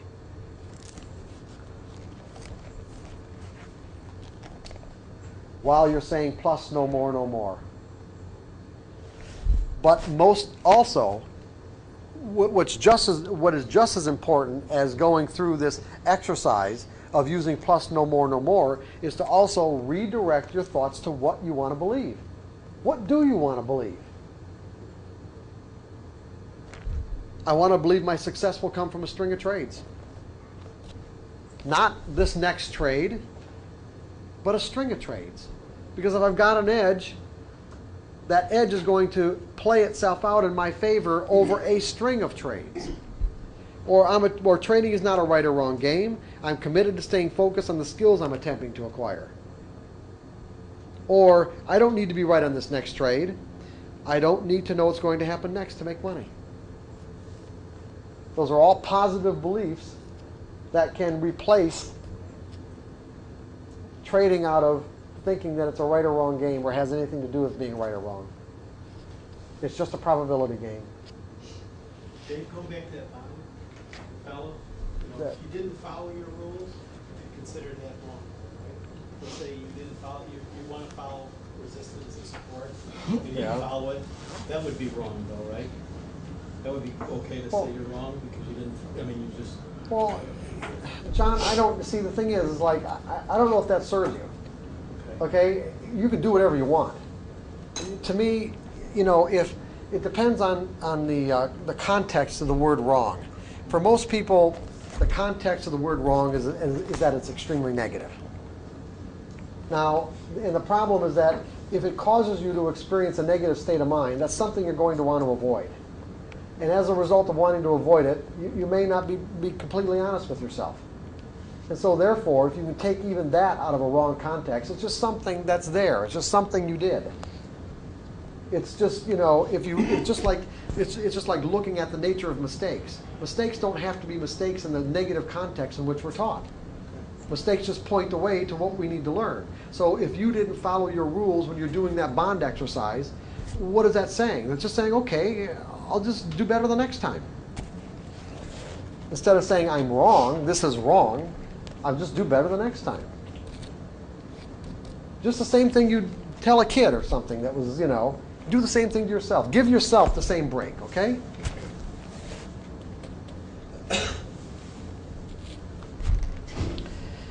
Losing money. We're going to go through the same process. Repeat the plus no more procedure from above, then purposefully redirect your thoughts to a new belief that you want to energize. So, these are the new beliefs. I truly accept there's a cost associated with trading. Therefore, I have determined what it would cost me to find out if this trade is going to work, and I'm willing to spend the money. Now, if you really have a problem with spending the money, there's another technique that I can give you that's really pretty powerful. Keep your checkbook by you and write a check out as a symbolic gesture for your willingness to spend the money on this trade. So if you're willing to say, if you've determined that the risk of this trade is $500, you write a check out for $500 as a symbolic gesture saying, okay, this money I'm willing to spend to find out if this trade's going to work.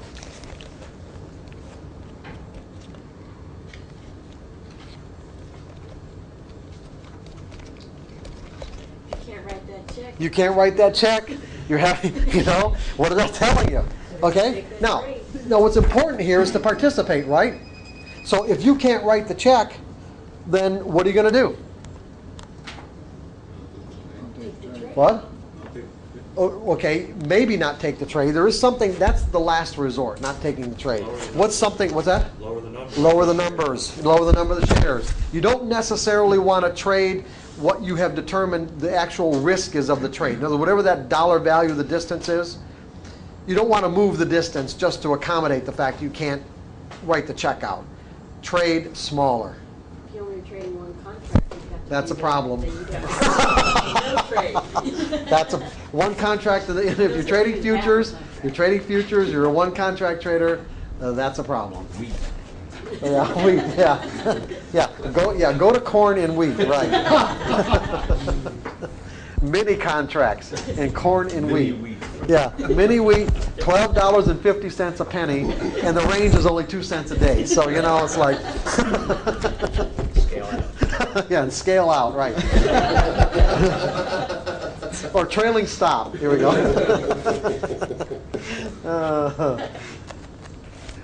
Great. I guess the way my style is sometimes I'm accepting of the risk being a nickel, accepting of the risk being a dime or 15 cents. And due to market conditions, it's a quarter. It's like I think to myself, gee, I never thought I was going to lose a quarter or 30 cents. That wasn't my goal. But it just, due to the function of the market at that time. How do I get around that? I mean, because you misassess the actual risk? Yeah. Or you just... Then you just misassess the actual risk, that's all. That's it. Isn't there a difference between misassessing the risk and executing a trade at your stop? That slippage gets you. I mean, it's one thing if you say, I'm going to lose a dime or 15 cents. You take the trade out at 15 cents, but you don't get filled. I mean, you were still true to your cause. That's right. There's... The bid changed and there just wasn't anything. Hey, you know what, Greg? Greg, guess what? Anything can happen. See, Greg, if you didn't believe it before, you believe it now, right? Yeah. The extra 15 cents proved it to you. And you still got to go back to give it away with love. That's right. Just happen. Because it is sometimes just happen. That's right. Trades. Okay. Missing out. Repeat the plus no more function command procedure from above, then redirect your thoughts. Alternative beliefs could be the markets are in perpetual motion and will stay that way until everyone agrees on value. Therefore, there is always another trade. Amen. I accept that my results are a perfect reflection of what I've learned and how well I can act on this knowledge. This acceptance allows me to extract the insight out of the experience to determine what I need to learn to do better. So in essence, you really can't miss out on anything. If you had the capability of staying in that trade or putting that trade on at the time, you would have done so. It's that simple.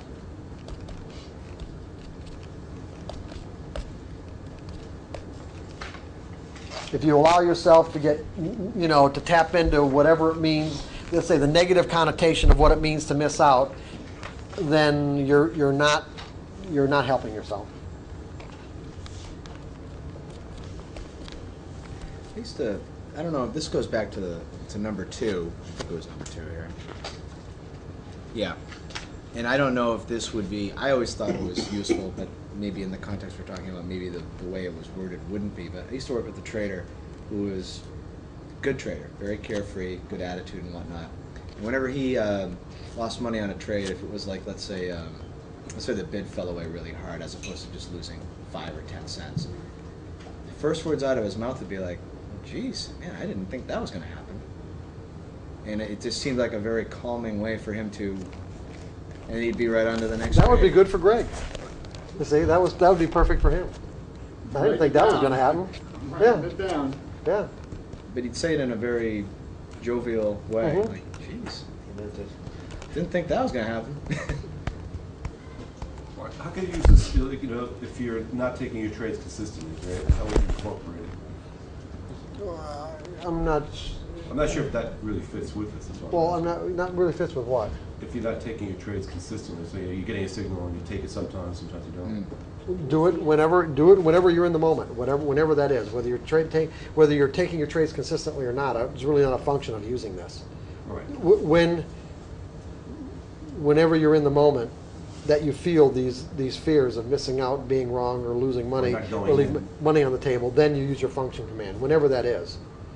So in other words, if you like, at the moment when you should be taking the trade, you don't, you use the function. That's it, exactly. Whenever, remember, capture the thought, okay? Capture the thought and use the plus no more function Right, that's command. going to be based on fear of some kind. Exactly, right. You take it. Right. And do the best you can. Okay, leaving money on the table. Go through the same procedure. I can't leave money on the table because I know that I will give myself an amount of money that corresponds exactly with the skills I've accumulated in combination with what I believe I deserve. That's the way it works.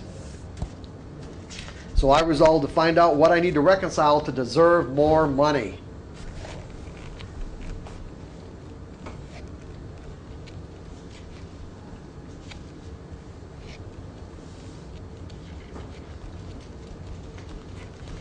Any questions about how this procedure works? Yeah, I'm still a little fuzzy. So in the tape, It'll make more. Of more all sense people. after But, the no, I want to all right. Okay, go ahead. I want to get the benefit. Okay, good.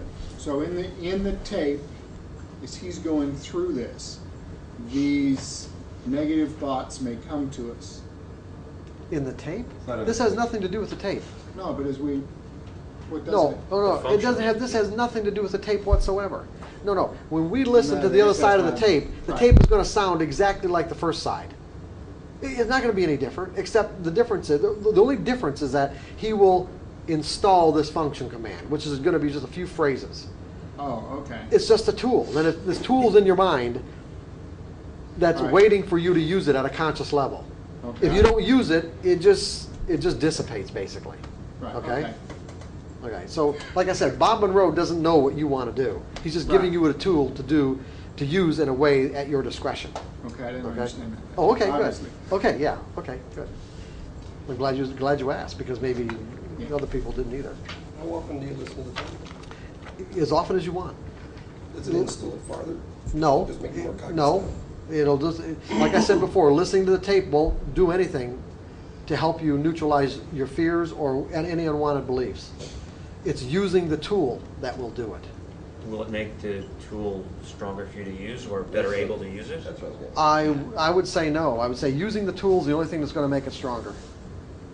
It's not like having a Because, see, dull the- knife and then sharpening it when we're listening to the tape. The only thing that's going to make the knife sharper is using the tool. Your conscious decision to use that tool. So you only have to listen to the tape once. That's you never it. have to listen No, to you don't have to listen to this tape ever again after today. You can listen to it as much as you want because you like it, okay? But like I said yesterday, and I'm going to say again today, listening to the tape has nothing to do with this process. It's using the tool. When you believe in the tool, it will work. And the only way you're going to believe in it is by using it and seeing the benefits. And the more you see the benefits, the more belief, energy that you're going to put into it, and the faster it will work. Is there a way for us, for example, the first time I listened to the tape was really relaxing, I was totally into it. The second time, I was very distracted. It didn't work the same way as the first time. Okay. Now, when I listened to the second one, is there a way for me, after I listen, to know that I actually have this tool, or it's just like I didn't fall asleep the first time or the second time? Would they know that they have the tool? Just, Daniel, just use it and see what happens. Okay? Go through this regimen as I've given to you and use it and see what happens. And if you feel like you need to listen to the tape some more, well, then listen to it. But just use your own discretion about it. Okay? That's really, because like I said, the only thing that's really going to convince you that this works is by using it. And then the more you use it and the more benefits that you see from it, the stronger it becomes and the faster it works. So it's self-perpetuating. Remember I said that it won't work unless you believe it? So the whole idea is to use it and then believe it. It's self-perpetuating, self-prophesizing, as people might say. Greg. So I guess, so as I'm sitting there trading away and I have a negative thought come into my mind, what I do then is say, plus no more, and then Capture the thought. Go through the instructions. Okay? Capture the thought. Make it as tangible as possible. Then with as much conviction as possible, say plus no more. Okay? You have to make the tangible thought negative, almost as though you're saying it to yourself, to seize it, and then do the plus no more to chase it out and put the new. Well, it's already negative. You don't have to make it negative. Yeah. I know, but in the middle of the day and the markets are going crazy and you have this fleeting thought, you're trying to do it on the fly. Yeah. You got some problems. I mean, it's almost like you take that moment and say, I had that fleeting thought of disruption. Mm-hmm. So let's bring it back because it's gone. Let's bring it back and make it tangible that I actually thought through the process. If it's gone and you want to bring it back and do it that way, yeah, you can do it. Chances are it won't be gone. That's what I'm saying. Okay. You know what I mean? Like once it pops into our brain, unless it gets reconciled in some way, it normally doesn't go away. Right, so as soon as you become conscious of that thought. Yes. Capture it and right. say plus no more, and redirect. Right. I'm glad to see all this enthusiasm. This is good. No, it really is. I'm not being facetious. I'm being quite sincere. It's nice. But I think it's time for lunch. Yeah. Good. Sure. Quick one, or what are we doing for Yeah, just an hour for lunch, that's it. Okay. An hour, a little less, whatever. What did they set aside? Same place, Like same for back example, channel. my two problems with not taking the signals consistent. Yes? Ask it again. Ask it again. If what coming, let's put it this way, if what you got out of coming here was just the impetus to do that time exercise, in other words, if you could walk out the door in a couple of hours with just the conviction to do that exercise alone, it was well worth your while to be here. Well, I think it was worth it. No, you don't have to say that. That's not what I'm saying. Okay? That's not what I'm getting at. I want you to. I really want you to see, to kind of grasp what I'm getting at, is that if going through this experience for 2.5 days caused you to come to the point where you've made up your mind just to do the one exercise, that one exercise about staying in, helping you with your patients, and putting a time constraint on the amount of time that you stay in a trade, that you either stay in that amount of time or get stopped out. If it just caused you to get enough conviction to walk out and do that exercise, then it was well worth your while. Because if this is what it took, if it took all this just to get you to come to that, ask yourself how long it would have taken otherwise had you not come here. Yeah, good point. What's it going to produce for you? I would definitely do it. I've made up my mind. Okay. Making me start. But do you see what I'm getting at? I do. If it took all this stuff from Friday night, all the stuff we went through yesterday, and all the stuff this morning to get you to the point where you say you finally made up your mind to do it, then that's what it took. Right. And that's why you came here. Right. That's true. Okay? Now all the rest of the stuff, just put on the back burner until you get done with this. Because by doing just this one exercise, and this is what I'm talking to all of you, not just Jake. By doing this one exercise, it will give you a resource. to do another one Right. if it's See what necessary. you're saying,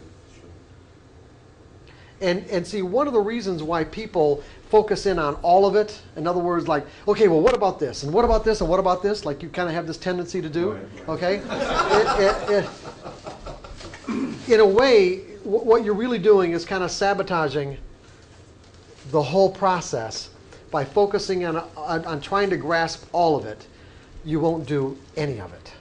And therefore, because the implications of doing just one small slice of it is so powerful, and you know that. Subconsciously, intuitively, you know doing the one exercise will have very powerful implications in your life. So therefore, to keep you away from those implications, you'll focus in on, what about this, this, this, and this, end up not doing any of it, and end up not getting anywhere. Okay? No, I got it, definitely. Okay. I agree. The smallest incremental step. That exercise right now is the smallest incremental step. That's what you said basically anyway, that's how you're gonna do it. Right. Break it down to small steps, Right. one step at a time. Right.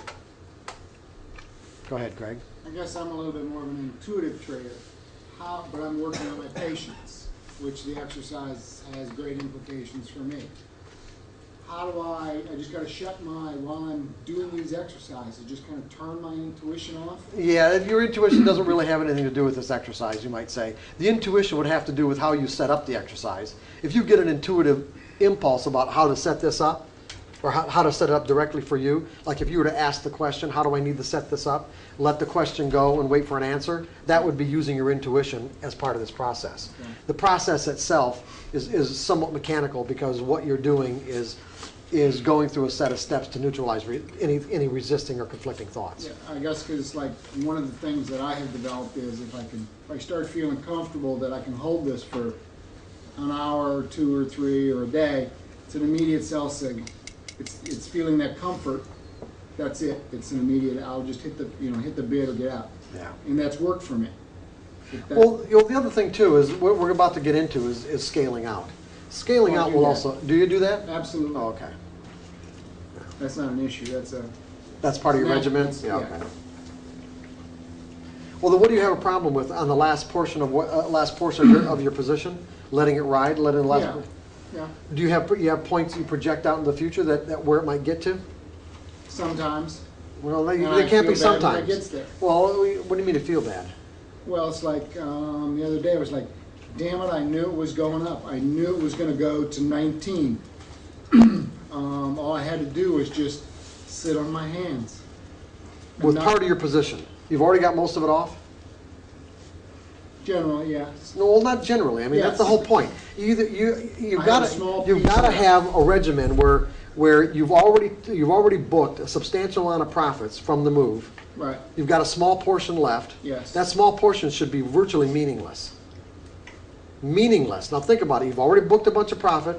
There's no possible way you can lose on the trade, even if it comes all the way back to your entry point, because at that point you just scratch it, right? Right. Okay. So where's the significance here? I guess in what goes through my mind is You don't have to answer it now. That's a question you can ask yourself. Okay. Why it can't be completely a risk-free opportunity for you? Because you can project your point out to the future. I mean, project your point to where you think it might go. If it either gets there or not, it gets close to there. You can get out anywhere you want. And the other thing too, if your point that you're projecting it to has a possibility of it getting there, if it gets there and starts to back off, but it looks like it might blow through it, and you've gotten out, you can always get back in Yeah. as a breakout trade, right? Yeah. Okay. Wait for it to break out and confirm. Yeah. Wait for it to pull back a little and buy it back. At the end of the day. Exactly. That's what I used to do years ago when I first moved to Chicago and I was trading silver a lot. When I would ride a move up to a significant reference point and get out close to the top. You know, book all the move on the last portion of my position, and then if it was something like this, you know, like I had, I had a significant reference point. Let's say on a daily chart, the market's coming up here, and I'm going to go over this again in a little bit. But basically, what I said to myself and the clients that I had, also in silver trades, is that if I got in somewhere down in here, I don't know if the market's going to get through this resistance or not. But what I do know is that if it does, it could be significant and keep on going. So basically, what am I risking to find out if it gets through there? In other words, people want to be on for the big move. They want to be on for the big ride, okay, as big as they can get. Now, I've already got most of my position off anyway, so what I did is that I just always took my position off close to this high right here, and then had added it back on as a buy stop up here. So if it went, so what I was basically risking, I was risking not getting the opportunity to book that much profit and saving myself, or booking that much profit just to find out if it was going to break through. In other words, this is what I'd be risking to find out if it was going to break through. I didn't want to risk all that. So I would forego the possibility of getting this much profit if it did go through and I hung on, as opposed to getting out and taking my profits and reinitiate the position right up here. Alternatively, many times they pull back and then they go again, especially like towards the end of the day. Yeah, well, it depends, you know, it depends on your methodology and how much you need to, in other words, you say it goes through, it pulls back a little bit, and then does this, okay? Well, you know, that's just a function of how much you need to risk to be into this trade. Okay. Yeah, once it breaks through, how far are you going to let it go back, you know, back past this line to tell you that it's possibly not going to work? That's all that is. And there are a lot of different breakout methods that'll tell you exactly how much you need to, you know, how much you need to risk in these cases. And it depends on the time frame you're doing it anyway. You know, 2-minute chart's going to be a lot different than if that were a daily chart or even an hourly chart.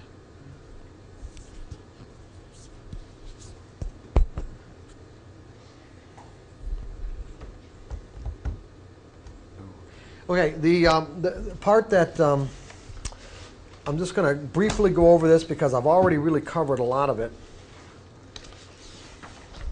except for a couple of points that I want to make. And that's on page 6 of section 5, the practical philosophy for change. Remember, we've talked about how we're in a universe that is constantly expanding. And if that universe is conscious, I mean, we're conscious. There might be certainly other aspects of the universe that's conscious. There might be a consciousness at, let's say, the macro level. And if that universe is conscious, it would seem as if that universe has a desire, this universe has a desire to expand. It is doing so, definitely. And we are expanding. We are evolving. Animals evolve. Insects evolve. Plants evolve. Even the earth evolves. So if you just kind of look at this from a practical perspective, what do we got? We got a universe that's constantly expanding. We got a universe that seems to, if you know, this might be making a huge leap in terms of an inference, but I'm going to say a universe that even desires to expand. We exist at the micro level. We're a part of this universe. And it would seem to me like if we are in harmony with it, our lives would be infinitely easier, simpler. And if you look at the evidence of that, there's an abundance of evidence to suggest that what we need to do is continually expand. And why do I know that? Why look at the emotion of excitement. What gets us excited? What gets us excited? What? Learning. Learning gets us excited. What does learning imply? Change. Expansion. A mind once expanded can't go back to its original form. A mind once expanded cannot go back to its original form. You can't be who you once were once you've expanded yourself. Learning excites us. Starting a new project excites us. Starting a new job, unless we're dreading it for some reason, we're acting out of desperation, excites us. There's some powerful implications here in relationship to a kind of life philosophy. If all these things excite us and create a sense of satisfaction and happiness, then not doing it would imply what? Not expanding, not learning. would imply what? That we ain't going to feel so good. It's called depression, hopelessness, feeling sorry for ourselves. Stress, anxiety. What is stress? Simply our beliefs, our inflexible beliefs in relationship to an environment that is changing, and we refuse to acknowledge the changes. Right? Environmental forces that are in conflict with our beliefs, and we are refusing to be adaptable to the extent that we are feeling stress.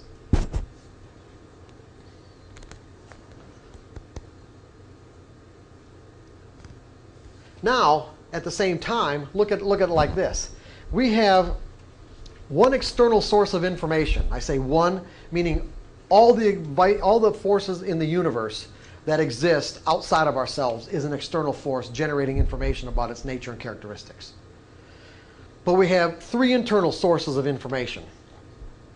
And if you look at it from one perspective, it would seem like if we're in a universe that's constantly expanding, where every moment is truly unique because atoms and molecules are in motion, and as a result of being in motion, they're in a constant state of change, making what's really out there constantly changing. But at the same time, everything we experience and record in our mental environment as a memory remains static, and the beliefs that we acquire as a result of these concepts that we end up formulating about the nature or how we describe the nature of the way things exist, if they remain static, it would seem as if, and to be happy requires being adaptable and adapting and expanding, it would seem like the universe has played a cruel hoax on us. Right?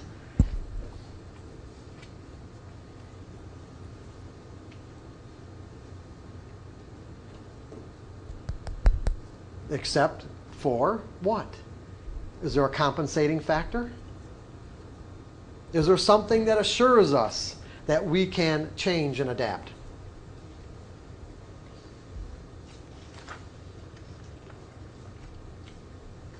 Our ability to decide. Our ability to think. Remember, our willingness to think. It all boils down to our willingness to think. Our willingness to think, the thinking process is not bounded by any constraints whatsoever.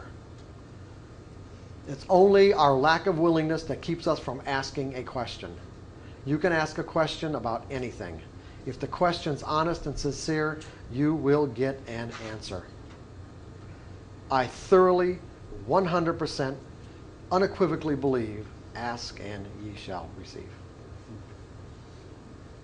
So all the answers are out there, it's a matter of opening yourself up. That's right. Right? All the answers are out there. Whether they get dumped in your brain, as inspiration, or whether, you find yourself opening a book or turning on the TV, some synchronistic thing, or overhear a conversation, as long as you are open, I guarantee you, you will get an answer. Well, I think too, things come into our life when we're ready to learn them too, right? That's the sincere openness. Okay? That's just another way of saying I am sincerely open.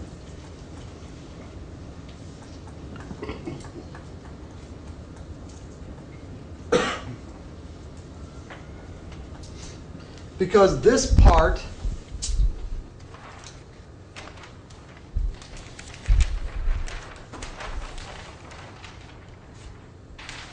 see, we've got what relates to this would be, let's see how we got that set up.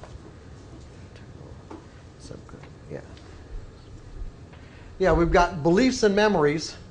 See, at these two levels right here, we have beliefs and memories and associations. Now, I don't have to write it down. Beliefs, memories, and associations, which can all remain static. But we also have, and the way scientists also relate to this is left and right brain. This could be left brain stuff that's rational. Everything that's rational has to do with something that already happened. A rational thinking process is a process bounded by our past. But creativity definitely exists. And by definition, it means bringing forth something.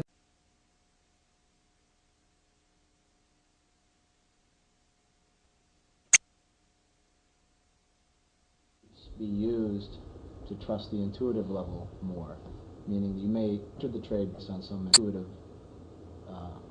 idea, but yet you're rigid enough to know that you'd employ money management and all objective parts went into that idea. Absolutely.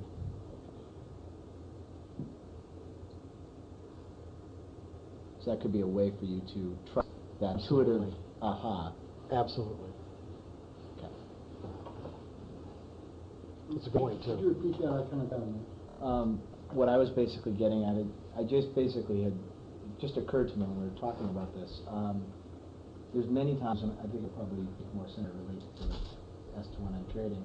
There'll be many times where I'll see an opportunity, but it doesn't meet the traditional objective criteria used for it. And Right. as a result, I can't justify it, and therefore I don't take the trade. I was just thinking to myself, if there's a way for me to take the trade based on that impulse, that intuitive impulse, reinforce with the concept that once I'm in the trade, I use all the traditional measures I used from trading objectively day to day anyways, meaning money management rules. How can I get burned any worse than if I'd taken a trade based on purely objective measures? It would give me validly take that trade, provided I immediately kicked into gear with all the other measures I use on a day-to-day basis, which keep me out of trouble every day. Which is exactly what you need to do, which is exactly what we're going to cover anyway.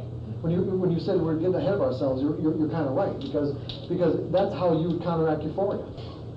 You could be in a completely euphoric state of mind, and in essence, riskless, but yet you'd still have to have a mental mechanism, a monitoring mechanism, for you to notice that you're breaking your rules. The piece that I'm not obviously at yet, I've made the connection, I think. What I think I would need to work on is getting myself now to put the trade on, understanding full well that the other rules will fall into place right after. I've never made the connection up to this point, and I still don't know if that's going to be the solution at this point in time. It probably will. All you got to do is say, how much have I got to risk to find out? Right. If you're willing to accept the risk, then you'll take the trade. And wouldn't part of it just be doing it, and then if it's working, it's something that you can trust, and if it's not working, then you know that it isn't working, and not to take those trades in the future? Well, see, it depends. See, the problem is this is the kind of thing we have to watch out for when we start mixing levels of development. In other words, what we want to do right now is just stay focused in our own level of development, whatever that is. If I've got to trade mechanically because there are certain skills that I need to acquire, like learning how to think in probability, carefree state of mind, objectivity, if I don't have all those things, at a functional level in my mental environment, then we shouldn't even be having this discussion. It's irrelevant. It really is, because like I said before, you can get intuitive impulses, and I'm saying notice them, write them down, don't act on them. Don't act on them until you've got all these other skills in place, firmly in place. And there are ways to know that you do. We're going to go over that in a minute. So there is some, it can create confusion about, what stage of development you're in and what you need to do as a result of that stage of development. I'm going to dispel that confusion right now, hopefully. But, just the important thing is to stay focused on where you're at and where you need to be. Because look at it this way. What he will find out, hopefully to answer your question, Jeff, what Dave would find out by taking a trade like that is that if it was really an intuitive impulse, it'll work. If it wasn't, if he was manufacturing that impulse because of something else going on in his life, okay, then he's going to find that out too, because I guarantee it's going to be a loser. When you say that, How can I say that? I just, the trade works, but I mean, no, it could still be. No, you're going to say, how can I say I know it's going to be a loser? Because. Yeah, but does okay, it? That's, if it's a loser, does it mean that the trade wasn't the right thing to do? I mean, we never know. I didn't say it was right or wrong. I just said it wasn't intuitive. It wasn't a true intuitive impulse. So you're saying that every that's exactly what I'm intuitive saying. trade is a winner? Every intuitive trade is a winner, yes. Okay. That's what it means to be in the zone. You're in complete harmony with your environment. Just because you're in harmony doesn't mean that the trade's gonna work out. I mean. Oh, no, maybe when you're in harmony, that's exactly what it means. When you're in harmony, it's gonna work out. There's nothing else that could happen. No other trader could come in. that When just- you're in harmony, it will work out. Nothing else can happen. Nope. I'll stop asking questions. That question anyway. When you're in the zone, what you do in relationship to what's going on will be virtually perfect. That is definition of being in the zone. Perfection. If it was a true intuitive impulse, it will be perfection. If it was something else, it won't be.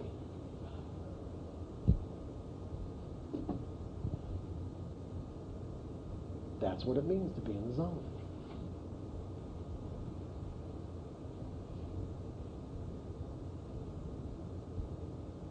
When you see athletes in the zone, what are you seeing? What are you seeing? Perfection. Perfection.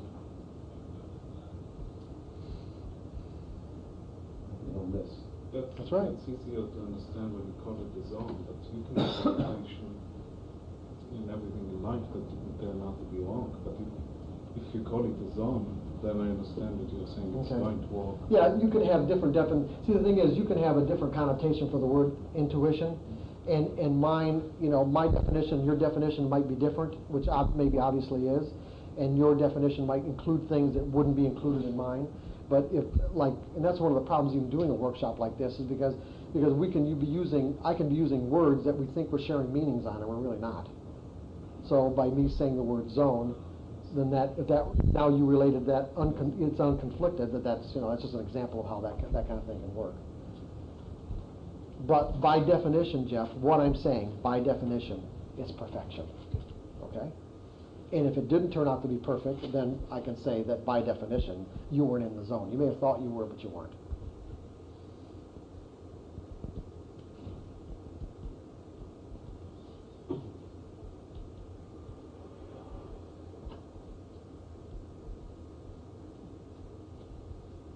I'm glad we went through this, because there was obviously some misunderstandings about it, I guess, right? Or was there? No? Well, anyway. Okay, let's, so are we done with that part, that kind of philosophy about, like just a little practical philosophy about changing? That was on page 6 and 7 of section 5. And I've already gone through this really plenty of times, so we can move on, can't we? Mm-hmm. Okay, good. Okay, let's create and grow the most ideal beliefs about trading. Do we need to do the tape first? Oh, no. We'll do that last. Here's what we're going to do. Well, I want to finish up the material here. We'll do the tape, and then if you guys want to go through some trading patterns. I don't normally do that, by the way. And I didn't really know the consistency of the group before I got here, and I was planning on putting up a bunch of charts and patterns, just kind of some fib patterns and AB equals CD patterns. I normally don't ever do this. But if you guys want to, later on, after we get done with the rest of the stuff, we can.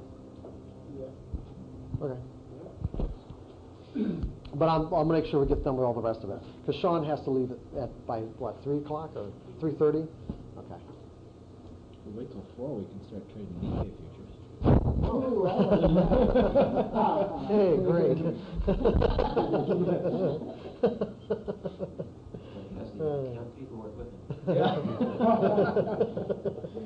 No, I got a magic pen. Okay, what's the primary objective? What's the primary objective? I mean, it's written in the book, but, what's that? The what? Consistently successful trader.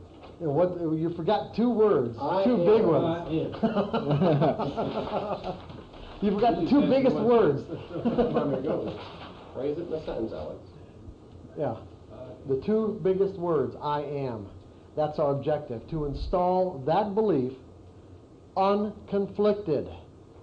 Install that belief unconflicted.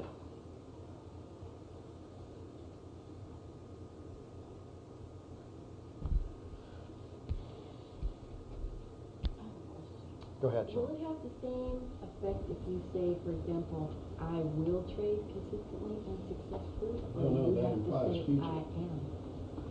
I am? I go along with Lewis here. I wouldn't use the word I will. I'm not saying that can't work for some I people. trade consistently and successfully. Just wondering. You know, semantics is really important. It really is. I don't know if I can answer your question, really, but other than just to say that I would stick with I am. I would say trust it. The I am. I'm not saying that saying it your way wouldn't work for you. I don't know that, Sean. There's no way I could know it, really. All I'm saying is that I agree with Randy. Trust the I am.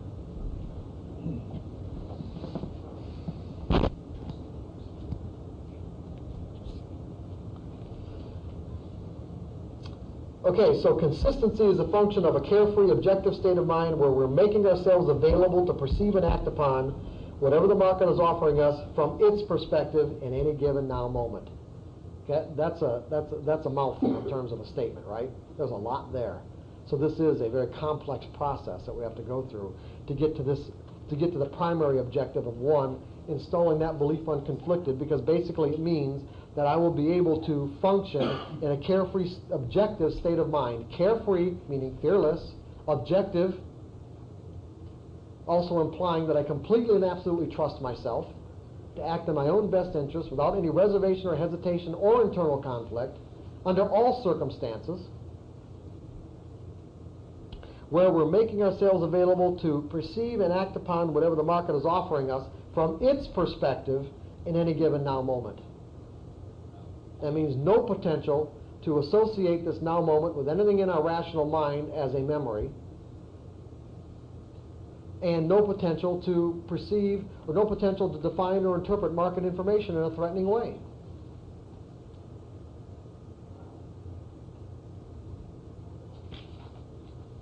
How are we going to get there? I've got 7 principles of consistency on the next page.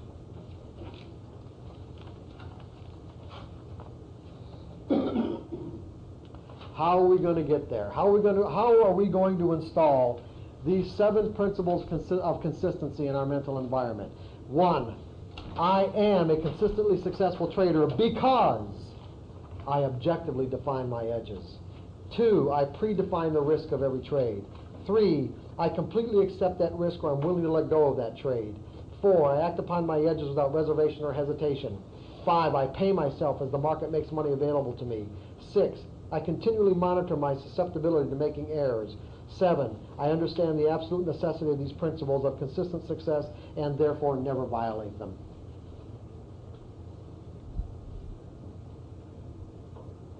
How are we going to get there? We need a 5-mile rule. Anybody got any ideas? If we're going to set up an exercise, to do this, what might you do based on what you've learned so far?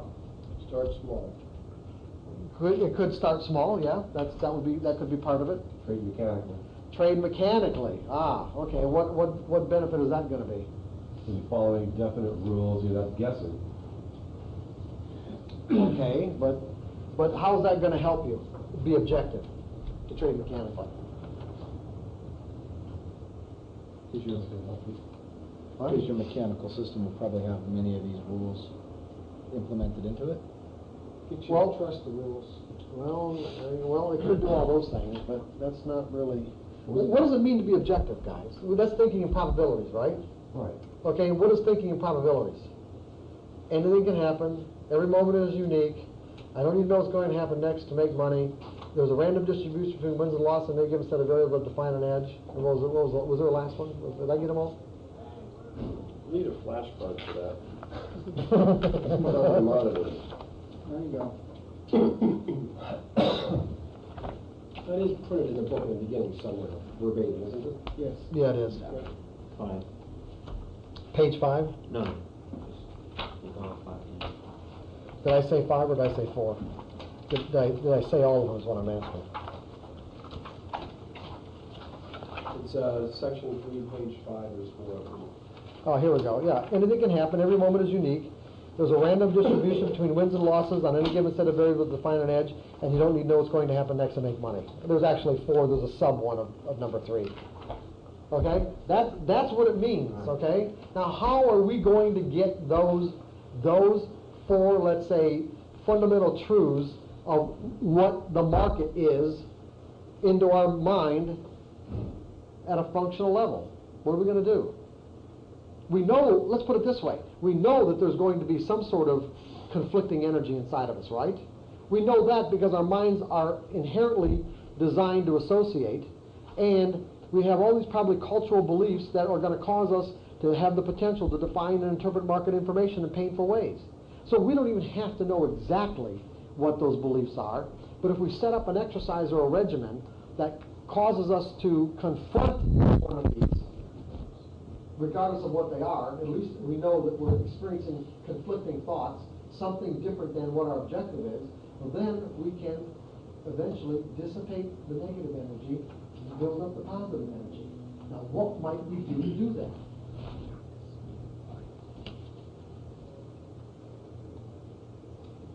You know the answer. Well, go ahead. If you know the answer, say it. Trade mechanically for a certain period Be of time. specific. Be specific. Trade mechanically for a certain specific period of time. Until the point you have no confidence in it. Okay. You're going to do a time exercise. This particular, what we're talking about now is not necessarily dependent on time. A sample size. Wait a second. Is there a problem with this? Yeah, you pop it off there. I did? Oh, No, I meant the sample size, not time duration. oh, okay. So you mean trade and sample sizes? Right. Okay, so here's what Jake was talking about. The way you can install these 4 or 5 fundamental truths about the nature of the market, which comprise the principles of what it means to be objective and stay in the now moment, is by going through a specific trading exercise.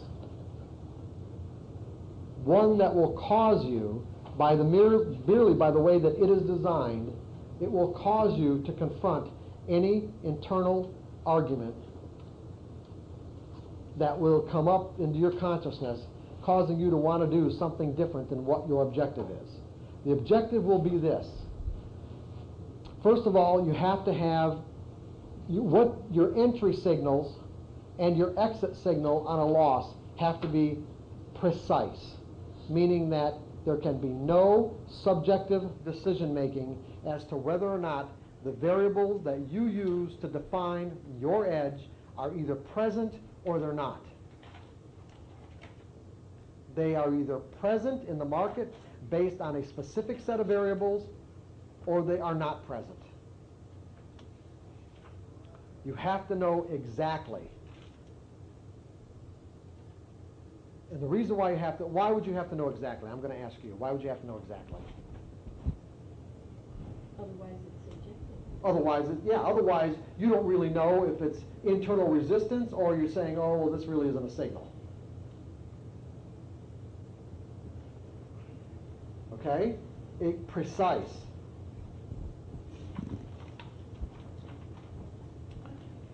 And then you commit yourself to trading in sample sizes. Sample sizes meaning 20 to 25 trade sample sizes. So instead, 2, 4, 5, 6, 7, 8, 9, 10, 16, 17, 18, 19, 20. Okay, so what you say to yourself is that instead of taking the next trade, the next time these set of variables roll around in the market, the next time my edge appears, instead of taking just the next trade, I am committing myself, this is the 5-mile rule, I am committing myself to take the next 20 trades. To take the next 20. Why is this?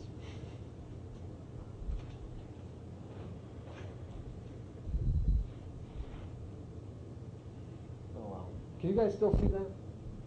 Is everybody all right? I'm going to commit myself to take the next 20 trades. Now, what is that going to do for you? I'll set up the details of this in a second. What is this going to do for you by having to take the next 20 trades? Force you to confront everything. Yeah, because see, even though you may have a methodology, your your edge may work, let's say, 60% of the time. And by the way, I want to stress, the edge that you use for this exercise does not have to be particularly good. It can be very mediocre. It doesn't matter. It's doing the exercise that counts. It doesn't really matter what your win-loss ratio is. I mean, except for the fact you don't want to hit 20 in a row as losers. I mean, you know. But here's the important part of this. What do we know about the nature of the market?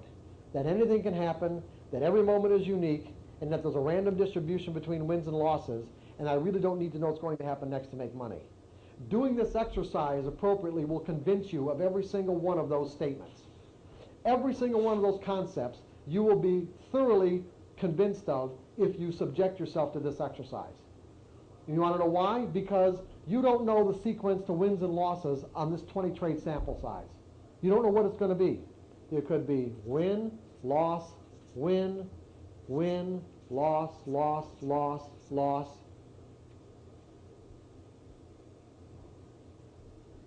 Now what do you do? No, it doesn't matter. I'm just saying, no, now, hey, you've just taken 4 losses in a row. Yeah, you still have to take the trade, but what is your rational mind going to be screaming? I know what's going to happen here. I know this trade is a loser. Right. And when you put this one on, and it turns out to be a winner, and I will say that in almost all cases it will be. Really, I'm serious. Mm-hmm. It will be. Then what? You just added energy. You just added energy to a belief that says, you know what? I thought I knew what was going to happen. You know, I didn't. Or anything can happen. Every moment is unique, meaning that, okay, I don't know. It only takes one trader somewhere in the world to negate the positive outcome on my edge. And I thought that one trader or more was definitely going to do it. But the reality is, it didn't happen that way. Anything can happen, meaning winner or loser. And you know what? Since I didn't know what was going to happen next when I thought that I did, I really don't need to know what's going to happen next to make money. And you go through this exercise, well, let's put it this way. You go through the exercise, all 20, as best you can. If you can't get these trades on perfectly, that's all right. Because the whole idea is to do this until you can. So if it takes 2 or 3 or 4 or 5 of these 20 trade sample sizes or more, it's going to take as many as it takes. And keep on doing it until you can do it. What? How do you know when you're done? Do it without giving it thought, or you don't have your trade carefree. Yeah, you can do it without any conflicting or competing thoughts. That's how you know you're done.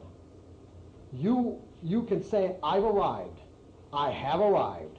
When you can go through one whole sample size without anything in your mind telling you to do anything different other than what you set out to do. That's how you know you've dissipated all the conflicting energy.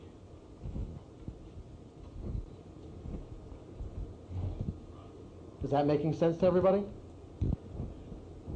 How you know you've dissipated all the conflicting energy is simply, I can get through a whole sample size, and you know what? I didn't have one conflicting thought. Every time my edge appeared, I did exactly what I needed to do. You scale down your size to your comfort. That's right. Now, we'll get into the details in a second. But yeah, I just wanted to get conceptually what was going on here. So if you get through those first maybe 6 or 7, and then you just say, I'm not doing this next and I don't care, do you just go ahead and finish your 20, or do you start over? No, you finish your 20. Well, I'll go through. And see, the thing is, here's what I mean by finish your 20 is that if whatever set of variables you use to define your edge in this 20 trade sample size, you can't change in the middle of a sample size. However, once the sample size is over with, you can go back and look at your results and say, you know what? You can tweak your variables at that point. And that's why we limit the number of trades, because you just might have a really dysfunctional set of variables to define your edge, and you don't want to keep on going indefinitely. What you want to do is you want to make the sample size large enough to adequately test your edge, small enough so that if it isn't a good edge, you're not losing an inordinate amount of money before you find out. So in the middle of a sample size, you can't make any changes whatsoever. At the end of a sample size, you can go back and then use your creative juices and possibly getting some inspiration on how you might change your variables to improve your results. I think that's really important, because I think even with myself in developing my own system, I would get stuck, but I wouldn't have enough sample size to really wait. I'd change things in between. Can't change things in between. Finish the sample size. If you don't get this trait on, then when the next time it rolls around, do your best to get that one on. Just keep on doing it until you can do it flawlessly. The execution of mental thought flawlessly, not the results. Yeah, not the results. Yeah, the results might be quite mediocre, as a matter of fact. As a matter of fact, if you can do these and end up scratching, paying for commissions, I think you're doing great. Now, just think about what I said. You can do a sample size and scratch or even pay for commissions. You're doing great. Okay? Great. I didn't say good. I said great. If you just do well enough to pay for commissions, you're doing great at the end of a sample size. Go ahead. Like two things kind of occur to me. They have two different sample sizes with two different strategies or techniques that I'm trying to perfect within myself. Can I mix them or just work on one at a time? I don't know. You confuse me. Okay, one of the things I want to do, and that I do now, is buy on the bid, buy a strong stop when it's pulling in on the bid, and I want to hold it against me longer. Okay. That would be a set of rules for one sample size. Okay. Now what's the other one? Hold my last 100 shares to go. Just hold it longer. Why can't you do it in the same sample size? Because one's two different functions. Well, that's why I don't. Yeah, because one's a function of taking profits. You're not mixing anything. We haven't gotten into taking profits yet. I haven't gotten into details on how to do this. I'm just talking about the concept right now. So it seems to me like, based on what you told me, unless I still have misunderstood, I don't know if you have. You can do both those things in the same sample size. Okay. But you'd only have one setup in the sample size? Only one setup. Right. Only one edge. Only one edge. Right. That was going to be my question. Okay. So, for an example, what I'm proposing is that, because a lot of you guys are stock traders, I trade futures, so if you trade futures, you're going to have to trade 3 of something, because what I'm proposing is that you, to satisfy one of the principles, is you have to pay yourself as the market makes money available to you. What I'm proposing that you do is learn how to scale out, which we'll get into in a minute. But I had to say that to set this up. So that means you have to trade at least 3 of something, so that you can scale out in thirds. Go ahead, Jake. Can I go ahead and do this methodology before I do the time thing, or at the same time? I'm not quite sure what to do. Well, you can do, yeah. Damn it, that's like, yeah, you can do really. You can do it at the same time. I can say you could set this up where you could satisfy both of them when you get right down to it. That's what okay. Supposed to ask. You're just adding a time dimension to your edge. I think I can. I agree. Yeah. Okay. Now, you don't have to trade 3 contracts. I mean, you can do this with 1 contract. Although, if you trade futures, but if you trade stocks, it's really easy, because you can divide the number of shares you trade into any fraction that you want. I mean, you can divide it into quarters, into thirds, or. How can you do it with less than 3 contracts? Just do it with 1. If you can't afford. Scale out. What? I know you can't scale out, but that's But if you're not at a point where that's the part that matters, what difference does it make? Just doing it 1 step at a time. Jake, when you get right down to it, if you can't stay in the market with a contract more than a tick or 2, what difference does it make if you got 3 on? Sometimes easier. I'm sorry, Jake, but it's like, it doesn't make a lot of difference, okay? You just might as well do it with 1.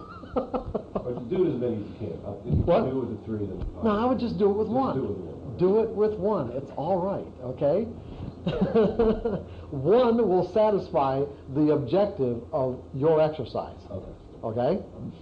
However, it will not satisfy one of the principles of consistency, but that's all right, because when you can do that exercise and do it flawlessly, then you can move to 3 contracts and then integrate the money management part of scaling out into it. Okay?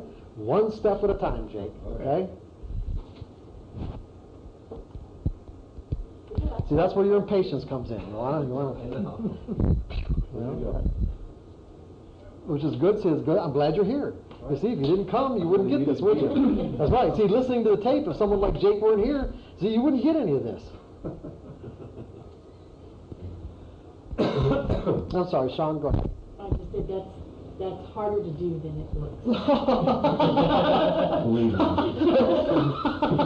I've tried it. Is that an understatement? Well, you just write it up there. Say, oh yeah. Yeah, right. I know it's Yeah, gonna be it could take people a year to make up their mind to do this. More. Easily, a year or more to get to the point where they make up their mind to do this. Easily. I would be surprised, actually, if there were more than 1 or 2 people that could walk out of this room and start doing this. No, I could attest to that. I'd be shocked. I really would. Go ahead. I was going to say, in your book you mentioned about the fact that there are sites, or there is one site where you can do... Wait, run a little bit louder, because I can hardly hear you, and I probably know the people on the tape probably can't either. In your book you mentioned that there's one sort of site where you can probably go through this without actually placing live trade. Oh yeah, you can use simulated brokerage accounts, or simulated brokerage service, put it that way. So that's not That's not true. Jim. No. If that's where you're at, If that's where you're at, then that's where you start. You're not dealing with any of the real emotions. Oh, yes, you are. That's not true. You think so? Oh, absolutely. No doubt about it. There are people that do not have to have the real money involved, and they feel exactly the same way, whether they're putting on a simulated brokerage account or a real one. Really? No difference whatsoever. Is there a site you can... Oh, there's AutoTrack, for one thing. you don't have to be a customer or anything? Oh, no. Well, no, that's what they do. That's their whole purpose. Their whole purpose is our simulated brokerage accounts. AutoTrack? AutoTrack. A-U-D-I-T. What? Say it again? A-U-D-I-T. Yeah, AUDITTRACK.com. There's 2 people talking. A-U-D-I-T. Audit. Audit. Audit. Audit. Yeah. Oh, just buy the book. All right. I can't afford it until I can't afford a book till I make money off of this. Okay. Okay. The other thing too is that there are a lot of brokerage firms that have online execution services that'll let you use them for 30 days without opening up an account. Also free, I was in a couple of competitions, stock competitions. You can do that, you just do, I can't remember the name, but there are a couple of them. Do a search and they do free, but they have a deadline for the end of the competition and you can just wait, Go ahead. In setting up the sample, the only thing that has to be consistent throughout the 20 is the edge. Yeah, the edge for entering the trade and how you define what a loss is. They have to be absolutely precise. Absolutely precise. You can have different stocks. You can have what? You can trade different stocks. You can trade different stocks. I mean, I wouldn't necessarily recommend that you do so. You can trade different stocks, but the edge has to be consistent, whatever the stock is. And again, it has to be precise. Entry and exit on the loss side have to be absolutely precise. Now, the other reason why a simulated brokerage account or like something like AuditTrack would be good for people is that it's a good way to forward test your edge. See, before you want to put your real money on the line, you may want to do 20 or 30 trades or 40 trades using a simulated account so you can see how well it works. Because some people don't have the sophistication to back test, and they don't have they don't even have the proper software, or want to go through the learning curve of learning how to do it appropriately anyway, or pay a back testing service. You don't have to do that. You can just forward test in a simulated account.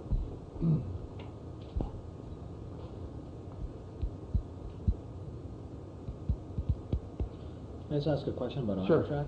Yeah. Is it basically a service whereby you're seeing live price data and you're putting the trades into a fictional account with X amount of dollars in it? I don't know that audit. See, I haven't. It's been many years since I've even seen their site, and so I don't really know what they have available right now. It's probably pretty sophisticated, but I just don't know that. Okay. But I do know that there are, like I said, there are brokerage firms that allow you to use their online execution, which will give you live data, and executions really live, but there's just no money behind it. It's it's a simulated account, and it's a perfect way to test a set of edges or an edge. Okay. If the strategy that I want to do the sample on, if the strategy that I'm trading now has 3 different edges, let's just say, breakouts, pullbacks, and something else. For the purpose of the test, I'm just choosing breakouts. Is that right? I'm just choosing one Pick out of one. whatever. Pick one you like the best. Just wanted to If make you sure. want to do 2, then do it based on different 2 different sample sizes. Just want to make sure. Thank you. Now the other thing is that since our loss, what we determine we need to risk, to see if our edge is going to work has to be precise. We can actually calculate in advance exactly how much I need to risk on all 20 trades, if all of them turned out to be losers, right? If under the unfortunate circumstances you had 20 losers in a row, which is pretty unlikely, but it's possible. Under those unfortunate circumstances, the accumulated amount of money of 20 losses in a row, you have to be able to afford, obviously. Utilizing a mechanical stop. And you couldn't get there if you were using breaks the low of the apply your day because you don't know where The stop has to be precise. Yeah. Okay, so in each case, so it has to be something that you can define in advance, that amount of money, and it should be consistent in each case. It really should. So like a dollar stop then? Well, I'm not saying picking an arbitrary dollar stop. It should be a stop based on technical indicators. Okay. Yeah, but even if it's using the prior day's low, you can just change your share size so you're risking $100 per trade or $200 per trade. That's true. You could do that too. Good point. Very good. Would you repeat that? Even if your exit is going to be the prior day's low, so for every trade it'll be a different fraction. It'll be 30 cents on one and 50 cents on the other. You can make each trade. You can say that you only want to risk $200, so that each trade you'll vary your share size. So if you're closing out at the prior day's low, you're still losing the same set of the same dollar value. Yeah, good. Yeah, thanks, Jeff. That's good.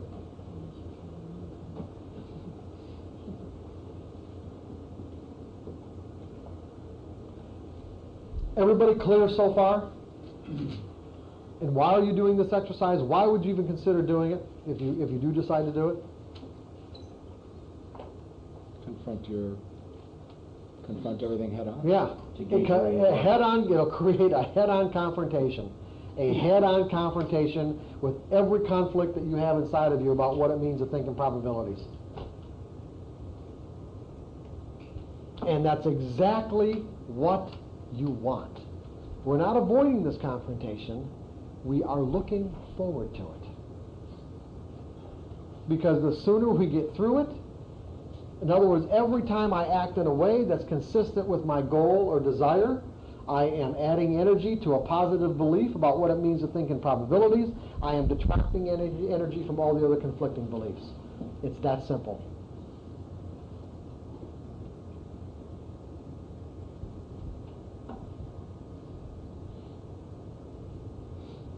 We are looking forward to the confrontation. Ready for a rumble. Is there like a support group we can call? Not a bad idea, actually. If you want to create one, go ahead. How many people come out the other end? What's that? How many people come out the other end? How many people come out what? Come out and make it through. Make it through. Oh, make it through the other, I don't know. Not that many people will even do it, really. I tried.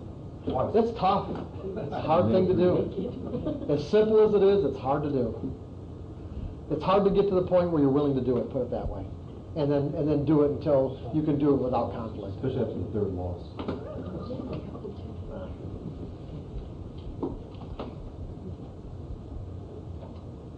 I can see the wheels rolling in Dave's brain. He's going to make everybody in his office go back and do this. Well, actually, I was thinking back to a time when I'd first gotten started as a trader. Someone who was far more experienced said to me, "You're never going to learn how to hit fastballs by hitting softballs." And I don't know if it really relates directly to that, but there was an element of truth to that, with the exception of the fact that you can't. What he was really defining, or what he was trying to point out to me, is you should trade larger on a per trade basis. But if you don't have the skills necessarily, you don't want to go in there swinging 1,000 shares if you're still learning. But maybe what he was trying to get through to me was something like this, or something on this level.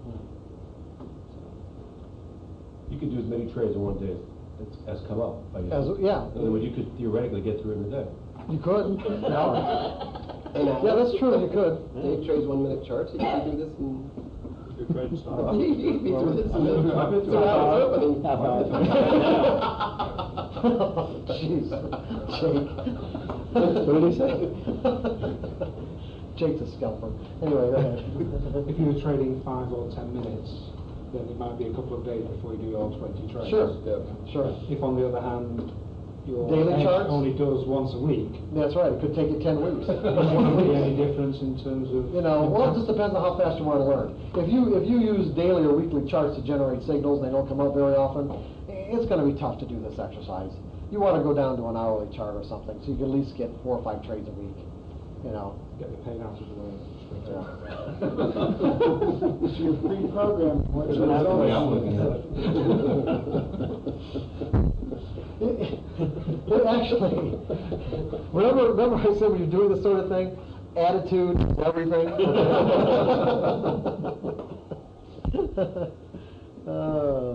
Getting comfortable with being in a state of discomfort, getting comfortable with being in a state of discomfort would help you a lot. Because the more comfortable you are or get with being uncomfortable, the faster the discomfort leaves, where it just becomes a natural sequence of events, meaning that I intend to neutralize this belief, install this belief, and there's no discomfort at all anymore. Whereas initially in this process, neutralizing beliefs can create some degree of discomfort for a while, because in some ways it can be a little disorienting. It's like if you really effectively knock the energy out of something, it's like a part of your identity is gone for a little while, and you kind of get used to it and everything's fine, and you just kind of say, okay, this is who I am now. But the more you do it, the easier it gets, and the less discomfort there is. In fact, there doesn't have to be any discomfort at all. Could it create feelings of anxiety as the beliefs are like? Well, I guess it's hard to say. I mean, everyone's probably going to be a little bit different.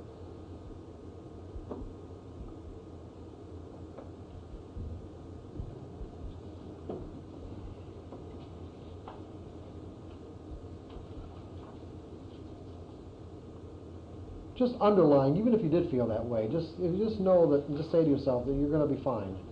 That you're just stepping into a new version of yourself. That's all. Because you're going to be fine. I'm just stepping into a new version of myself. Okay, a much greater version. I'm stepping into a greater version of myself, and I will be fine. And you will. You really will. You guys ready to go again? Yeah. One of the things we were talking about while everyone else was talking was that John also did Evelyn Wood's reading dynamics, and I asked him to experience the same thing. And go ahead, John. Oh, yeah, and actually I was mentioning comprehension was better too, but it was the same thing. Once I stopped reading, when I got out of college, I stopped reading. I went home for the summer, came back in the fall, and it was gone. I don't think I ever got to the aha point. And one other thing I mentioned too is that years later I saw a TV program, one of these kind of Amazing Feet kind of TV programs where they took a guy who claimed to, I guess they measured them at about maybe 25 to 30,000 words a minute. And what they did to confirm it is that they picked out randomly some books, some very obscure books out of the Library of Congress or something, and then put them in front of a video camera to have them read this stack of books in a very short period of time, or something the equivalent to how many words there were, you know, based on the amount of time, and then asked them, you know, detailed questions about what he read, and he did it. How do you turn the pages at that rate? That's another thing you got to learn how to do is turn pages really fast. And they're also big books. That was it too. It was very small print and really big books. So he could, in fact, like where you could have, you know, like several thousand words on a page, you know, so that you don't have to. That's the other thing I remember. They were really big books. What? The big pages make it easier. Yeah, the big pages make it easier to turn. So otherwise, you couldn't be reading these pocketbook novels at 30,000 words a minute because you really couldn't turn the pages fast enough.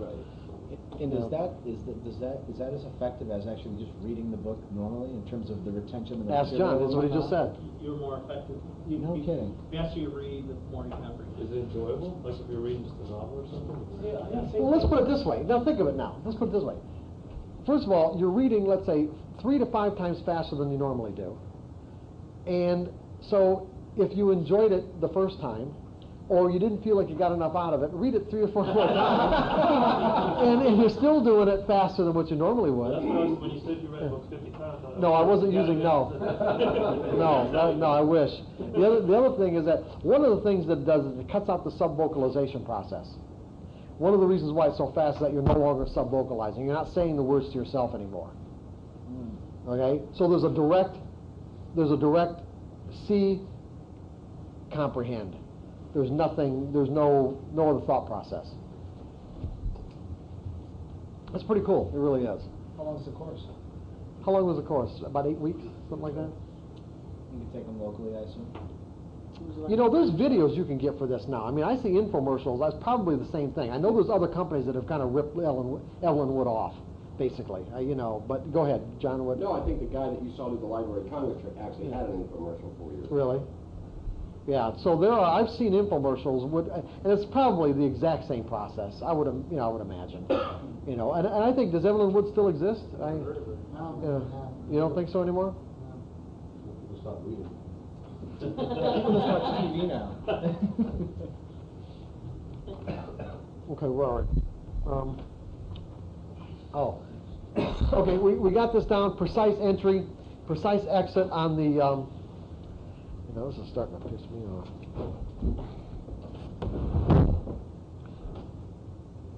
off. Precise entry, precise exit on the loss side.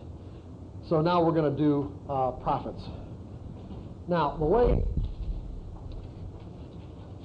when I started trading like back in either 1978 or 1979, I don't remember which. And when I moved to Chicago and went to work for Merrill Lynch at the Board of Trade, I was trading a lot of silver. And there were two things that acted, two things that kind of came together that caused me to think about this whole idea of scaling out of a position. In other words, when you put a position on, divide it into fractions, and then take money as the market makes it available. The first thing that happened is that back in the early 70s, it was like 1971 or 72, I went to Las Vegas for the first time. I think I was only maybe, how old would I have been? Maybe 23 years old. But before I went, I got this book by a guy by the name of Dr. Edward Thorp called Beat the Dealer. Anybody know this book? Anybody read it? Okay. John? You? No? Okay. Anyway, this guy was a mathematician. He's the one that started the whole blackjack card counting craze. Edward Thorp's the guy that did it. And what he did is he went through, based on, you know, the primitive computers that existed back then, and he said that you could take, you know, a basic playing strategy in blackjack. It wasn't actually basic. And based on the consistency of the deck, and how do you know the consistency of the deck? You have to learn how to count the cards. And back in Vegas at that time, they predominantly played one deck games, so it was very easy to keep track of the cards. So what you basically did was you had to keep track of how many face cards and tens were in the deck in relationship to all the rest of the cards and the aces. And so you had a plus-minus count. You kept this plus-minus count in your mind. And then what he had 4 basic tables that consisted of whatever the dealer's up card was in relationship to your 2-card total, in relationship to the card count, whether you would double down, whether you would split your cards, you know, if you split 2s, split 3s, split 4s, 8s or aces, and or whether you took a hit or not. So what I did is I memorized all the tables, and then I practiced for months counting cards. I'd flip the cards as fast as I could and see how fast I could keep the count, okay? And then I even, and this is like back in the early 70s, I even did my own self-hypnosis tape. And the tape consisted of the fact that I was telling myself that I wouldn't get distracted, that, you know, because the books would say, you know, they're going to give you drinks, they're going to do this, they're going to try to do everything to take away, you know, your ability to stay focused. And so I did the self-hypnosis tape and said I was a winner and all this kind of good stuff, right? So I went to Vegas to test this whole thing out, and I tell you, I could not lose. I really mean that. I had winning streaks of 15, 16 winning hands in a row, getting blackjacks like crazy. I mean, I was just really lucky. I did what I needed to do. I mean, I shouldn't say I was just, not only was I lucky, I mean, I was following my rules, I was doing all the right things. However, I didn't have any money management, meaning that I was just betting one unit at a time. I wasn't increasing my bets. I wasn't taking advantage of the fact that I had all these great winning streaks going. And the next thing that I did, too, which was typical, is that once I was winning in blackjack, I started pissing around with craps and roulette and other games and pissed my money away, okay? So I did. I lost almost all my money on all these other games. And so, and this really could be like out of a movie. I swear, I look back on this event, it was really like out of a movie. And so it was like, my dad and I went with my dad, and we had about maybe an hour or two left before we had to leave for the airport. And I only had like, I think maybe 50 or 60 bucks left. That was it to gamble with. And so I sat down at a table with a guy who was playing from $100 to $1,000 a hand. He had all black, he was playing black chips, the $100 chips, I don't remember the casino we were at. And so I sat, I don't know if I sat exactly right next to him, but we played for a while, and we were the only ones at the table. And he saw the way I was playing, and he probably assumed I was counting cards or something, I don't know. But he really liked the way I was playing, and he got up from the table and kind of tapped me on the shoulder, and he kind of put his arm around me. He was a professional gambler, he was a professional blackjack player. He was like, hey kid, I'm going to teach you something here, okay? I like you, I like what you're doing, I'm going to teach you something. You listen to me, follow me, right? And so why are you pointing at John? What's going on here? I did this. I actually took lessons from a guy who put me under his wing and funded the team. So we all shared this event. Oh, really? Oh, okay. I used to count cards, but not like he did. So you know exactly what I'm talking about here. Okay. So anyway, he taught me this money management technique called 1, 2, 3, 5, 5, 10. And here goes. I should have set this up in advance. So it's gonna take me a minute. Let's see. 1, 2, 3, 4, 5, 6, 7, 8, 9, 10.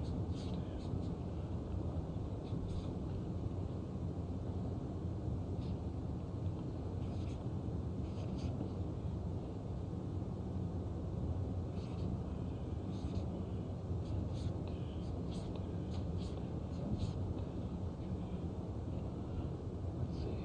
Oh, I should have done it. Let's see.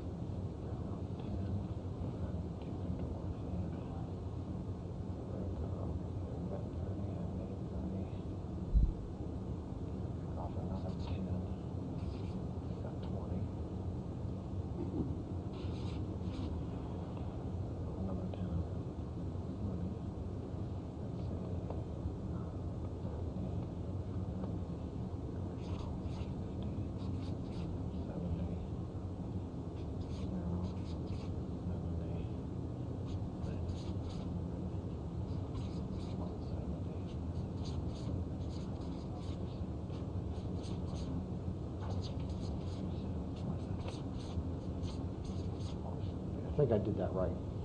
Okay, here's the concept behind this. Now, he didn't explain the concept, he just told me how to do it.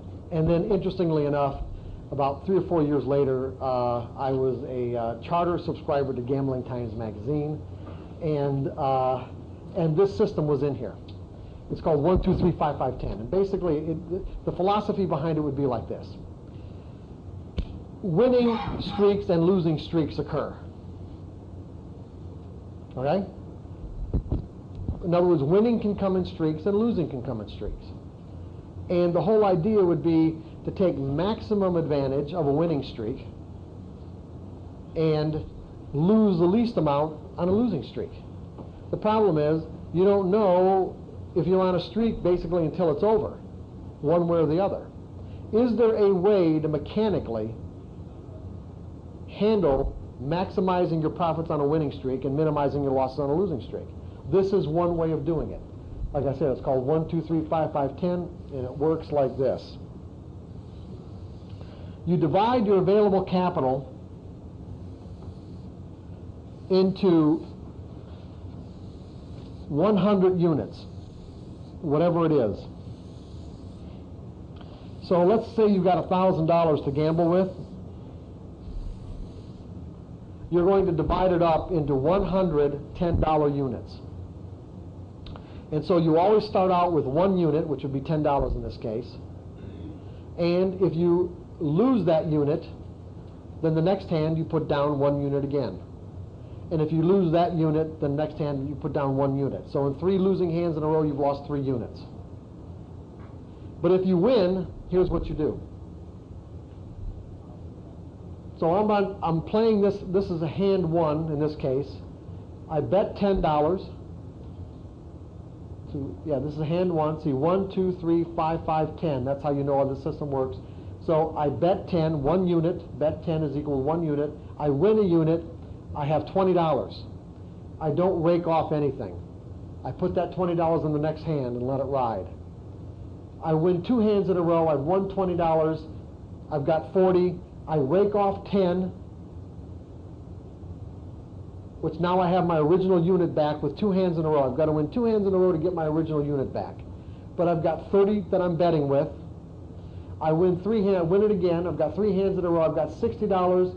I take off another 10. Now I need 3 hands in a row to make a 1 unit profit. But on my 4th hand, I've got $50 bet. I make $50. I've got $100. I rake off 50. So 4 hands in a row winning, I've got 7 units or $70. On the 5th hand, I bet 50. I make 50. I get 100. I don't rake off anything.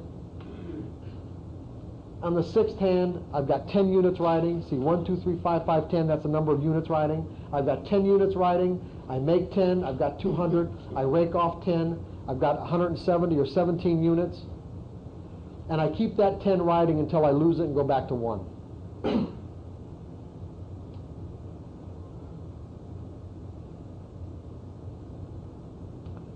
It automatically takes care of the winning streak by maximizing my profits on a winning streak without me knowing that I'm on a winning streak, minimizing my losses on a losing streak without even knowing it, because on a losing streak I'm only losing 1 unit at a time. Using this kind of, and you can do any combination you want, by the way. He taught me 1, 2, 3, 5, 5, 10. You can do other combinations of this. And mathematically, I don't really know what's best. I really don't. All I'm saying is that, but this does work. If you go to Vegas or someplace where there's a casino and try this out and follow the rules, do it. It works, it really does. Because what this is not taking into consideration, this particular example, it isn't taking into consideration the times, for an example, you might have 100, you might have 100, or might have $50, 5 units riding, and you get an opportunity to split your hand or double down and you win again. Stay with it, just take the additional profits off. But see, those circumstances, in this area right here, when you've got 1, 2, 3, or 5 units riding, in any of these circumstances where you get an opportunity to double down or split your hand and win, it just magnifies the outcome.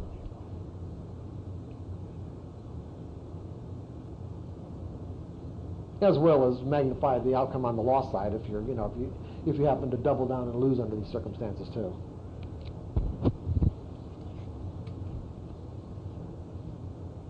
So, from this experience,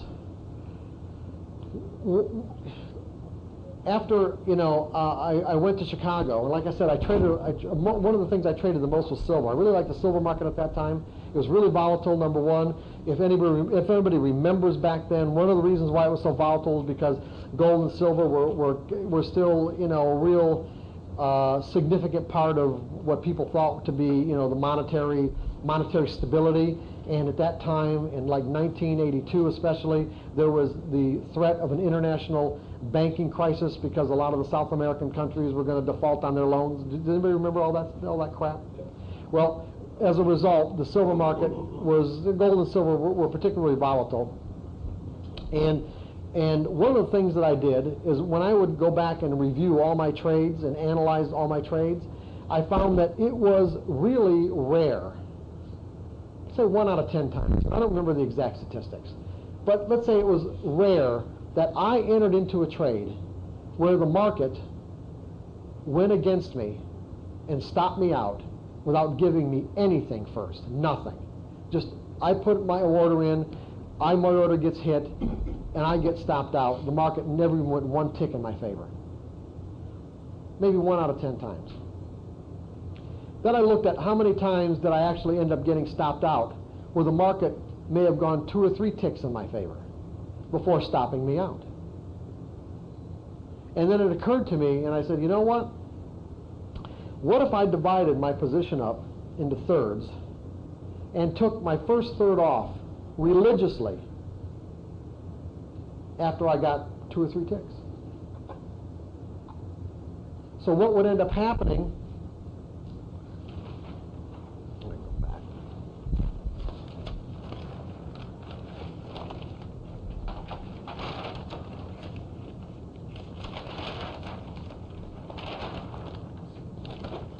Oh, maybe the same. This isn't going to be so good. So what would end up happening is that if I put on 3 contracts right here at support, if I got, let's say, 5 cents on one of them, I took that 5 cents off every single time. Not only did it reduce my risk if I ended up getting stopped out on the last 2/3 of my position, it ended up overall paying for my expenses. Doing this every single time without hesitation ended up paying for my expenses. In the event you got stopped out. Yeah, I don't mean in this particular trade. It wouldn't pay for my expenses because the amount of profit right here wouldn't pay for the loss on the last 2/3. That's not what I mean. I mean overall, accumulatively, yes, whatever. It ended up paying for my expenses by always taking this first third. So you take a third after 2 or 3 ticks, did you say? And I had in silver at that time, I think it was 5 cents. So it's going to be different every market, by the way. I'm not. Some percentage then of. Yeah, some small percentage, right? Percentage of what your stop is. No, it had nothing to do with where my stop was. It just had to do with the way the volatility of the silver market, and my assessment of what the possibilities, what generally the possibilities were in most cases. In other words, based on the way I defined support at that time, I would almost always get at least, except for under rare circumstances, always get at least 5 cents before it stopped me out, if it was going to stop me out at all. Which, let's say that happened, let's say 40% of the time. And then the other 10% of the time, I got stopped out without getting anything. Where I got stopped out on my whole position. Now, this whole concept was based on what I learned from this guy in Vegas. Because I'm thinking to myself, when I get into a trade, I don't know how far this market's going to go in my favor. And so what I wanted to do was maximize, from a philosophical perspective, basically what I was thinking, I want to maximize my profits on a winning trade, minimize my losses on a losing trade, when I don't know how much I'm ever going to get. Yes, one thing I've never quite figured out, is how do you really minimize the losses when you're going at a trade at once? Well, I'm not sure if when you're initiating, the trade with your full amount of contracts, right? Yeah. You're going in with 3. Right. So if you're like, like you say, get into like a series of losses because of the markets or whatever, how can you minimize that? You just can't, only in relationship to your risk to reward ratio. That's, in other words, it's not minimizing it the same as in the example. The example that I gave you for the blackjack was just philosophically. I know that. Okay? But I'm still not sure what you're asking me, Jake. No, I'm just wondering if there's another way besides going in, like scaling in, or you have to just go in with your full. You can scale in. It seems to me to be a lot of trouble to do that, but it's, if you want to. But see, the problem is, Jake, is this: it's not a matter. You wouldn't even be asking the question if you've accepted the risk. Now think about why you're even asking this question in the first place. What are you trying to do? By asking the question, what you're in essence saying to me is that I'm trying to avoid the risk in some way. Or minimize the risk. Well, so is what you're saying to me is that you can't afford to trade? No, I just was wondering if you ever thought about another way of getting into it without having the full position on it. That's all. Well, no, you can scale into a position, but again, it's like take the available capital that you have to trade with, and if you can afford to lose that available capital, then reconcile. Don't trade until you're reconciled that you can spend that amount of money. Then you won't even be worried about whether or not you're minimizing your risk. You minimize your risk based on your ability to make an assessment as to how far the market has to move against you to find out if that edge is going to work. That's how you minimize your risk. Now, from a money management perspective, if you're uncomfortable, if you're legitimately uncomfortable trading more than, let's say, the minimum amount for this exercise, which was 3, then don't do it. Really, don't do it until you're comfortable. And that's the only way that I know of to minimize the risk, other than the way you define an edge consistently gives you at least a 2-to-1 to 3-to-1 risk to reward ratio. Yeah, so in other words, you tested it enough in your own trading with Silver to know that most of the time it's going to work. That's exactly what I said. Yeah, that I analyzed my trades. And found that if I was going to get stopped out, let's say that 40% of the time 50% of the time that I ended up getting stopped out of the trade, the market gave me something first. It just didn't go. I just didn't get in here and it did this. Right. It went like this and then this, okay? And I thought, you know what, if I take off a percentage of my position when I get this, that it'll make a huge difference in my results overall. And it did. Because remember, now I'm only getting stopped out on 2/3 of my position. I've eliminated 1/3 of the actual risk. And I've also booked some profits. Right. Okay? Yeah, so it really minimizes my losses. Right. And so now I've got 2/3 of my position still on. What am I going to do?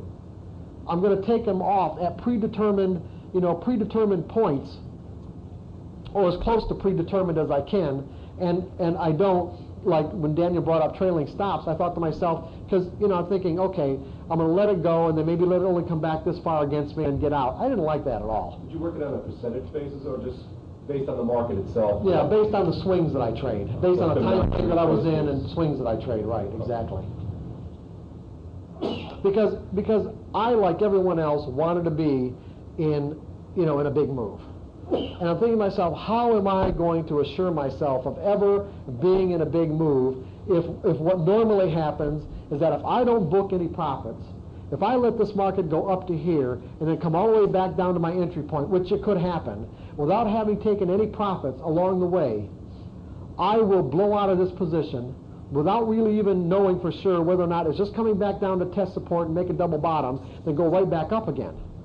And that happens a lot. And so it happened enough times where I said, that really pissed me off. Because it was extremely difficult to stay in, because I didn't want to break a rule that says I'm not going to take what was a winning position and let it go into a loser without having taken any money at all. It was bad enough I didn't take any money. I'm not going to let it go into a loser. So even though, based on, let's say, my technical expertise, I could have said, well, it's probably just making a double bottom. Emotionally, I couldn't let myself lose money on that trade. And so I'd get out of it until I started scaling out. And then if it came back, I didn't care. Because at the very least, if I wanted to scratch it, I would. In many cases, I wouldn't even do that. I'd still let it define itself based on my original risk point on that last contract or that last third of the position. You would never move it to break even? Oh yeah, I would move it to break even. I'm not saying I never moved it to break even, but after the second one was off, I'd move it to break even for sure. But taking that first third. The first third, was right. what allowed you to overcome that. Yes, right. Taking the first third. And see, the thing is, here's what's really important from this psychologically too, is that one, remember there's a couple of things. One, what's the primary objective? What is our primary objective? Oh, come on, Greg. You did that on purpose, right? Oh, okay. Well, oh my. Anyway, what's our primary objective? Consistently successful. What? Yeah. Remember the belief, to create a belief that I'm a consistently successful trader? Remember remember this? that's where we're at in the book, if you guys recall. All right? Yeah, that was the primary objective. And if that's the primary objective, then for me to install a belief like that, I essentially have to create experiences of consistent success, do I not? Yes. And so therefore every time I take part of my position off as a winner, am I not making myself a winner? And by making myself a winner, am I not adding energy to a belief that says I'm a consistent winner? And therefore, that's exactly what will happen. And by doing this, it also gave me the psychological resources, because now I'm in a carefree situation, a risk-free situation. I don't have really any money at risk right now, except the last third of my position based on the amount of profits I have. Those profits are mine, and I do look at that as being at risk. In other words, when I'm in a position, I feel like I'm obligated to make a constant, never-ending assessments as to the risk-to-reward ratio. Think about this. As traders, we are obligated to make trading subjectively, or even mechanically for that matter. And this is what makes trading so hard. This is what makes taking profits so difficult, is because we are obligated to make these constant, never-ending assessments as to what the risk-to-reward ratio is in any given moment. Because if the market's going in my favor, I am at market risk to giving all these profits back, am I not? Mm-hmm. So I have to say to myself, how much of what I've already gotten am I willing to risk to find out if it does this, to find out if it does this, to find out if it does this? And what's the potential?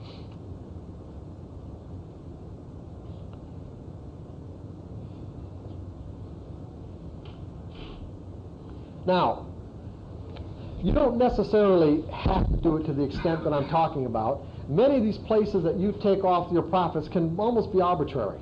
They really can. Educated guesses, E-D-G-U. E-D-G-E-U, educated guesses, educated. Just do it, as Nike would say. Just scale out. But I like scaling out at places where it looks to me like the market will give me a little bit of a retracement, meaning that if I'm going to move from here to here, or if I'm going to move to here, what I'm doing is I've got this high and this low, and I'm looking at my fib, my 786, my 618, my 50%, my 382, and I'm looking how it behaves at each one of these spots. And so I'm saying, what's the potential based on this wave right here of it getting up to a 50% or a 618? And at the very least, I'm going to have my second contract or my second third off by then. Instead of waiting for it to come back as a trailing stop, I'm going to look for it all. Take it off at 618. Oh yeah, sure. Then you've got the rest left over to see if it. Yeah, the rest left over to see if 100%. to see if I get at least a 127 up here. Right. A 127 of this move right here, like this. See if it even goes through. And other times, what I'll do too, even though I haven't done this in years actually, but I used to do this, is that I would take it off right under this support, this resistance spot right here, and then re-enter on a buy stop. So I was see, because in essence I'm saying, am I willing to risk all this to find out if I can get this? Because if it goes through here, chances are it's going to keep on going and give me a 127, right, at least. But am I willing to risk all that just to see if it does that? In other words, am I willing to give up this opportunity? This is opportunity cost right here. The opportunity cost of this, I'm willing to give up to book all of this. Right. And that just made all the sense in the world to me. And I and as far as my, one second, John, Yep. and as far as my customers at Merrill Lynch that did the same things as me at that time, this saved us an enormous amount of money by doing this.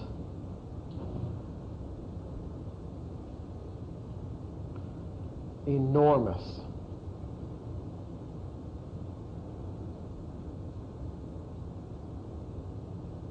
John, go ahead. So you're just going to take your last third if you have your breakthrough for your next leg up. You're just going to take your Oh, last I'll third. re-enter the whole position. Oh, you would? Oh, yeah, just as a breakout trade then. It becomes a new trade. It becomes a new trade. Not, So- okay. Yeah, go ahead. It's not like, oh my gosh, it's going more. It's a brand new decision. It's a brand new decision trade, right? Just as if I take it off at a 786 and I get it, now depending on the swing, if you're trading 2-minute charts, I'm not going to be doing this. And see, the problem is I trade 2-minute charts now. So whereas before I used to trade daily charts. So what do you do now? What? So what do you do now?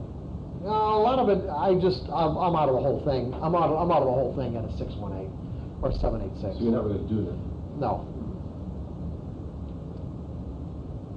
No, but on a daily chart, what I would do is that if I got, say the market did go up to like a 786, I would, if it came back down and I got another swing where I'm getting it like this, I would re-enter the whole position. If I got an isolated low right here, I'd put on the whole thing again as another trade, based on whatever kind of retracement I was looking at.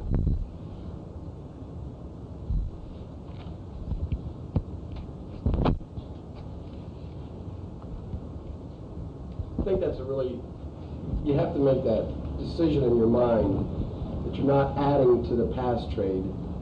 It's a new trade. It's a new trade. Yeah, I'm already out of this, though. Keep in mind, John, I'm already out of this. I've already booked my profits. I'm making a decision based on this retracement as a brand new trade. This is the decision-making process that's based as a brand new trade. But as an amateur, we could make the mistake of not pulling that last third, see that breakthrough, go back in, and mentally get into it's a continuation of the first trade. If you could do that, just as long as you only added on 2/3. Right. You've already got a third on. Okay, so see the problem. Well, it doesn't have to be a problem, but yeah, you're not going to add the whole thing back on. You're not going to add another whole position. You add on 2/3 of the position because you've already got a third on. And the other thing, I'm glad I just popped in my brain again, is that not only are you making yourself a consistent winner, you're creating these experiences of consistency. I am a consistent winner because you're constantly booking profits as the market makes it available to you. The only drawback to this is that if the market really gives you a monster move, you might have the tendency to say to yourself, oh, I wish I had my whole position on. Which I found over the years teaching people this, that's typically the reason why they won't do it. This is one of the most important concepts you can learn as a trader. Other than all the other stuff we were teaching about thinking probabilities, in terms of taking profits, I can't stress how important this is. What if you're like on a 5-minute time frame? You can maybe do two units and still try to get some of that concept to work? That's the question's too vague, Jake. I don't know what you mean. When you say a 5-minute time frame, I don't know what kind of swings you're trading. No, I said like for example, you mentioned you're using 2-minute time frame. Right. Now, so that's I trade a 2-minute chart. Yeah. Right, so I trade the patterns that a 2-minute chart gives me. Right. So it's hard to scale out 3 units on a 2-minute time frame, right? No, it's not hard to divide it into thirds. I just don't do it the way I did it on a daily chart, based on these retracements that, because this, in a lot of cases, it's just noise.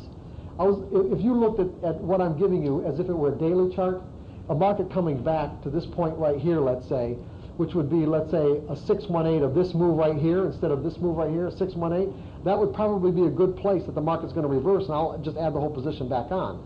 On a 2-minute chart, if the market does this, or let's say, you know, the market does this on a daily chart and comes back to this, that would still be a good trade. On a 2-minute chart, that might only be, you know, 2 S&P points. You know, it's not, there's not enough there. That's what I'm saying, okay? I think on that 2-minute time frame, I can relate really well to that. You know, if it's, there's no need to put a stop. The market stop going up. Oh yeah, right. Yeah, and I don't put stops in the market. I mean, I just get out. You know. Now, if you don't trust yourself to just get out, then you got to put stops in the market. Now, the other thing that makes it so important is that if you resist, you find yourself resisting scaling out, if, and this is predicated on, you understand the underlying dynamics of what I'm saying here in terms of its importance to establish a belief in your own consistency, and you find yourself resisting doing it, what would that tell you about your mental makeup? Or in any given moment, if you're in the market, you're in a winning trade, and you find yourself, resisting doing it. The conflict, yes, but that what? Your belief. You're convinced it's going to keep on going. Oh. Okay? You would virtually have to be convinced it's going to keep on going, which in essence means that you think you know what's going to happen next.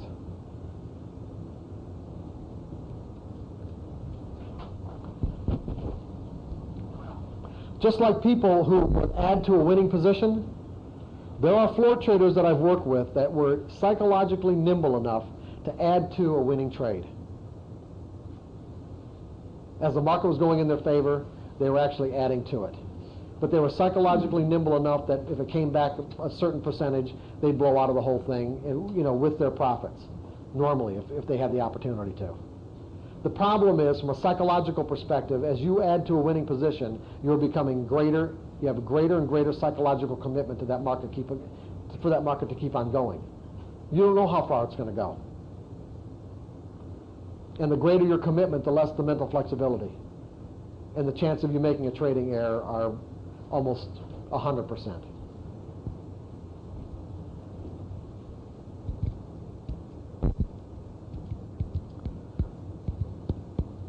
How are we doing time-wise? 3:20. 3:20. Ooh, my. Longer than I thought. Okay. I'm trading stocks. Well, first of all, I use the 1, 2, 3, 5, 5, 10 just as a concept, as an analogy to show conceptually why it was so important to use a money management regimen that did it for you automatically. In other words, what I'm really saying is that do I really have to know how far a market is going to go in my favor to be able to book consistent profits? No, I don't. Just like I didn't have to know how much of a winning streak I might get in blackjack to book consistent profits. And to maximize it at the same time. Now, based on what I just said, what is your question? Because I didn't understand it. I understand how you'd implement something like that with a single hand of blackjack, because you only have one. You're only making one bet at one time. Okay. But if I'm making 10 bets at one time, how do you? In blackjack or in trading? I'm trading stocks. Okay, then relate it to the stocks then. Just tell me. I've got 10 different positions I'm putting on in 10 different stocks. For 10 different reasons, 10 different edges? It could all be the same edge. All the same edge, okay. I don't know how many of them are going to be winners. Right. But what do you know? At the time I put them on, I don't know what's going to happen. But what do you know? About anything. What do you know? What do you know? When you put these 10 positions on, what do you know? They meet the criteria of my edge, and so I put those. And what else do you know? I know much of the risk. I know what my targets are. Then again, I don't really know what you're asking me. It sounded like maybe I didn't understand the way the 1, 2, 3, 5, 5 work, but it sounded like you were increasing your risk as you generated more profits. Or did I not understand that? Oh no, yeah, you're right. You're right. Okay, now I understand what you're saying. Okay. Don't relate this directly one-to-one. It's just a concept that just using as an analogy. You're right. Based on the 1, 2, 3, 5, 5, 10, it would seem as if I am actually increasing my position if I relate it to trading. Right. And I'm not doing that. I'm actually doing the opposite. The difference is the only thing that really relates directly is the fact that we're talking in terms of streaks. Okay. A streak of wins in blackjack relates to a trend, a streak in your favor. That's all the analogy gave you, okay? Was streak for streak. But in this case, I'm scaling out of the streak in my favor, using a scaling out money management technique to assure myself that I will be a consistent winner. And then, but what this example gave you was that it assured you that you would minimize your losses on a losing streak, okay? Not necessarily completely maximize your winnings on a winning streak, but give you so much more in a winning streak than what you lose on a losing streak that overall you're going to come up on that winner. Right. You could apply that if you just traded one position. You could apply that same thing. I'm not sure how. I don't know. Are you not raising your risk there when you're playing blackjack with each hand? No, not really. No, absolutely not. Profits, but well, how can I be raising my risk if once I'm past the second hand, I've already booked. By the second hand, I've already booked 10. I agree. So raising your bet. I'm raising my bet, but not my risk. Right. See, the difference between what you were saying is if you raise your bet in a stock, you turn over one hand, you're always at risk the hand that you put. No, I can raise my bet. I can raise my bet. The problem is if I put on 10 positions right now all at once, then I have no idea where I fall. It doesn't. I was just curious. I think you have the same problem I have, too. I still haven't really reconciled how to really do this yet. Because if you put on your full position, you're at maximum risk. Well, it's not the full position. Is that what you're saying? No, I mean, here, in order to decide how much to bet, you have to know what happened in the last hand, right? It's predicated on the last hand, absolutely. Right, but if I put 10 positions on, I don't have a last hand until one of them starts to come off. Okay. And that's all. The only thing I'd say, George, is do not relate trading to this, okay? In your case, forget this, okay? Just do it with blackjack, okay? I thought you had some way I could just continue to raise my bet, so. Yes, there is. No, there is. And would you bring up a very important point? Because doing it this way, what it does is that as you increase this, the strength of this belief in your mental system that I'm a consistently successful trader, what you do then is increase your size. Sure. So instead of starting out with 300 shares, let's say, and dividing them into thirds, after you get to the point where you can do this and do it without error and do it without conflict, then you divide 1,000 share position up, right. And then you go to 3,000 shares, and then you go to 10,000 shares or whatever. Percentage of capital, and as the capital goes up, then you exactly maximum dollar loss per trade. Exactly right. Divided into shares. Right. So that when you do get some of these moves, even that last third, you're piling up some big dough. So does that help you, Jake? Well, I'm not sure where you're still confused. No, I'm just trying to, because of the time frame I'm in, because I'm just trying to figure out how do I really utilize Jake, but the thing is, Jake, you already know what to do. There is nothing else you need to do right now, and I'm serious about that. You can't really scale out with 3 contracts on the spot. Jake, you shouldn't even be trading 3 contracts. I know I'm not going to do that immediately. Let's talk about that. Jake, then don't worry about what you need to do later on. Okay. Just do what you need to do now. Okay, I'm really serious about this. Okay. 1 contract, do the exercise, forget about everything else. Okay. Okay? Because I'm telling you, Jake, the only reason why you're going through this mental masturbation is you're trying to talk yourself out of doing this. You really are, and I'm serious about this. Probably right. Here, write him a prescription. Dr. Douglas says. Okay? Okay. When Jake, as these things start to come to your mind, your task now is to say to yourself, I understand, I may not understand exactly where this is coming from, but I understand the implications. You should be writing this down, Jake.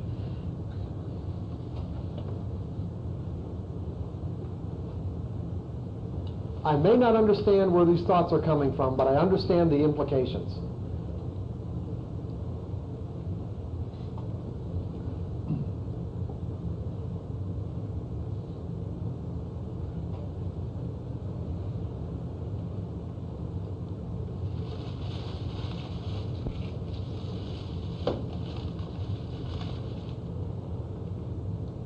And I am committed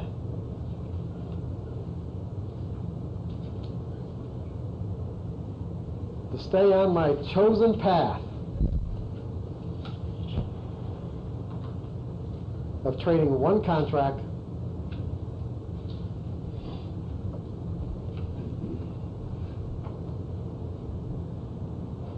using the time exercise as you have already designed it.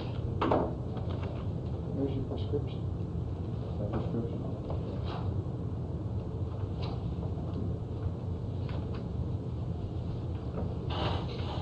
So, Jake, when these conflicting thoughts come up, just say that to yourself. Just refocus, redirect your focus. Okay. Because that's what they are. They're just conflicting thoughts, in essence, trying to talk you out of what you need to do, trying to talk yourself out of what you need to do. Count breaths. Okay? You're welcome. I just have a quick announcement. If there's anyone who hasn't checked out yet, it's almost 3:30. They're gonna be changing the locks soon. Okay, let's take about a 15-minute break. That'll give you guys enough time, 15, 20 minutes? Yeah. Come on back. Excuse me, we'll finish up. Okay. Mom? Yes. I'm going to get my wife, just wanted to come and get one. She can come in the room. She can come in if you want to wait. But, Yeah, you can either call them and they can start it for you, or you can get under. Oh, I see. Oh, I see.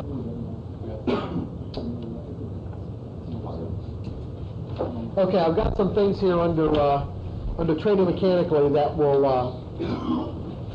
that I just want to review. We've really talked about a lot of this already. You're going to commit yourself to train a mechanical system in a predefined sample sizes to cause this head-on collision between the variables that define your edge and any mental forces that are in conflict with the 7 principles of consistency.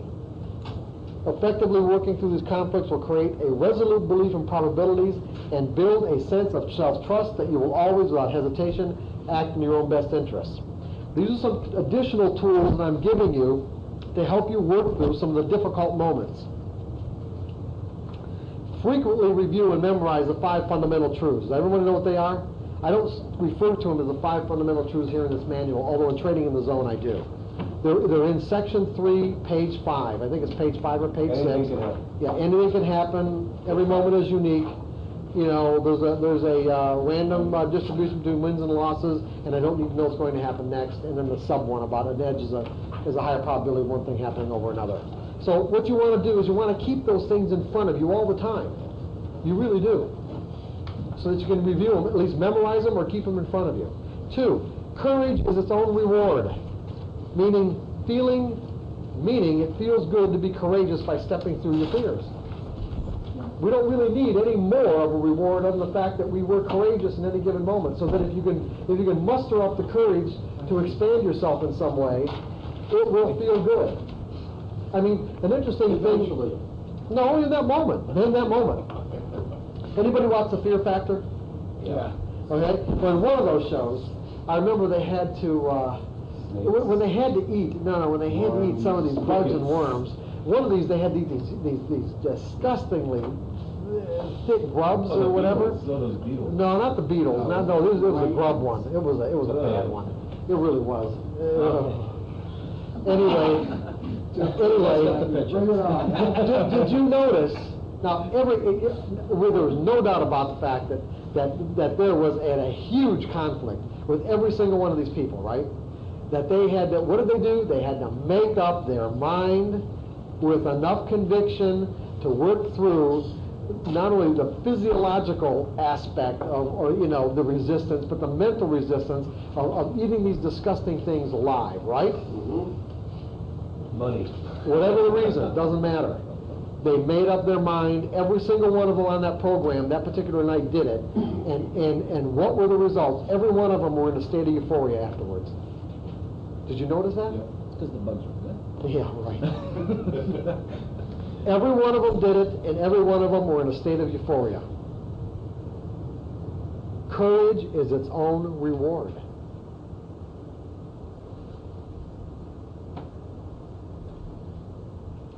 Monitor your thoughts and actions and constantly ask yourself, is this who I am? When you're monitoring your thoughts and about to do something based on what you're thinking, and now you're catching yourself because you're doing that counting exercise, you can ask yourself, is this who I am? Is this who I want to be? Is this an expression? Is this an expression? Is what I'm about to think, say, or do an expression of who I want to be? Because if you want to be that consistently successful trader, if that's what you want to install in your mental environment as a functional part of your identity, then what you're going to want to do is constantly be asking yourself, is what I'm going to do in this moment going to contribute to or detract from that belief? Because everything we think, say, or do contributes to a belief in something.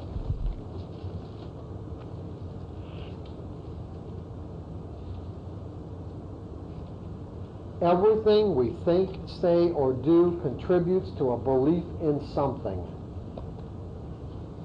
So if you want to be that consistently successful trader, you want to start paying attention to make sure that you are thinking, saying, or doing something that contributes to that belief.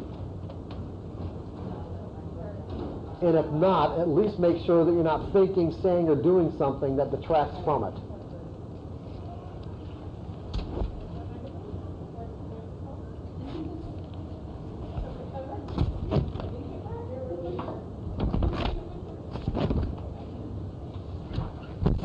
Trading subjectively.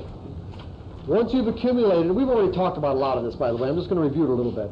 Once you've accumulated the appropriate mental skills, you can move into the subjective stage of trading.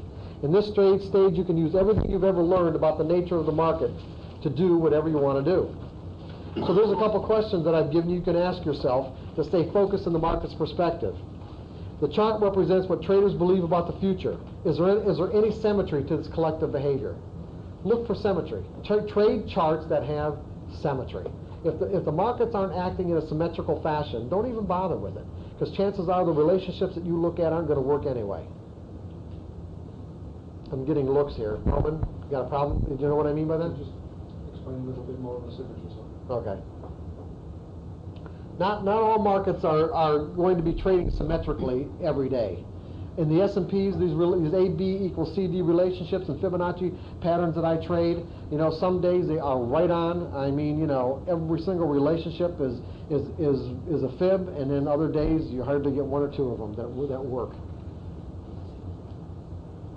You'd have to sit there all day to catch the one that does. And so you just look at it and say, based on the present symmetry, where is there likely to be the greatest degree of imbalance between traders who believe the market's going up and those who believe it's going down? Because that's all it really is. All price movement is a function of what traders believe about the future. So you can draw even a trend line. Just draw a simple trend line. And the longer the line, meaning in the higher the time frame, the more significant if the market trades below or above that line. Because that line represents symmetry. That line represents where the imbalance is in a particular direction. If the market can all of a sudden start trading below a really valid trend line, that's powerful. The symmetry's been broken. And therefore, what you've got is a high probability that the imbalance between buyers and sellers has shifted dramatically or significantly enough for you to put on a position in that direction. Always ask yourself, what's possible? How probable is each possibility? And how much is it going to cost me to find out? And take the obvious and easy trades. Really, just take the easy and obvious ones. They're there. They really are. Don't make it complicated. Sometimes it seems as if some of the trades are so obvious that it just can't be real.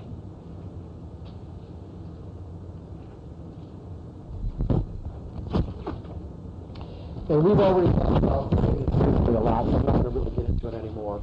I don't really know that there's anything I can even add to what we've already gone over, unless there's any questions about it. Otherwise, I put these affirmations in here because what I would suggest that you do is take these affirmations and read them into a cassette yourself. In other words, empower these words with your voice. You can go to somebody else if you prefer, but I would prefer that you not, because you would be empowering yourself as opposed to giving the power to somebody else to speak these words for you. And I'll just read them. I acknowledge there may be aspects, components, and principles of successful trading that I may not be aware of. As my awareness grows of what it means to be a great trader, I will not take for granted or assume that these new awarenesses have integrated into my mental system in a way where they are completely functional or not in conflict with anything else I've already learned. Therefore, the words I'm about to speak to myself, I willingly and wholeheartedly give the power to enhance and change the structure and content of my mind. I accept these enhancements and changes enthusiastically and lovingly let go of any reservations or resistance. I empower these words to become my internal and external reality. My methodology identifies patterns in market behavior and gives me signals to do something. It is normal for my mind to think these signals are telling me what's going to happen next. But to be a consistently successful trader, I realize that I have to train my mind to think in ways that don't feel normal until these new ways of thinking become a functional part of my mental environment. During this process of integration, I may find the rational part of my mind in one way or another arguing for knowing what's going to happen next. I resolve that when I find myself in the process of either thinking, assuming, or believing that I know, I will gently refocus my thoughts on my new understandings about the nature of the market and trading. What I know now is every trader contributes to the overall behavior patterns of the market, and therefore everyone who trades is a market variable that has the potential to confirm or invalidate any pattern and any signal. What's that? That's huge. Believing this makes it easy for me to think my signal as simply an edge where there's a higher probability of one thing happening over another. Do you guys need me to stop? No, but you know, if you could raise your mic up a little bit, you're hitting the paper's hitting it. Oh, I'm sorry. That's okay. Yeah, the paper's hitting it. Thanks. Okay. As a result, I no longer place any particular significance on each edge that presents itself.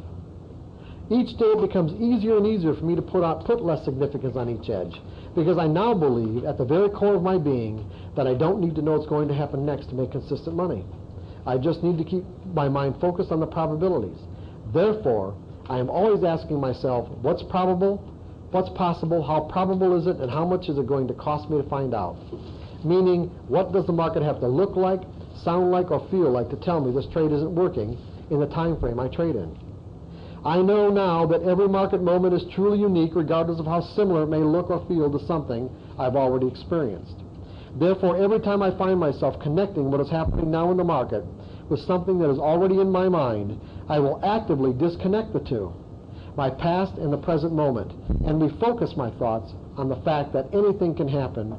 All I need to know is A, is the market conforming to my definition of an edge? B, what is the risk of finding out if the trade is going to work? And C, can I accept the risk? If the answer to questions A and C is yes, and if I have a plan for taking profits, then I resolve to enter the trade without reservation or hesitation. I know now that I am not responsible for what the market does or doesn't do, nor am I responsible for predicting what the market will or won't do. What I am responsible for is making sure I'm in the most conducive state of mind to be able to objectively perceive what is possible from the market's perspective and behave in a way that is consistent with my objective of making consistent money. Therefore, I resolve to pay attention to the quality of my state of mind by asking myself, am I in the best state of mind to be objective and trade without the susceptibility to making an error? If not, then I resolve not to take the trade or scale back in a manner that corresponds, or I resolve not to trade or to scale back in a manner that corresponds with my diminished capacity. Each day I'm getting better and better at making these assessments about myself because I know that mistakes exist in my life to point the way to success. I was not born with a definition of what it means to make a mistake. Children do not have a concept of what it means to make a mistake until they're taught. These concepts are learned, and more often than not, they're learned in painful ways. It is natural to avoid pain, and therefore natural for me to avoid taking responsibility for anything I've learned to define as a mistake. However, there's a problem here. Mistakes point the way to success, fulfillment, and satisfaction. Contained within each misstep is the insight I need to find my way to that success, fulfillment and satisfaction. If I continually avoid making the connection between my perception of information, the actions I take as a result, then I will likely stay in a cycle of emotional pain and dissatisfaction, wondering why the world seems to conspire against me. I resolve that it is now time for me to reverse any cycle of pain and dissatisfaction by accepting my results as a true indication of my level of development.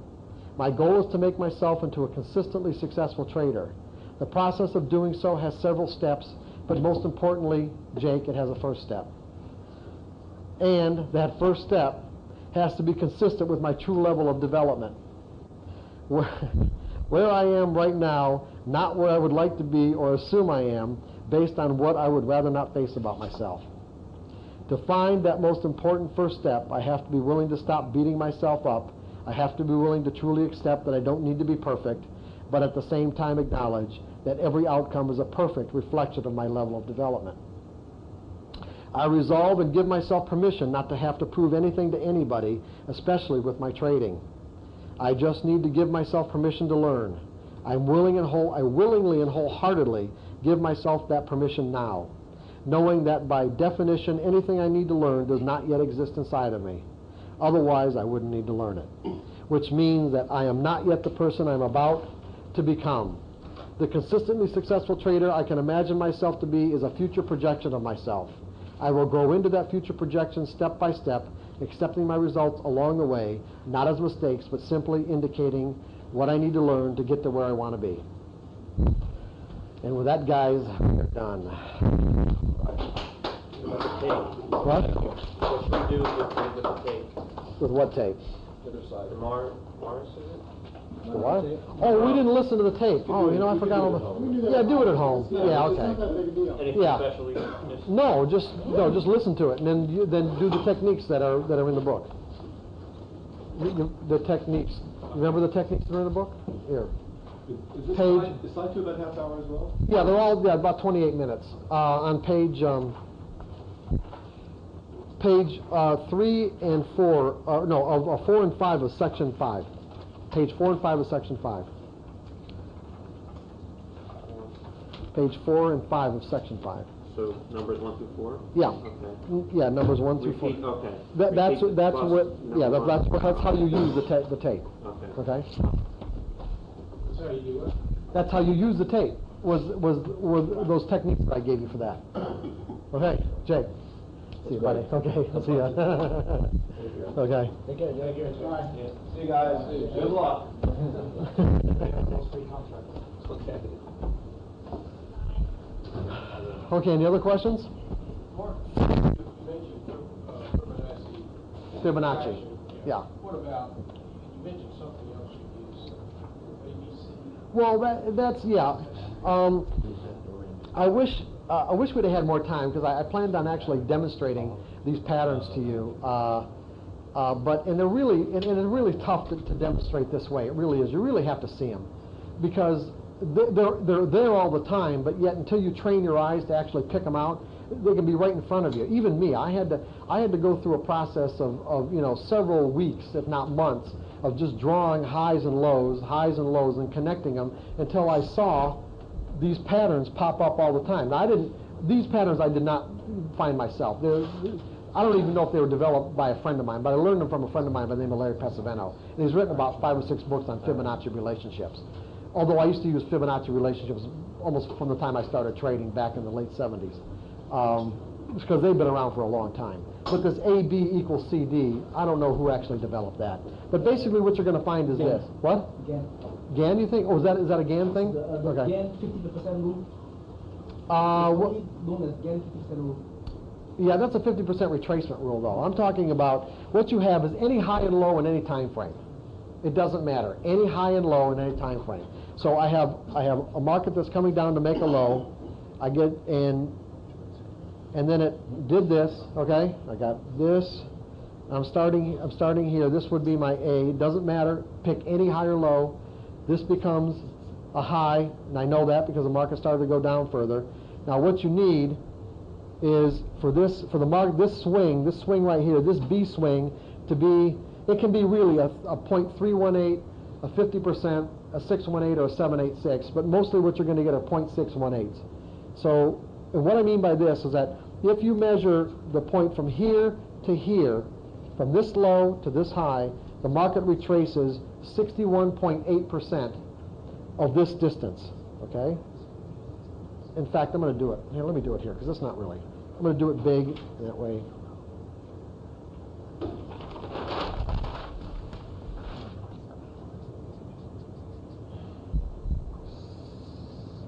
Okay. Now.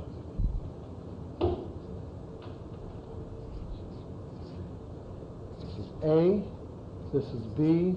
Now when the market starts to do this right here, I take this line, this distance right here, A and B, and my software will allow me to click on this line and it'll clone it. The exact line at the exact angle. And then I put this line right here. And this becomes D. Now the market hasn't done that yet. And I can watch the market and how it trades around this line, if at all. And so what I'm saying is that I will sell D. And D will be a 127, 127% of BC. A, B, C, D, and then A, B equals CD. The AB line equals the CD line, you sell at D. Especially if D in a lower time frame comes in at a point that's a Fibonacci relationship from a higher time frame. But the best way, just get one of Larry's books. Just go to Trader's library or something, and he's got like 7 books on it. But you can get Fibonacci relationships and patterns for stock traders. Right. I think that's probably the one that, and all this is explained. Go ahead. Just don't read it once. Yeah. More than one time. Well, what you really have to do is you have to start picking out the patterns. Have to just start drawing the highs and lows and seeing how these patterns work. It didn't all sink in the first time. No, okay. Yeah, I've been working with Fibonacci relationships for like 20 years. So go ahead, John. Friday night we discussed when we were talking about fear how we narrow our focus to concentrate on the most. It causes us to, yeah. Right. Okay. And within that first page, you were writing up, down, higher lows, lower bottoms. Right. And you said when we get to Sunday, I'll show you how to stay in these trades and fight that off. Was that taking size off? Yeah. Oh, if that's what you meant. Yeah, that's just how to scale out. That's all. That's what I meant. Okay. Yeah, that's all I meant. Was just how to scale out of trades like that. If you're in them on the right side of the market. Correct. Yeah. Not like the guy we were examining. Yeah. Okay.